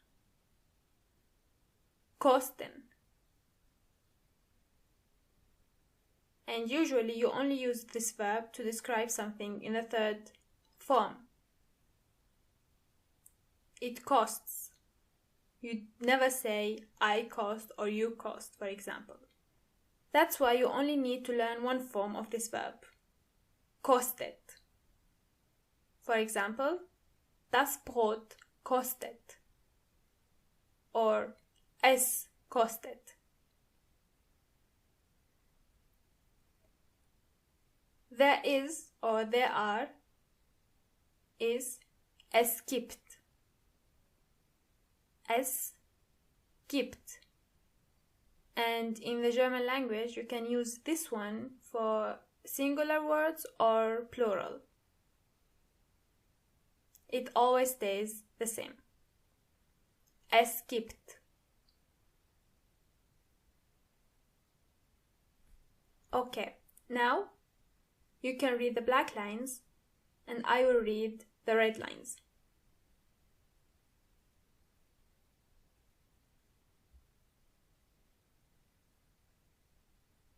Das Brot ist neben den Süßigkeiten.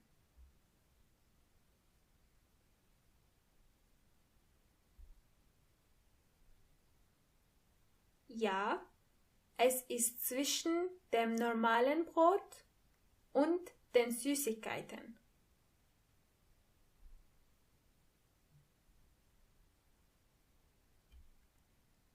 €3. Bitte.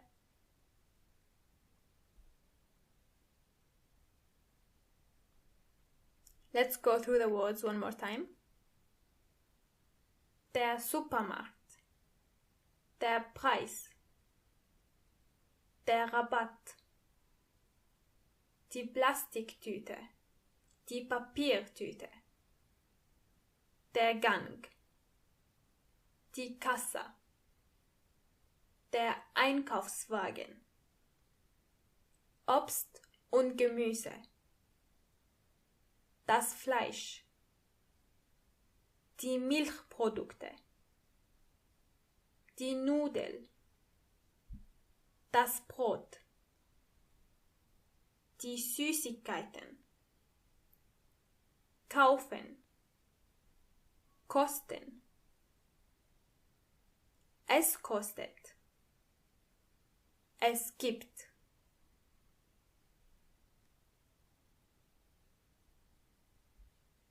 Gratuliere! You have finished this lesson as well. See you next time. Bye bye.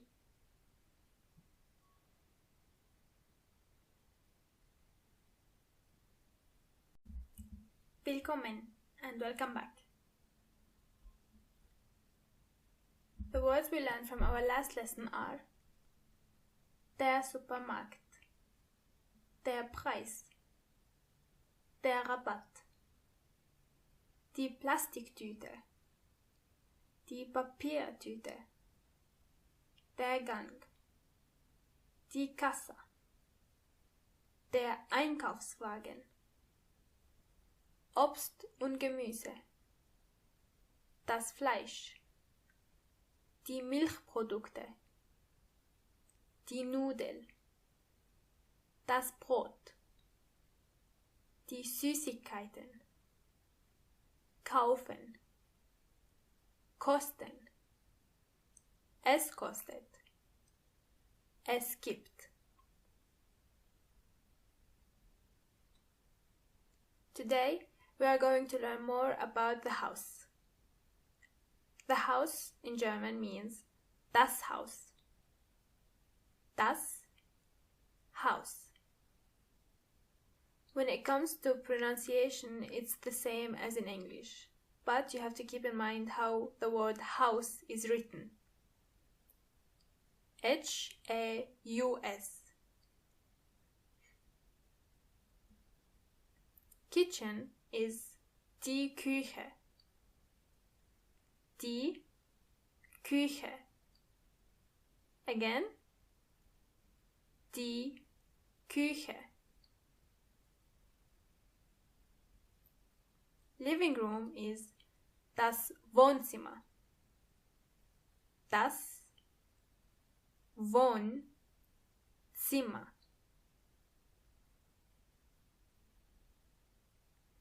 Bedroom means das Schlafzimmer. Das Schlafzimmer. you can see that the word Zimmer means room. For bathroom, you can say two things. You can either say das Badezimmer, das Badezimmer, or simply das Bad. Das Bad.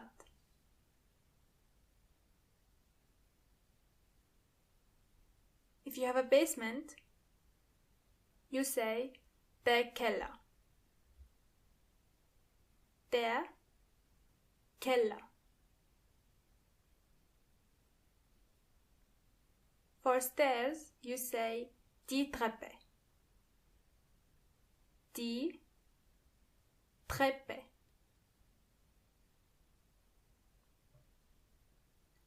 Door means die Tür. Die Tür. Window means das Fenster. Das Fenster. A roof or ceiling is das Dach. Das Dach. Lamp is die Lampe. Die Lampe. Clock is die Uhr. Die Uhr. But you already know this one. Remember? From the lesson we talked about how to save the time. Exactly. So in German, the word o'clock and clock are exactly the same. Television is der Fernseher. Der Fernseher. Bed means das Bett. Das Bett.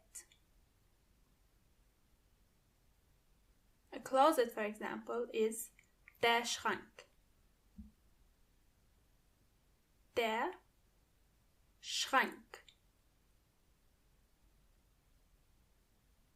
Refrigerator is der Kühlschrank. Der Kühlschrank. One more time. Der Kühlschrank. A sink is das Waschbecken. Das Waschbecken.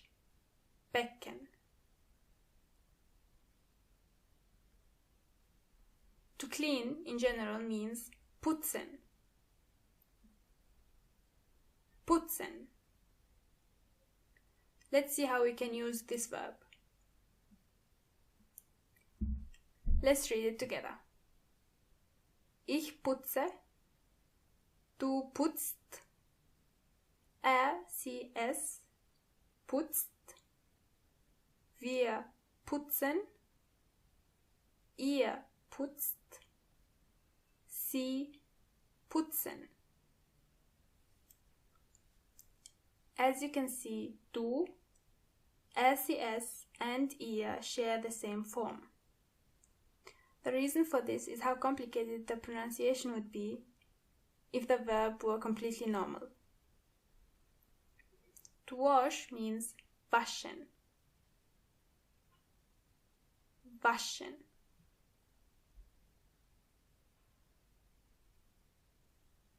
This verb is not regular. So you say, ich wasche. Du wäschst. Sie, es wäscht. Wir waschen. Ihr wascht. Sie, waschen.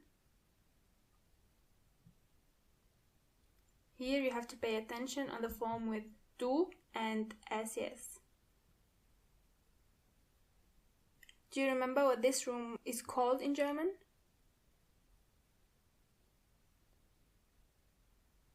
Das Wohnzimmer. Correct. What about this one? Die Küche, the kitchen. And this?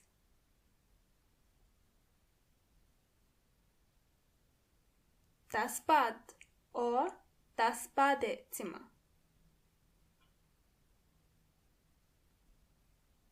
What about this one?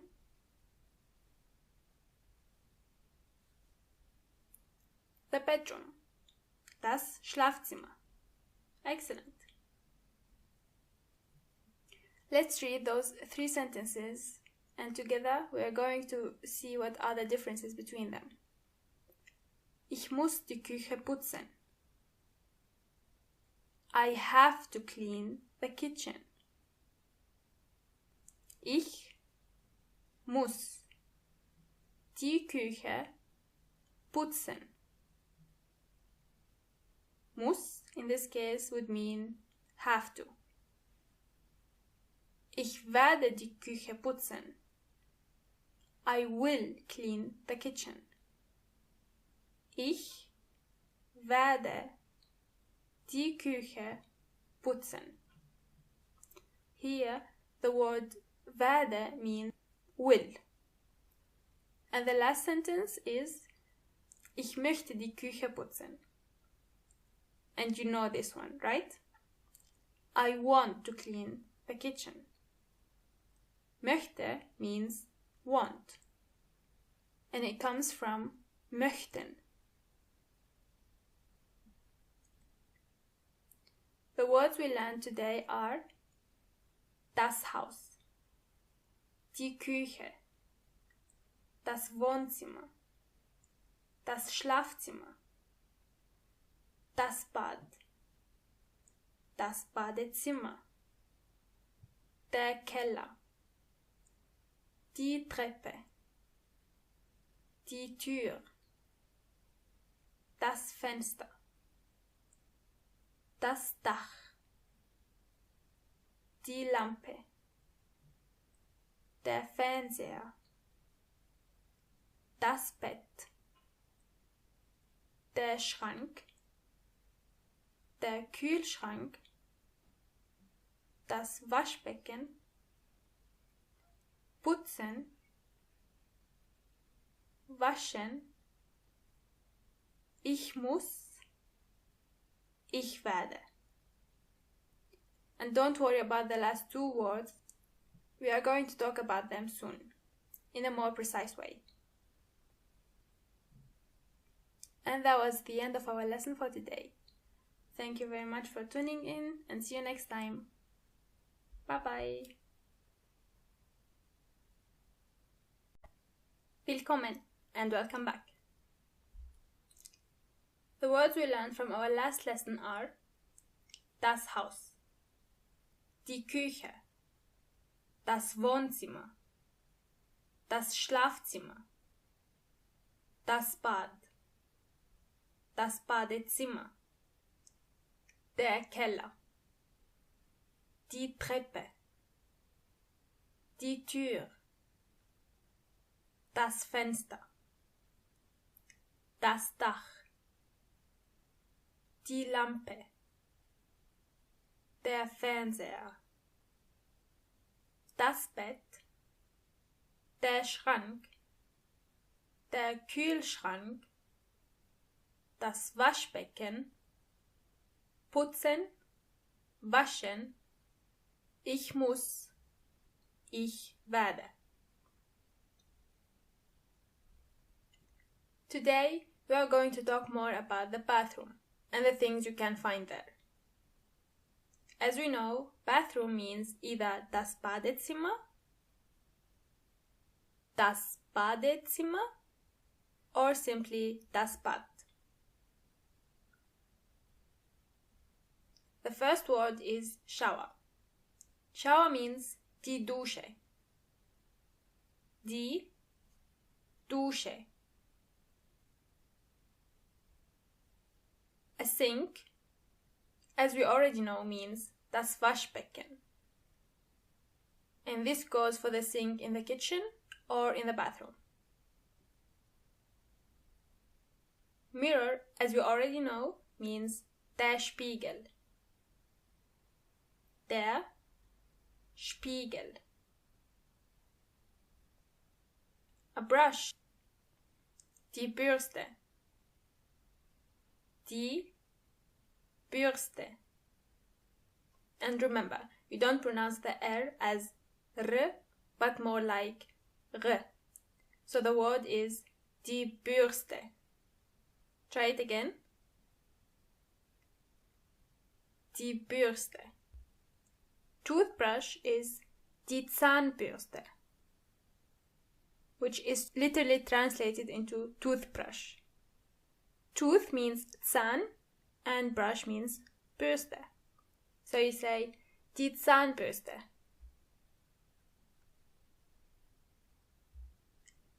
Hairdryer is der Föhn. Der Föhn. Soap means die Seife. Die Seife.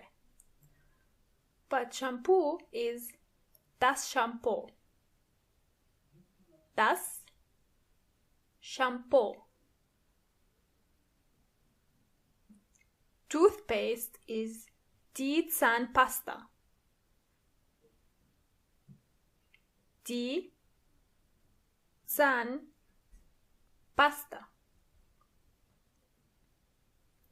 For toilet, you say die Toilette. Die Toilette. Or, if you are in a public place, toilet is called WC. WC.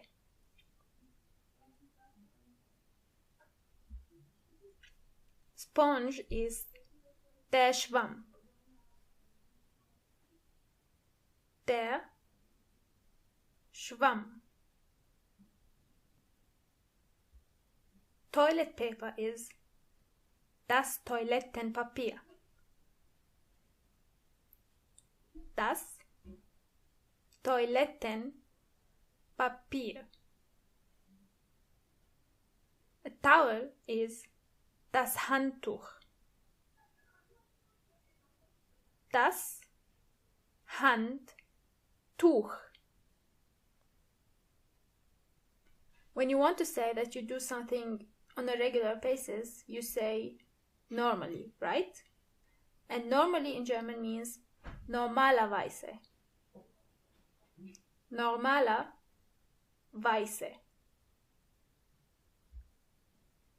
To brush means bürsten. Bürsten. Let's see how we can use this verb. Ich bürste. Du bürstest. Sie, es bürstet. Wir bürsten. Ihr bürstet. Sie bürsten. I know that in the English language you say to brush your teeth, but in the German language you don't say brush when you want to talk about brushing your teeth. Instead you use the verb clean. To brush your teeth in German means die Zähne putzen. Die Zähne putzen. And Zähne means teeth. Tooth is Zahn.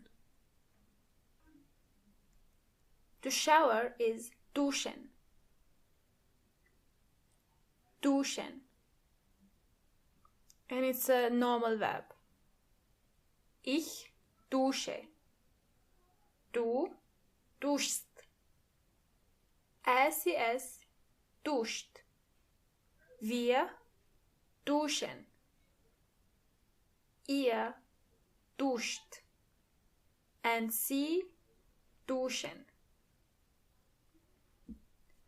Do you remember the sentence Ich werde die Küche putzen, which means I will clean the kitchen? We talked about how the verb werden means going to or will. The most important thing you have to keep in mind when using the verb werden is that the second verb that you use, it has to be always in the infinitive form. For example, putzen or spielen or springen and so on. The second most important thing you have to keep in mind is that the second verb has to always be the last word of the sentence, regardless of the thing you want to say. We will see more examples soon. But first, let's see how we can use this verb. This verb is not regular. And because of that, you say Ich werde. Du wirst. Es wird. Wir werden.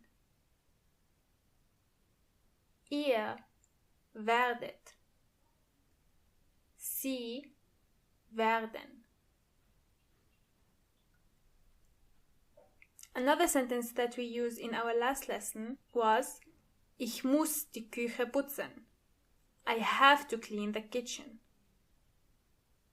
Muss comes from the verb müssen, which means have to or must.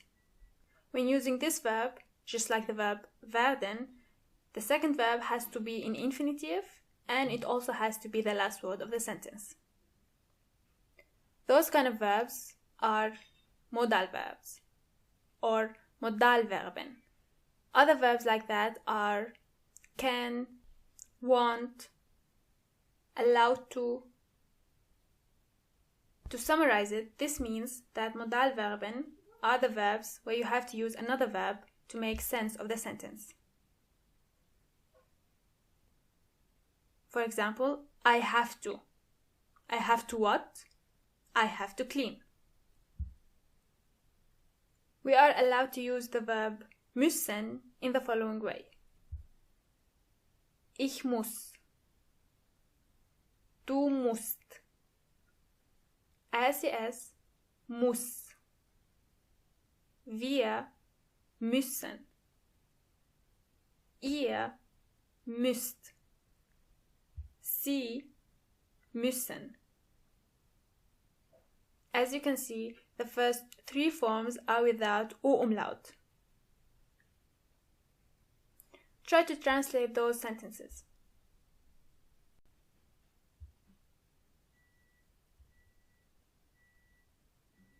Ich dusche. I shower. Ich dusche. I am going to shower. Ich werde duschen. Ich werde duschen. And as you can see, the second verb, duschen, is in the infinitive. I need to shower. Ich muss duschen. Ich muss duschen. I normally shower at night. Normalerweise dusche ich in der Nacht. In the German language, when you have words like normally, usually, rarely, those words always come first. Normalerweise dusche ich in der Nacht. The reason why dusche comes before ich in this case is going to be discussed later, so don't worry about it for now. Try to translate those sentences one more time.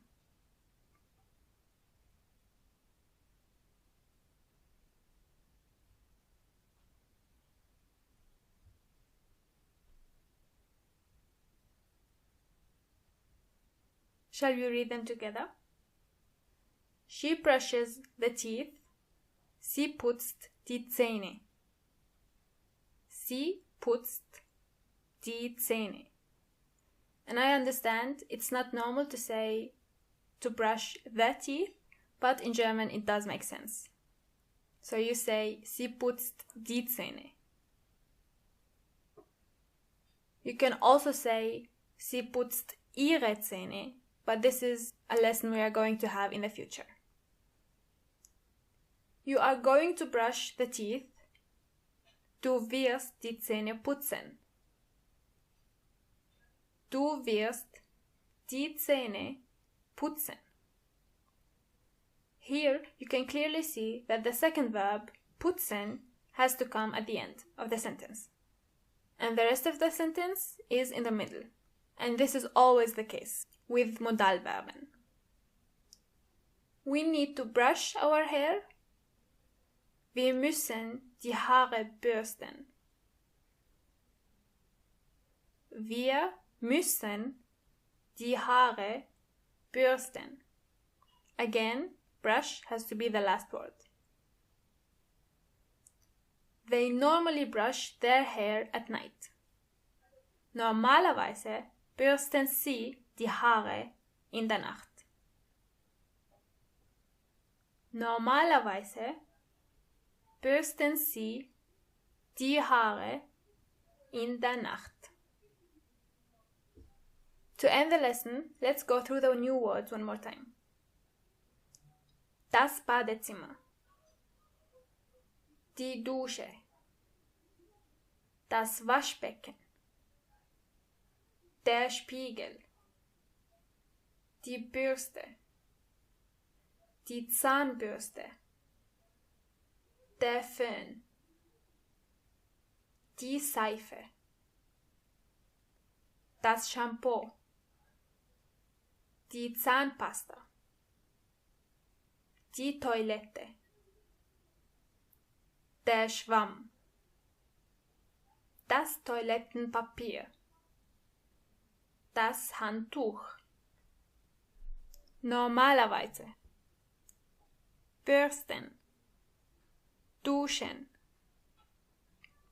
Die Zähne putzen. Werden. Müssen.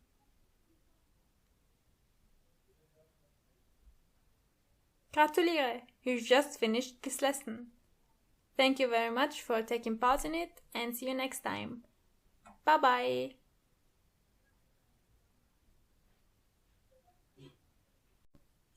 Willkommen and welcome back. Let's start with the words from our last lesson. Das Badezimmer. Die Dusche. Das Waschbecken.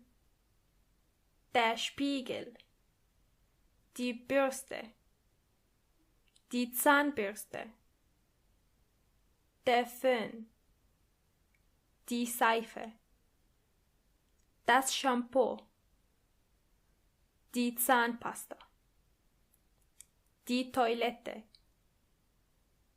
der Schwamm, das Toilettenpapier, das Handtuch, normalerweise, bürsten, duschen, die Zähne putzen, werden, müssen. If you are interested in working in a kitchen, for example, or in general, spending time in the kitchen, we are going to try to cover all the basic words you might need. The kitchen in German means die Küche. Die Küche. Breakfast is das Frühstück. Das Frühstück, which means the early piece. Das Frühstück. And try to pronounce the O-Umlaut. Das Frühstück. Lunch is das Mittagessen. das Mittagessen, which means the midday food. Dinner is das Abendessen.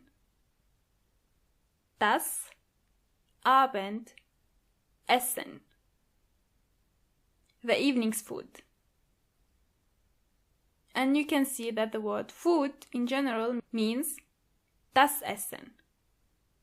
And you probably remember that the verb eat also means essen. Oven is der Ofen. Der Ofen. And stove is der Herd. Der Herd. Microwave is die Mikrowelle. Die Mikrowelle.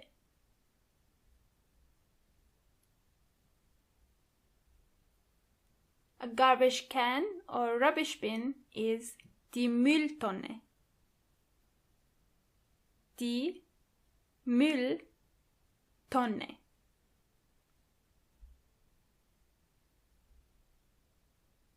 A frying pan or pan is die Pfanne. Die Pfanne.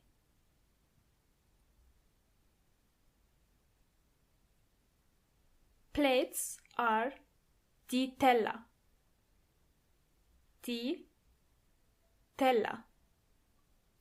And teller is at the same time the singular word and the plural word for plate. The German language does have some words that you don't need to change if you want to say them in plural. Fork is die Gabel. Die Gabel. Do you remember this word from before? Knife is das Messer. Das Messer.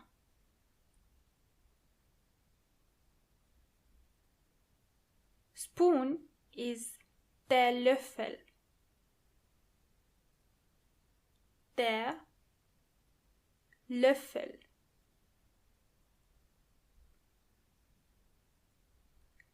Glass is das Glas. Das Glas. But cup is die Tasse. Die Tasse.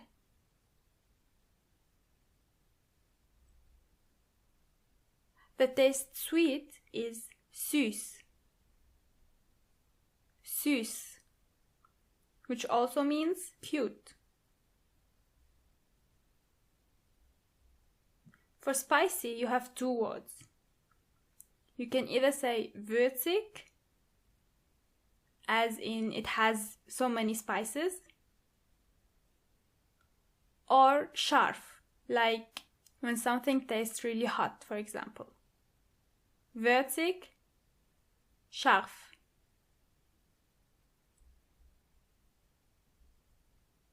Sour is sour.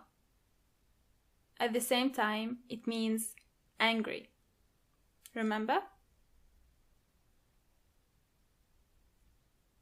Bitter is bitter. Bitter. Salt is das Salz. Das Salz. Salty is salzig. Salzig.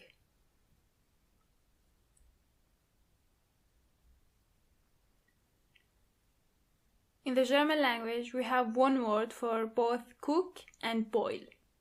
The word is kochen. kochen.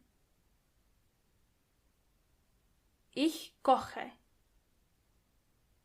Du kochst. Er, sie, es kocht. Wir kochen. Ihr kocht. Sie kochen. To cut something is schneiden. Schneiden. Ich schneide. Du schneidest. Er, sie, es schneidet. Wir schneiden. Ihr schneidet. And sie schneiden. To fry is braten. Braten. This one is not regular. Ich brate. Du brätst. Er, sie, es brät. Wir braten. Ihr bratet. Sie braten. To bake is backen. Backen. This one is also not regular. Ich backe. Du bäckst. Er, sie, es bäckt. Wir backen. Ihr backt. Sie backen.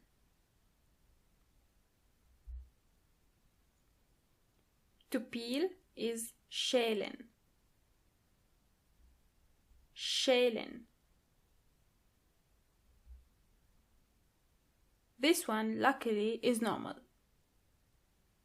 Ich schäle. Du schälst.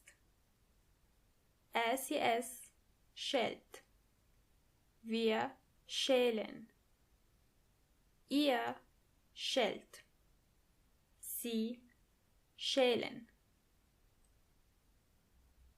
Now, let's see if we can use those words to cook something.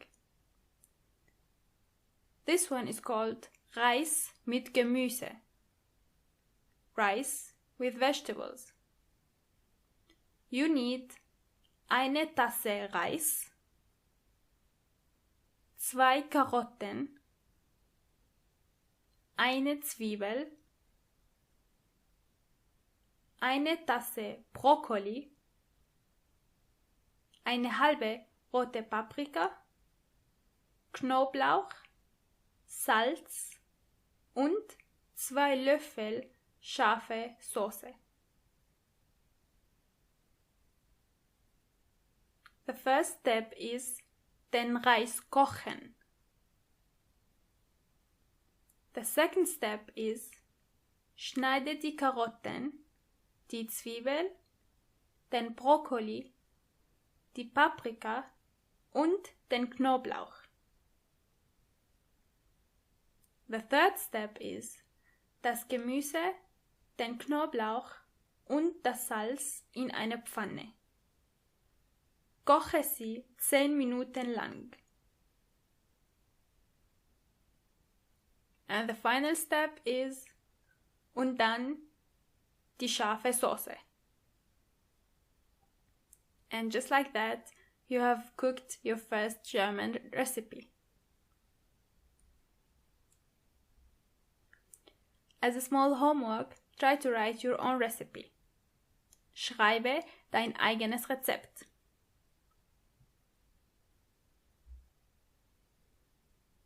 Let's read the new words one more time. Die Küche, das Frühstück, das Mittagessen, das Abendessen, das Essen, der Ofen, der Herd, die Mikrowelle, die Mülltonne, die Pfanne, die Teller, das Messer, der Löffel, das Glas, die Tasse, süß, würzig, scharf, sauer, bitter, salzig, das Salz, kochen, schneiden, braten, schälen and backen.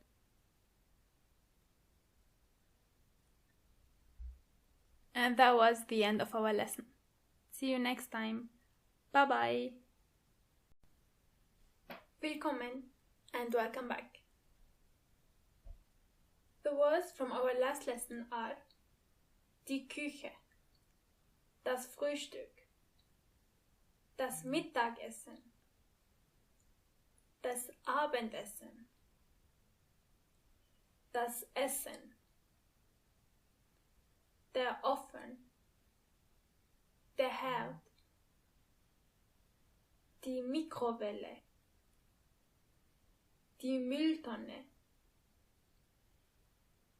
die Pfanne, die Teller, das Messer, der Löffel, das Glas, die Tasse, süß, würzig, scharf, sauer, bitter, salzig, das Salz, kochen, schneiden, braten, schälen, backen. Today we are going to practice to make sure we are able to build more complicated sentences. For the first exercise, I'm going to read the black lines and you will read the red lines. At the same time, try to translate the sentences in your head. Hallo, ich muss Äpfel kaufen. Wo sind sie?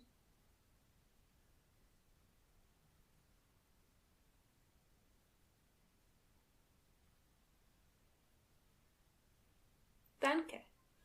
Und haben Sie auch grüne Äpfel?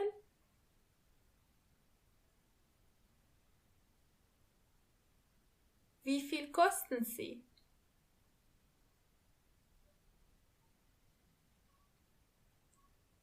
Good job. Let's try to translate it together. Hi. Hi. I have to buy apples. Where are they? They are in aisle number 5, between the lemons and the kiwis. Thank you.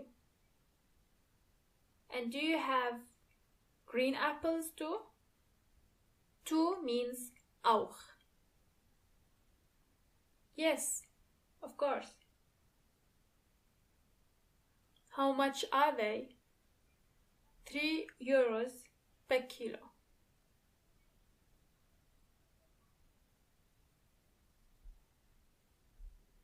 Look at the map that is in front of you.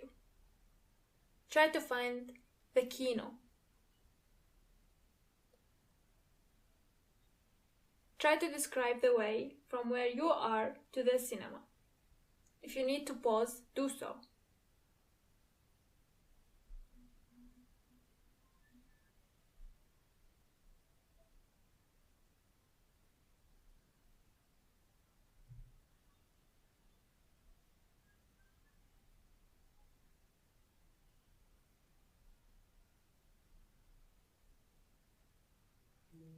Let's try this possible answer. Du gehst geradeaus. Nach links drehen und dann nach rechts. Du gehst geradeaus. Das Kino ist nach der Ecke. You go straight ahead. You turn to the left and then to the right. You go straight ahead one more time. The cinema is after the corner.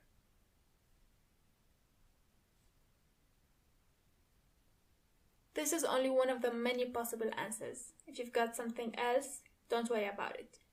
The most important thing is that you are able to use the words you learned in building sentences.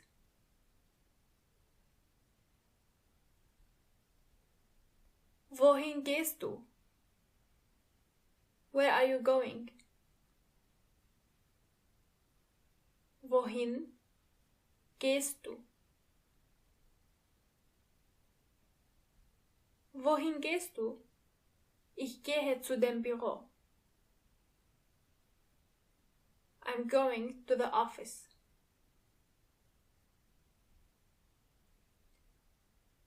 Ich bin in dem kleinen Park und möchte zu der Kirche gehen. Wie? I am in the small park and want to go to the church. How? Try to come up with an answer for this question.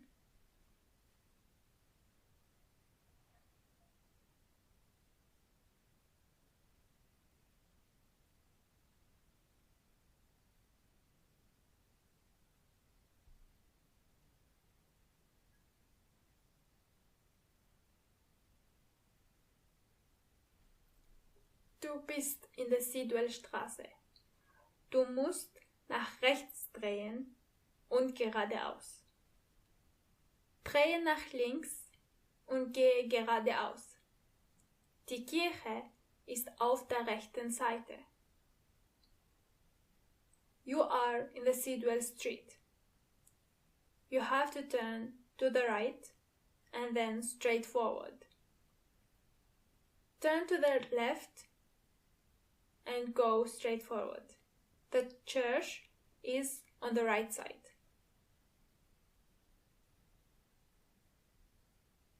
Did you have a similar answer?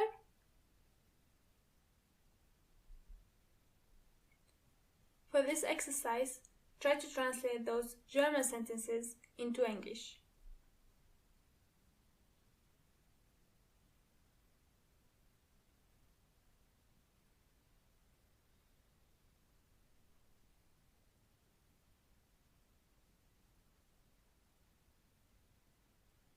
Keep in mind that the answers don't have to be exactly the same. The goal of this exercise is that you get the main idea of the sentence. Rechts drehen. To turn right. Das Badezimmer putzen. To clean the bathroom. Die Hände waschen. To wash the hands. Gib mir das Salz. Give me the salt.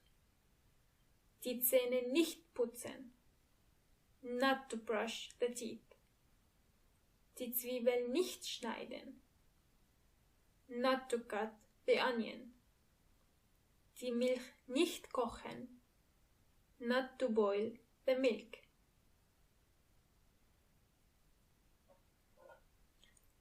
Here, the last 3 sentences are written in the infinitive form. That's why nicht comes before the verb, but usually we use nicht after the verb. More examples are going to follow. Try to do the exact same thing here, but this time translate from English to German.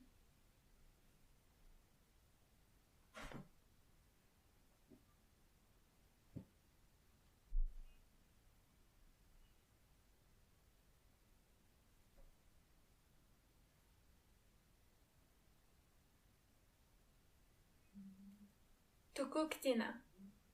Abendessen kochen. To clean the basement. Den Keller putzen. Take a shower. duschen. We don't turn left. Wir drehen nicht nach links. To bake the bread. Das Brot backen. I don't boil the water. Ich koche nicht das Wasser. He doesn't peel the onion. Er schält nicht die Zwiebel. As you can see, when you want to say a sentence, you usually put nicht after the verb, in case the sentence is negative. Again, don't worry if you've got some mistakes. With time, those mistakes are going to vanish. And that was the end of our lesson for today. I hope you did well, and see you next time. Bye bye! Willkommen and welcome back. Today we are going to learn more about imperative or imperative. This is when you want to tell someone to do something. For example, play or sleep or go. When you are ordering someone to do something. Most of the verbs are the same. For the first step, you take the verb you use with the pronoun du, for example, machen, du machst, and then you replace the st with an e. So it becomes mache. Ihr is even easier. The verb stays exactly the same. But you don't have to write the pronoun. Macht. And for sie, it's also the same. The verb stays exactly the same. But you have to add the pronoun after the verb. Machen sie. Sie with imperative is usually used when you want to talk to someone in a formal way, but you also want them to do something. And this goes for almost all verbs. And now let's practice. Try to translate those sentences.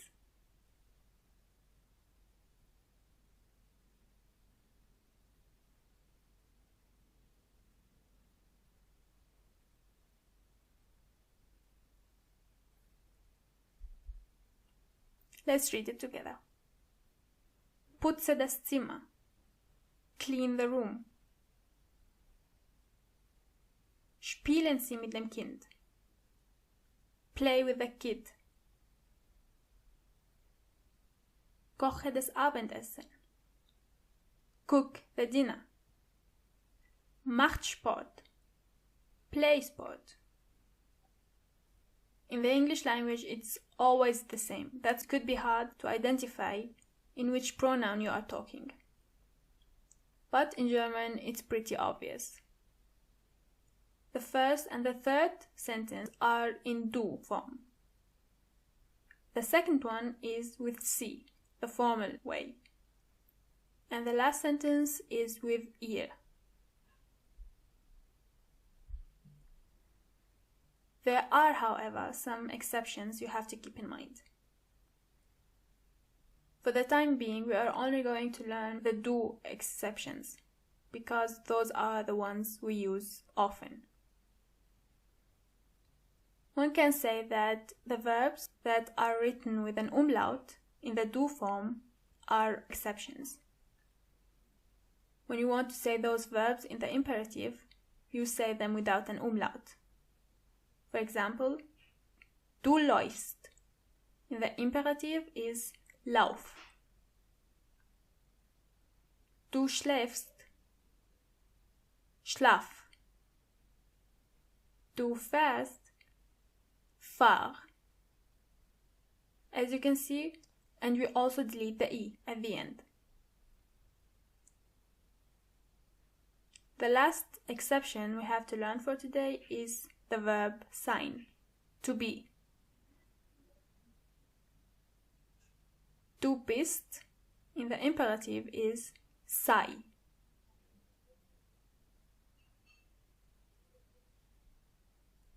Now, Try to translate those sentences and keep in mind the verbs that are exceptions.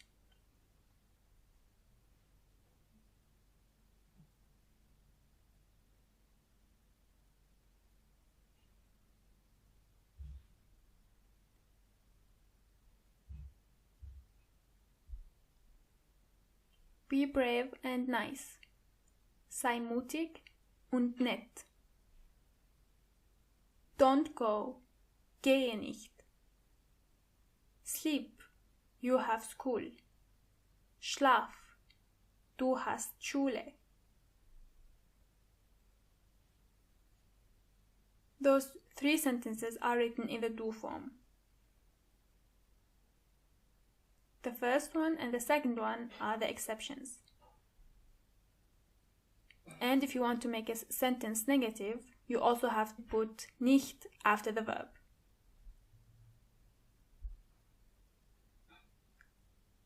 Some words that are going to come often from now on.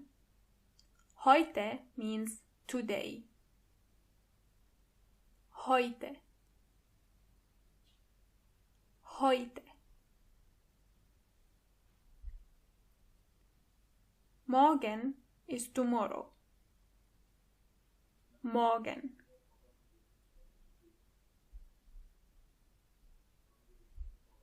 And finally, gestern means yesterday. Gestern.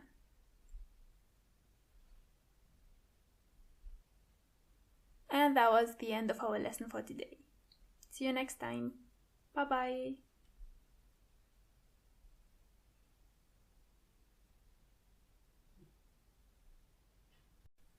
Willkommen and welcome back. Today is mainly about translation. And in between I'm going to say some notes or observations that might be helpful. So if you want, keep a piece of paper on the side to write the things that you might find interesting. For the first exercise, try to translate those following sentences.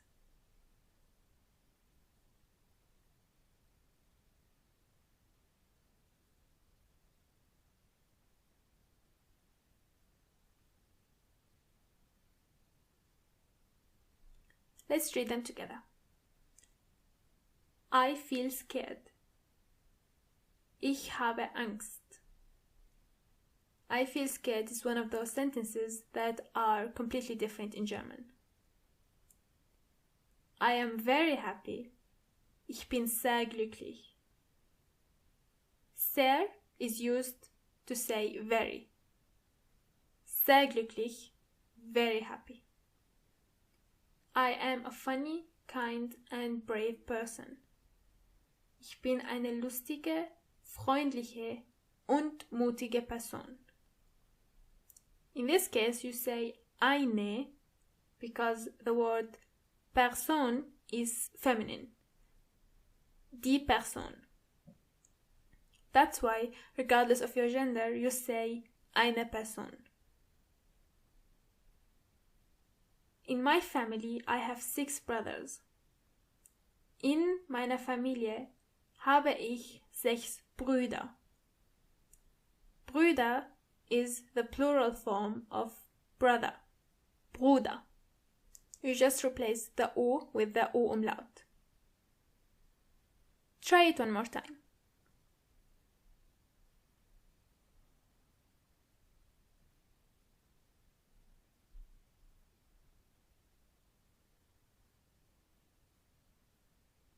Together.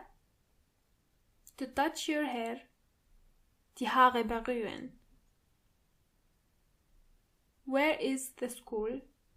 Wo ist die Schule? The church is next to the restaurant. Die Kirche ist neben dem Restaurant. I know at first it might be confusing because you keep seeing them, for example. Again, don't worry about it. It's a bit complicated, that's why we are going to leave it to another lesson.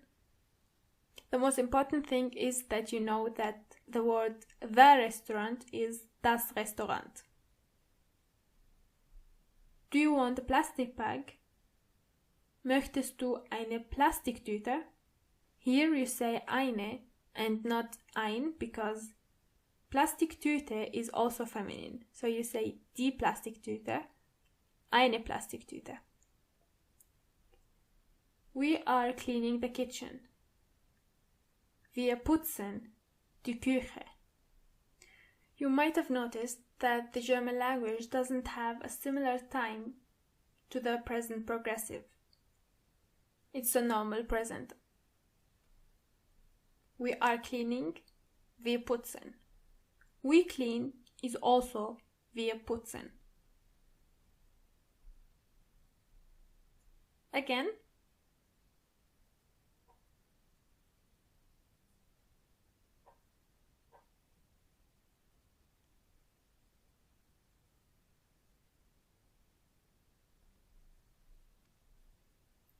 Ich brauche es. I need it. Sie kennt es. She knows it. Sie sieht es an der Schule. She sees it at school. Haben Sie es? Do you have it? Ich mag es sehr. I like it very much. A couple of things to keep in mind. In the third sentence, an means at, but it's only used with places. The fourth sentence, haben Sie es, doesn't mean do they have it. Even though sie means they, sie is always the way to talk to someone in a more formal way. How can you find out which sie is written here? It's simple. When the S is written as a capital letter, then that sie is in the formal way. When sie is written with a small letter, then it's the normal they. Here, haben Sie es, the S is written as a capital letter. That's why in English it would be translated into do you have it, with the intention of being formal.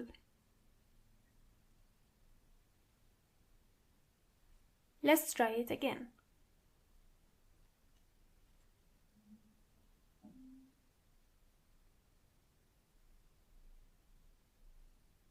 Kochen Sie in der Küche? Are you cooking in the kitchen? Here, it's also a formal way, because Sie is written with a capital letter.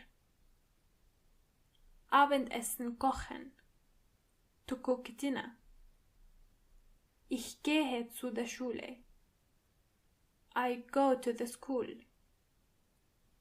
Sie haben Brot im Haus. They have bread in the house. In this case, it is impossible to know which sie I'm talking about. It depends mostly on the context. Because sie now is written as a first word, so it's going to be automatically written as a capital letter. Sie putzt das Wohnzimmer am Samstag. She cleans the living room on Saturday. Is what you say when you want to talk about the days of the weeks. Am Montag. Am Dienstag. One more thing.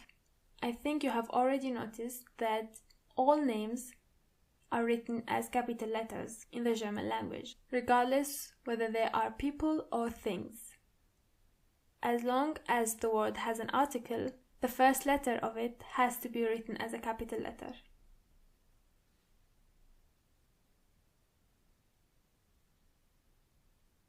And that was the end of our lesson for today. Thank you very much and see you next time. Bye bye!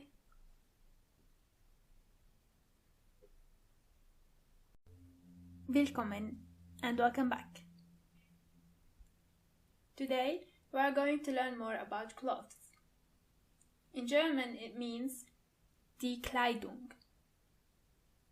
Die Kleidung. Some words are going to be in singular and in plural, just to be sure that you've got everything you might need. Dress is das Kleid. Das Kleid. More than one dress are die Kleider. Die Kleider. Shirt has two names. It's either das Hemd, or das Shirt. The plural is die Hemden. Die Hemden. Or because the word shirt is English, you can simply say die Shirts. T-shirt is das T-shirt.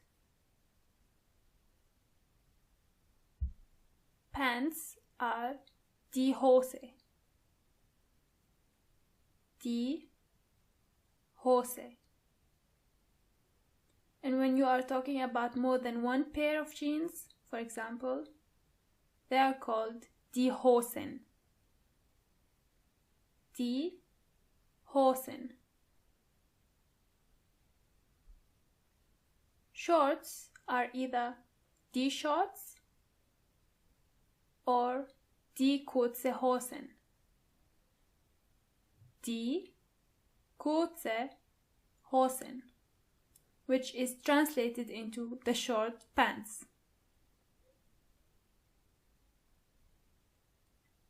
Underwear is die Unterwäsche. Die Unterwäsche.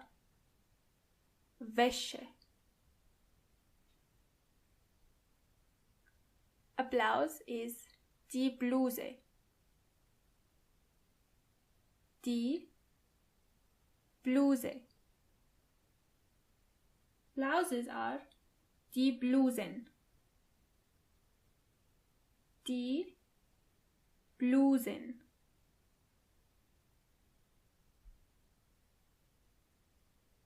Skirt is der Rock. Der Rock. Skirts are die Röcke. Die Röcke. A suit is der Anzug. Der Anzug.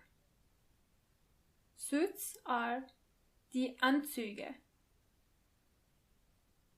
Die Anzüge. A bathing suit is der Badeanzug. Der Badeanzug.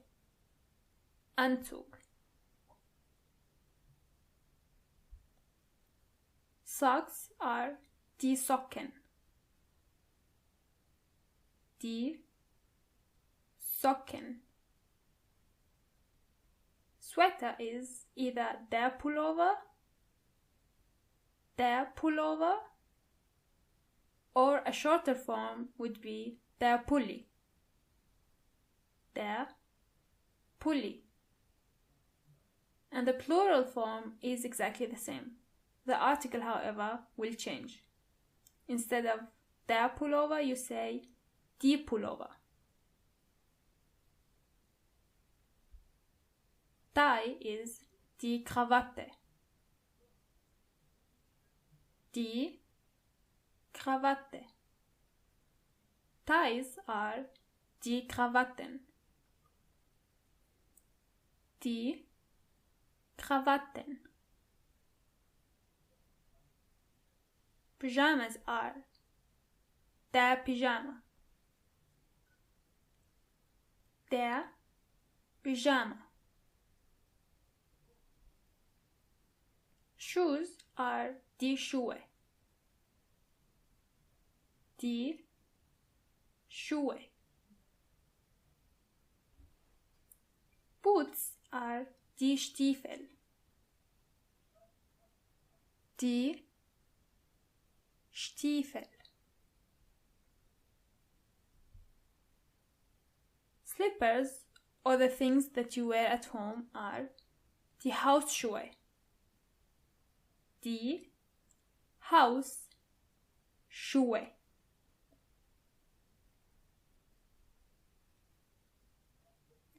The word hat has many meanings in German, but for today you are going to learn die Mütze. Die Mütze.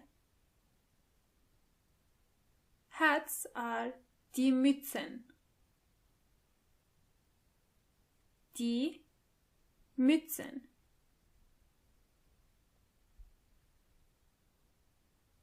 Bag is die Tasche or die Taschen. And a purse or a smaller one is die Handtasche. Die Handtasche.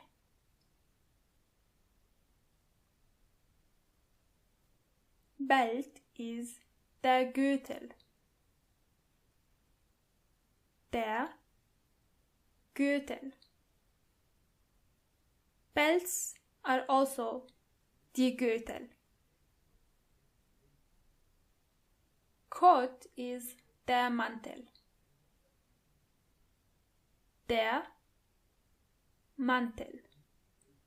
Coats are die Mäntel.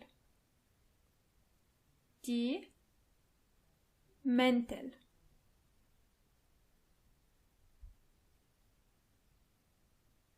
Mall is das Einkaufszentrum. Das Einkaufszentrum. Again. Das Einkaufszentrum.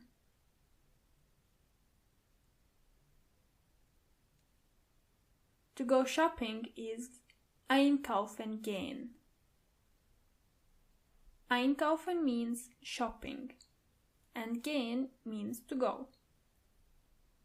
Einkaufen gehen. For example, you say, ich gehe einkaufen.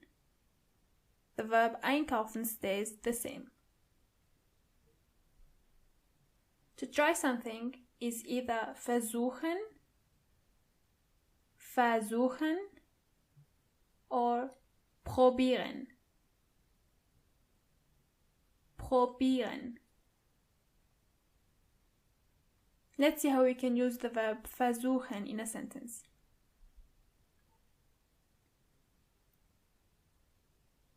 Ich versuche. Du versuchst. Sie, es versucht. Wir versuchen. Ihr versucht. Sie versuchen.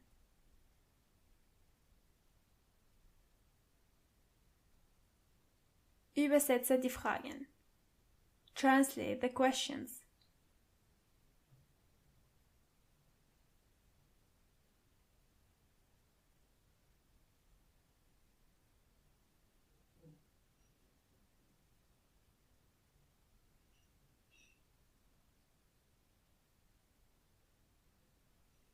Where are the blue shirts?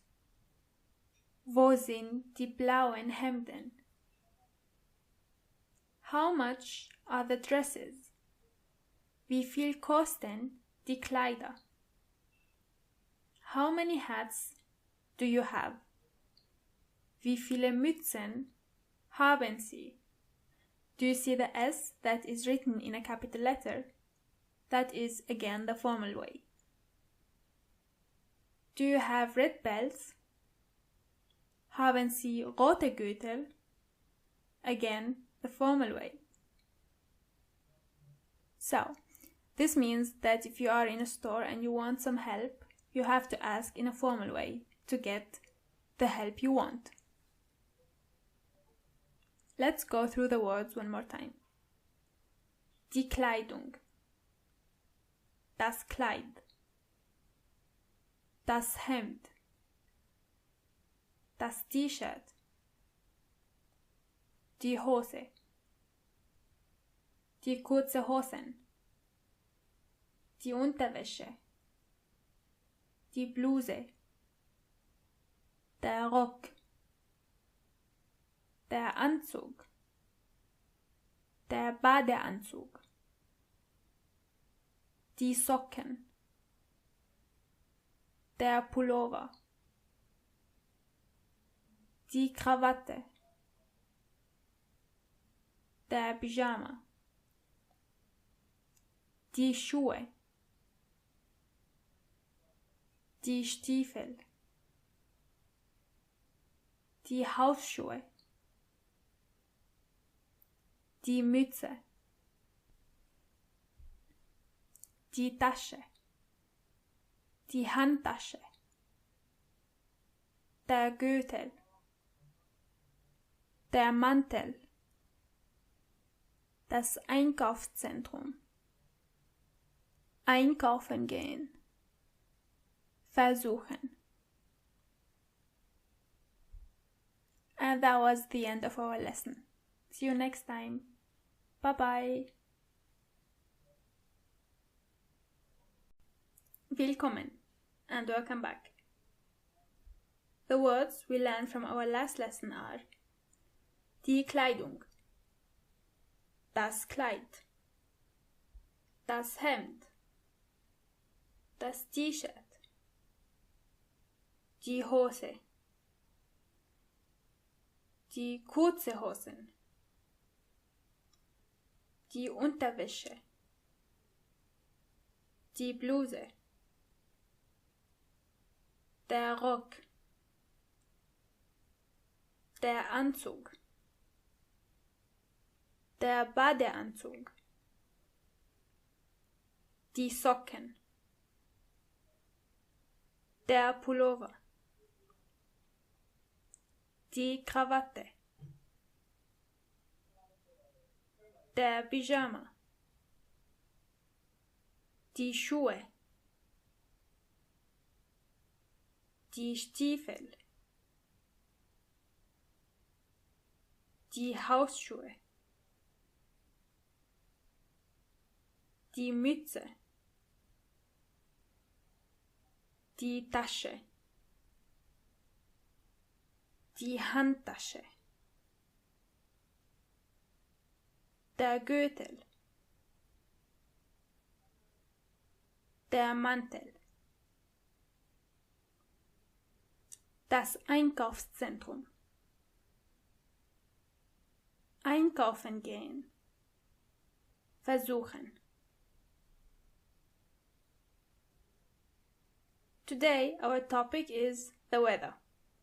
In German you say das Wetter. Das Wetter. It's hot means es ist heiß. Es ist heiß. It's cold. Es ist kalt. Es ist kalt.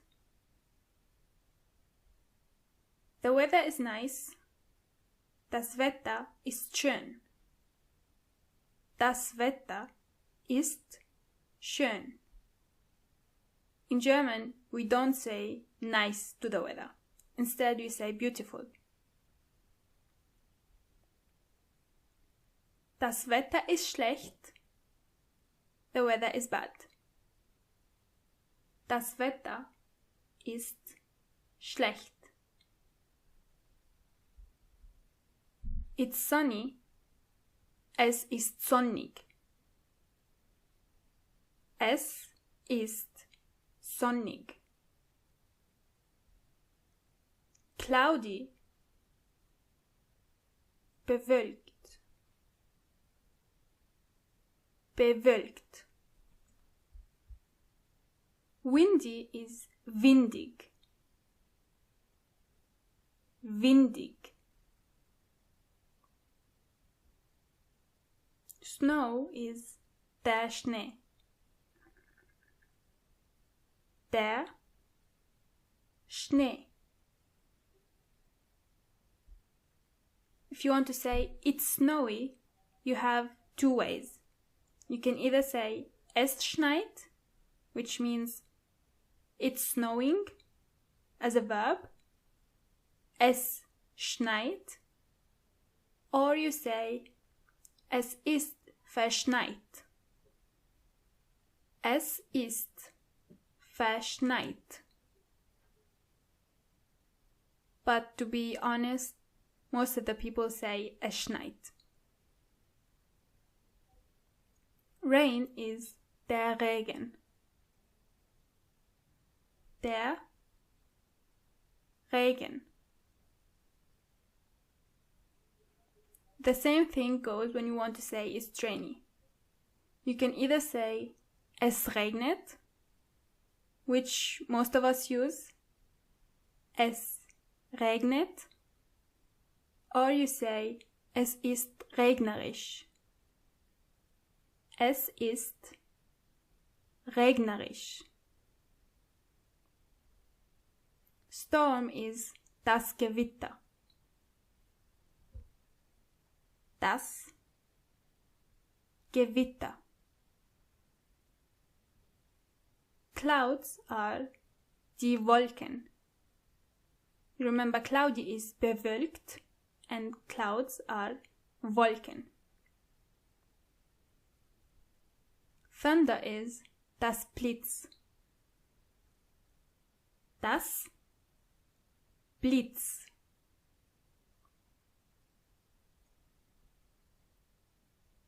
Lightning is der Blitzschlag. Der Blitzschlag. The four seasons are, starting from spring, der Frühling. Der Frühling. Summer is der Sommer. Sommer. Autumn is der Herbst. Der Herbst. And finally, winter is der Winter. Der Winter. The sun is die Sonne. Sunny is sonnig, and sun is Sonne, die Sonne. The moon is der Mond. Der Mond. If you want to ask how is the weather like today, you say, wie ist das Wetter heute? Wie ist das Wetter heute? Try to describe this picture.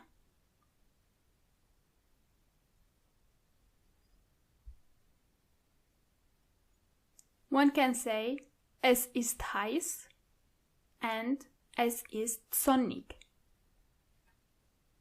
Therefore, we have der Sommer. What about this one?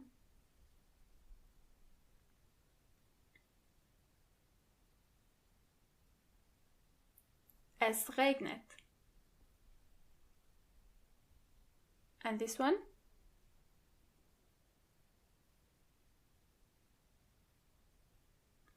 Es schneit. What about the season? Der Winter. Correct. And this?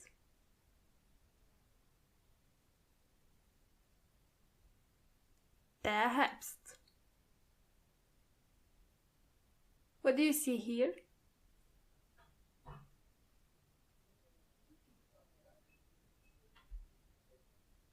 Der Blitzschlag. And this?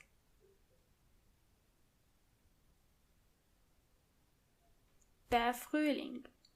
Exactly. Let's go through the words one more time. Das Wetter. Es ist heiß. Es ist kalt.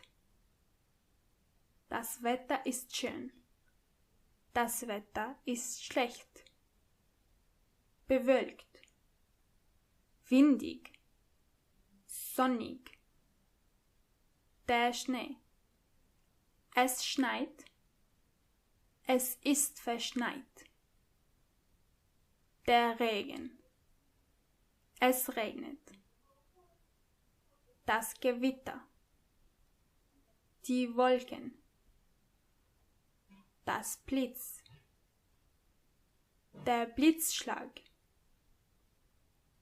Der Frühling. Der Sommer.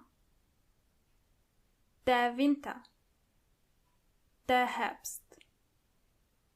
Die Sonne. Der Mond. Wie ist das Wetter heute? Excellent! That was the end of our lesson. See you next time. Bye bye! Willkommen and welcome back. The words we learned from our last lesson are das Wetter. Es ist heiß. Es ist kalt. Das Wetter ist schön. Das Wetter ist schlecht. Bewölkt. Windig. Sonnig. Der Schnee. Es schneit. Es ist verschneit. Der Regen. Es regnet. Das Gewitter. Die Wolken. Das Blitz. Der Blitzschlag. Der Frühling. Der Sommer. Der Winter. Der Herbst. Die Sonne. Der Mond. Wie ist das Wetter heute? And for our lesson for today, we are going to talk more about sports. Sports in general are die Sportarten. Die Sportarten.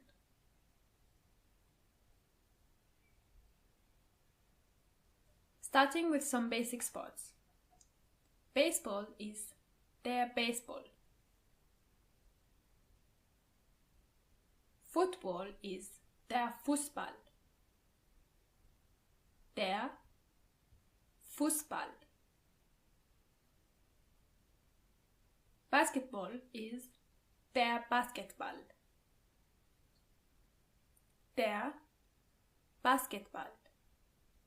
And one can say that any sport that has the word Ball at the end of it is always there. Der Fußball, der Basketball, and so on. Golf is der Golf. Hockey is das Hockey or das Eishockey. Ice means ice. Tennis is das Tennis. Das Tennis. Volleyball is der Volleyball. Der Volleyball. Pool is das Schwimmbad. Das Schwimmbad.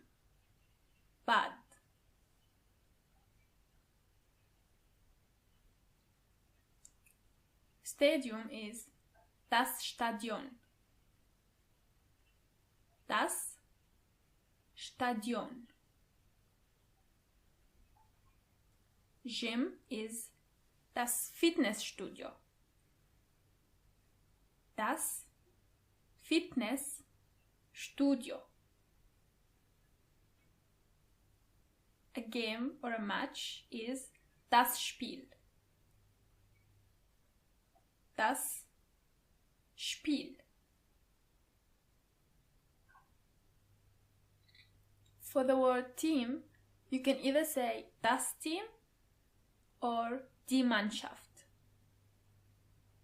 Die Mannschaft.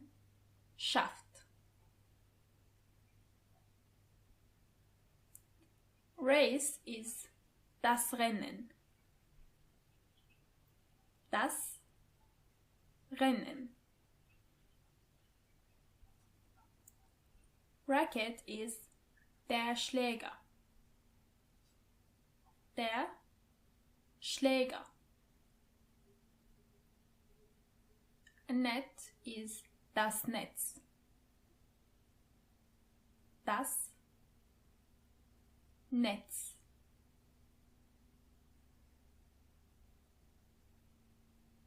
To play a sport, you say Sport spielen. For example, Fußball spielen, Golf spielen, and so on. And we can use the verb spielen in the following way. Ich spiele. Du spielst. Sie es spielt. Wir spielen. Ihr spielt. Sie spielen.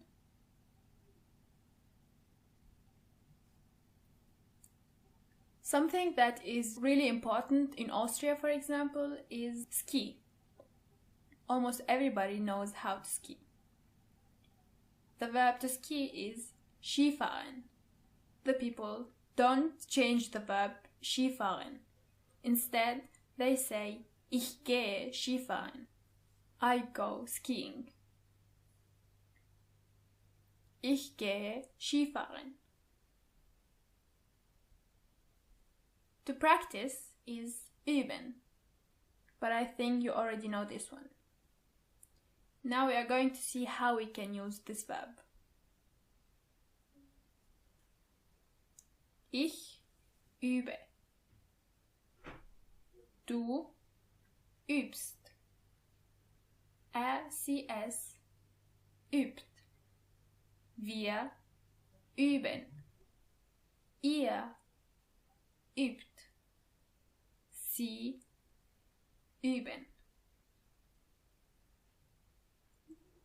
To win is gewinnen. Gewinnen. Ich gewinne. Du gewinnst. Sie es gewinnt. Wir gewinnen. Ihr gewinnt. Sie gewinnen. And the opposite, to lose, is verlieren. Verlieren. Ich verliere. Du verlierst. Sie es verliert. Wir verlieren. Ihr verliert. Sie verlieren. To throw is werfen. Werfen. This one is a bit different. Ich werfe. Du wirfst. Sie es wirft. Sie werfen. Ihr werft. And sie werfen. Schießen means to kick or to shoot. When talking about sports, you use this verb to say, I'm kicking the ball, for example. Ich schieße. Du schießt. Sie schießt. Wir schießen. Ihr schießt. Sie schießen.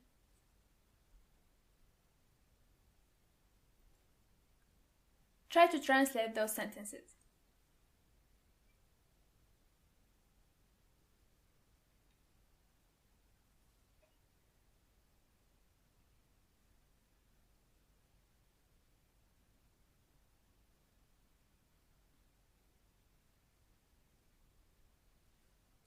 Let's read them together. I play football. Ich spiele Fußball. He kicks the ball. Schießt den Ball. They ski in winter. Sie gehen im Winter Skifahren. We are going to throw the ball. Wir werden den Ball werfen. You need to win the game. Du musst das Spiel gewinnen. Let's go through the words one more time. Die Sportarten. Der Baseball. Der Fußball. Der Basketball. Der Golf. Das Hockey. Das Tennis. Der Volleyball. Das Schwimmbad. Das Stadion. Das Team. Die Mannschaft. Das Rennen. Der Schläger. Das Netz. Spielen, üben, gewinnen, verlieren, Skifahren and schießen. And gratuliere. That was the end of our lesson. See you next time. Bye bye.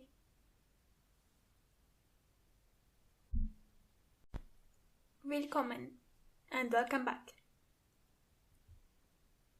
The words from our last lesson are die Sportarten, der Baseball, der Fußball, der Basketball,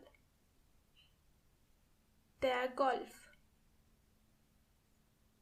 das Hockey, das Tennis, der Volleyball, das Schwimmbad, das Stadion, das Fitnessstudio, das Team, die Mannschaft, das Rennen, der Schläger, das Netz, spielen, üben, gewinnen, verlieren, Skifahren, schießen. Today we are going to practice a bit. Planen Sie einen Tag mit Shopping und Sport. Plan a day with shopping and sport. Der Tag means the day. And planen Sie is the imperative form from the verb planen. Remember? Now, zuerst, ich werde, weil, first, I will, because. Try to list a couple of things that you might do.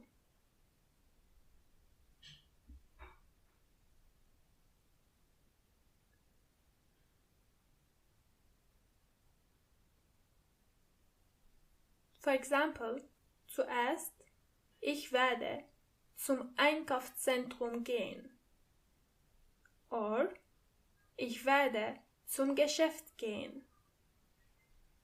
Zum is the same as zu dem. This is something that could be a bit complicated for now. We are going to leave it for future lessons. If you've written something else, that's completely fine. Let's continue. Weil ich muss kaufen. Ein Kleid, ein Hemd und neue Schuhe. I have to buy a dress, a shirt and new shoes.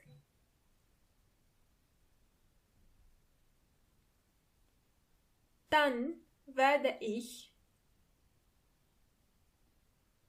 mit meinen Freunden und now list the things that you might do after that and the things you might do with your friends.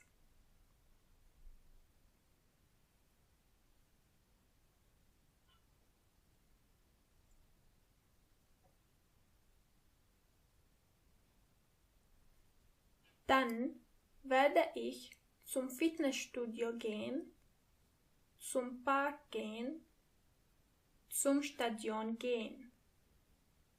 Mit meinen Freunden. Und wir werden Fußball spielen. Wir werden einen Ball werfen.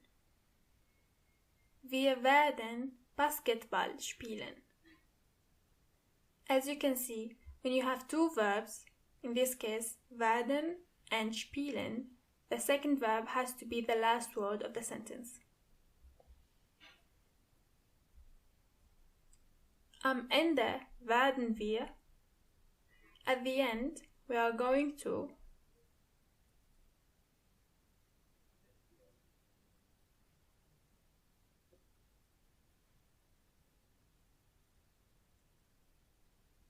ins Restaurant zum Abendessen gehen, zu meinem Haus gehen, ins Kino gehen. At the end, we are going to go to the restaurant for dinner, to my house, or to the cinema. Ins Restaurant and ins Kino come always like this, so you can simply learn them like that.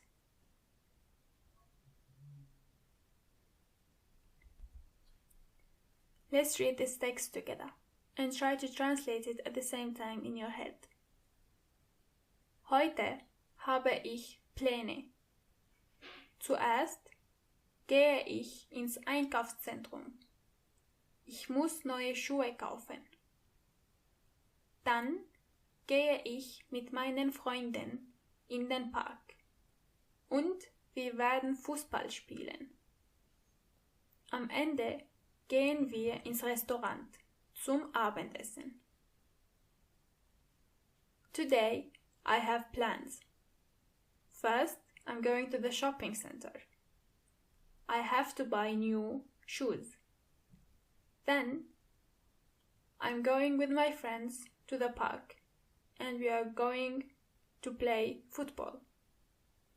At the end, we are going to the restaurant for dinner. And that was the end of our practice. See you next time. Bye bye.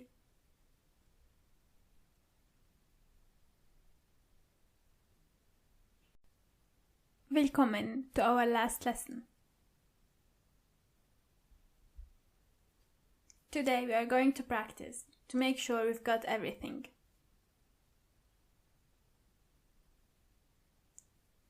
For the first exercise, talk about your family.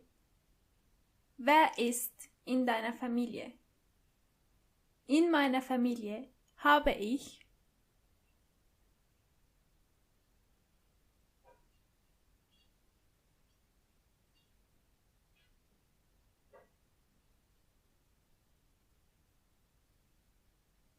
A possible answer would be in meiner Familie habe ich 2 Eltern, 0 Geschwister, 4 Großeltern, 0 Urgroßeltern, 7 Onkel und Tanten, 9 Cousins und eine Neffe. Excellent. Here I want you to talk about the way you feel. Wie fühlst du dich?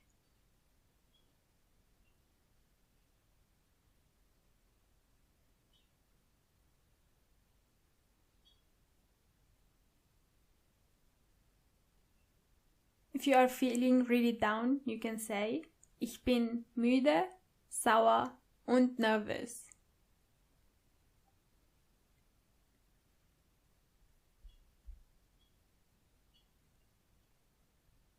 Wer bist du? Und wie schaust du aus? And now, try to introduce yourself and describe the way you look.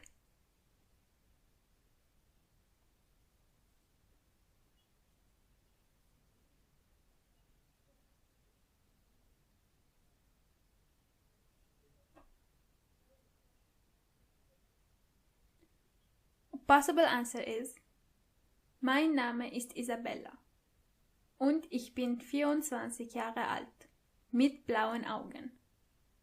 Ich bin blond, klein und dünn. Ich bin eine freundliche und lustige Person, aber faul. Heute fühle ich mich müde, aber glücklich. Today I feel tired, but happy. Let's do this one more time. I will read the black lines and you can read the red lines. Hallo. Ich brauche Milch. Wo ist sie?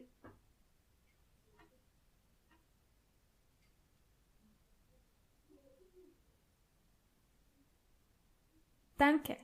Und haben Sie gelbe Äpfel?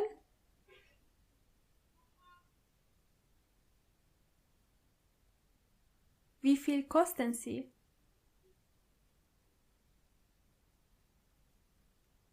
Danke.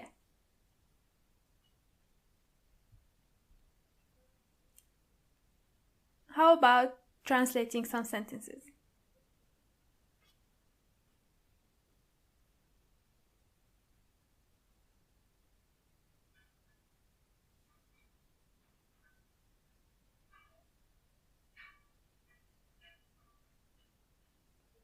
Let's read it together. Rechts drehen. Turn right. Wasche die Hände. Wash the hands. Ich habe das Buch. I have the book. Putze nicht die Zähne. Don't brush the teeth. Kaufe nicht die Milch. Don't buy the milk. Again.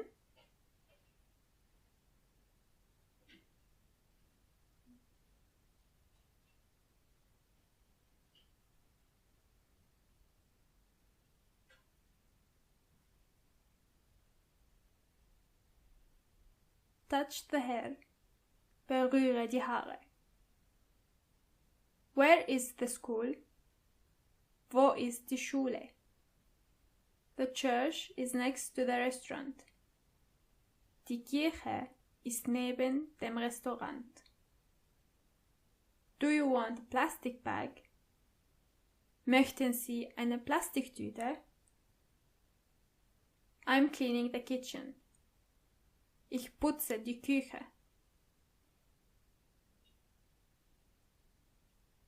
One more time.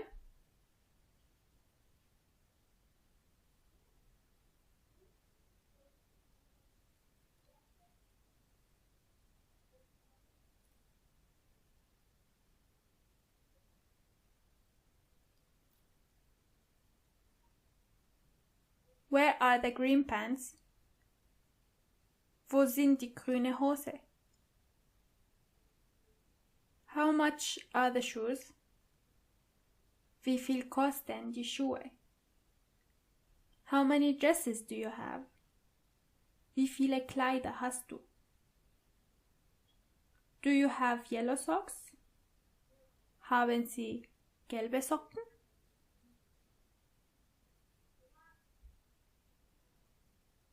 Now I want you to describe the weather to me. Wie ist das Wetter heute?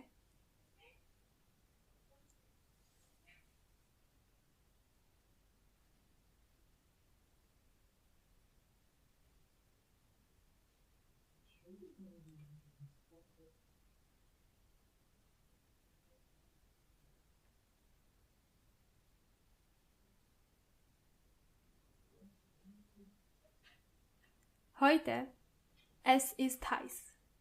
Or, es ist kalt. You can also say, heute, es ist sonnig, es schneit, or, es ist regnerisch.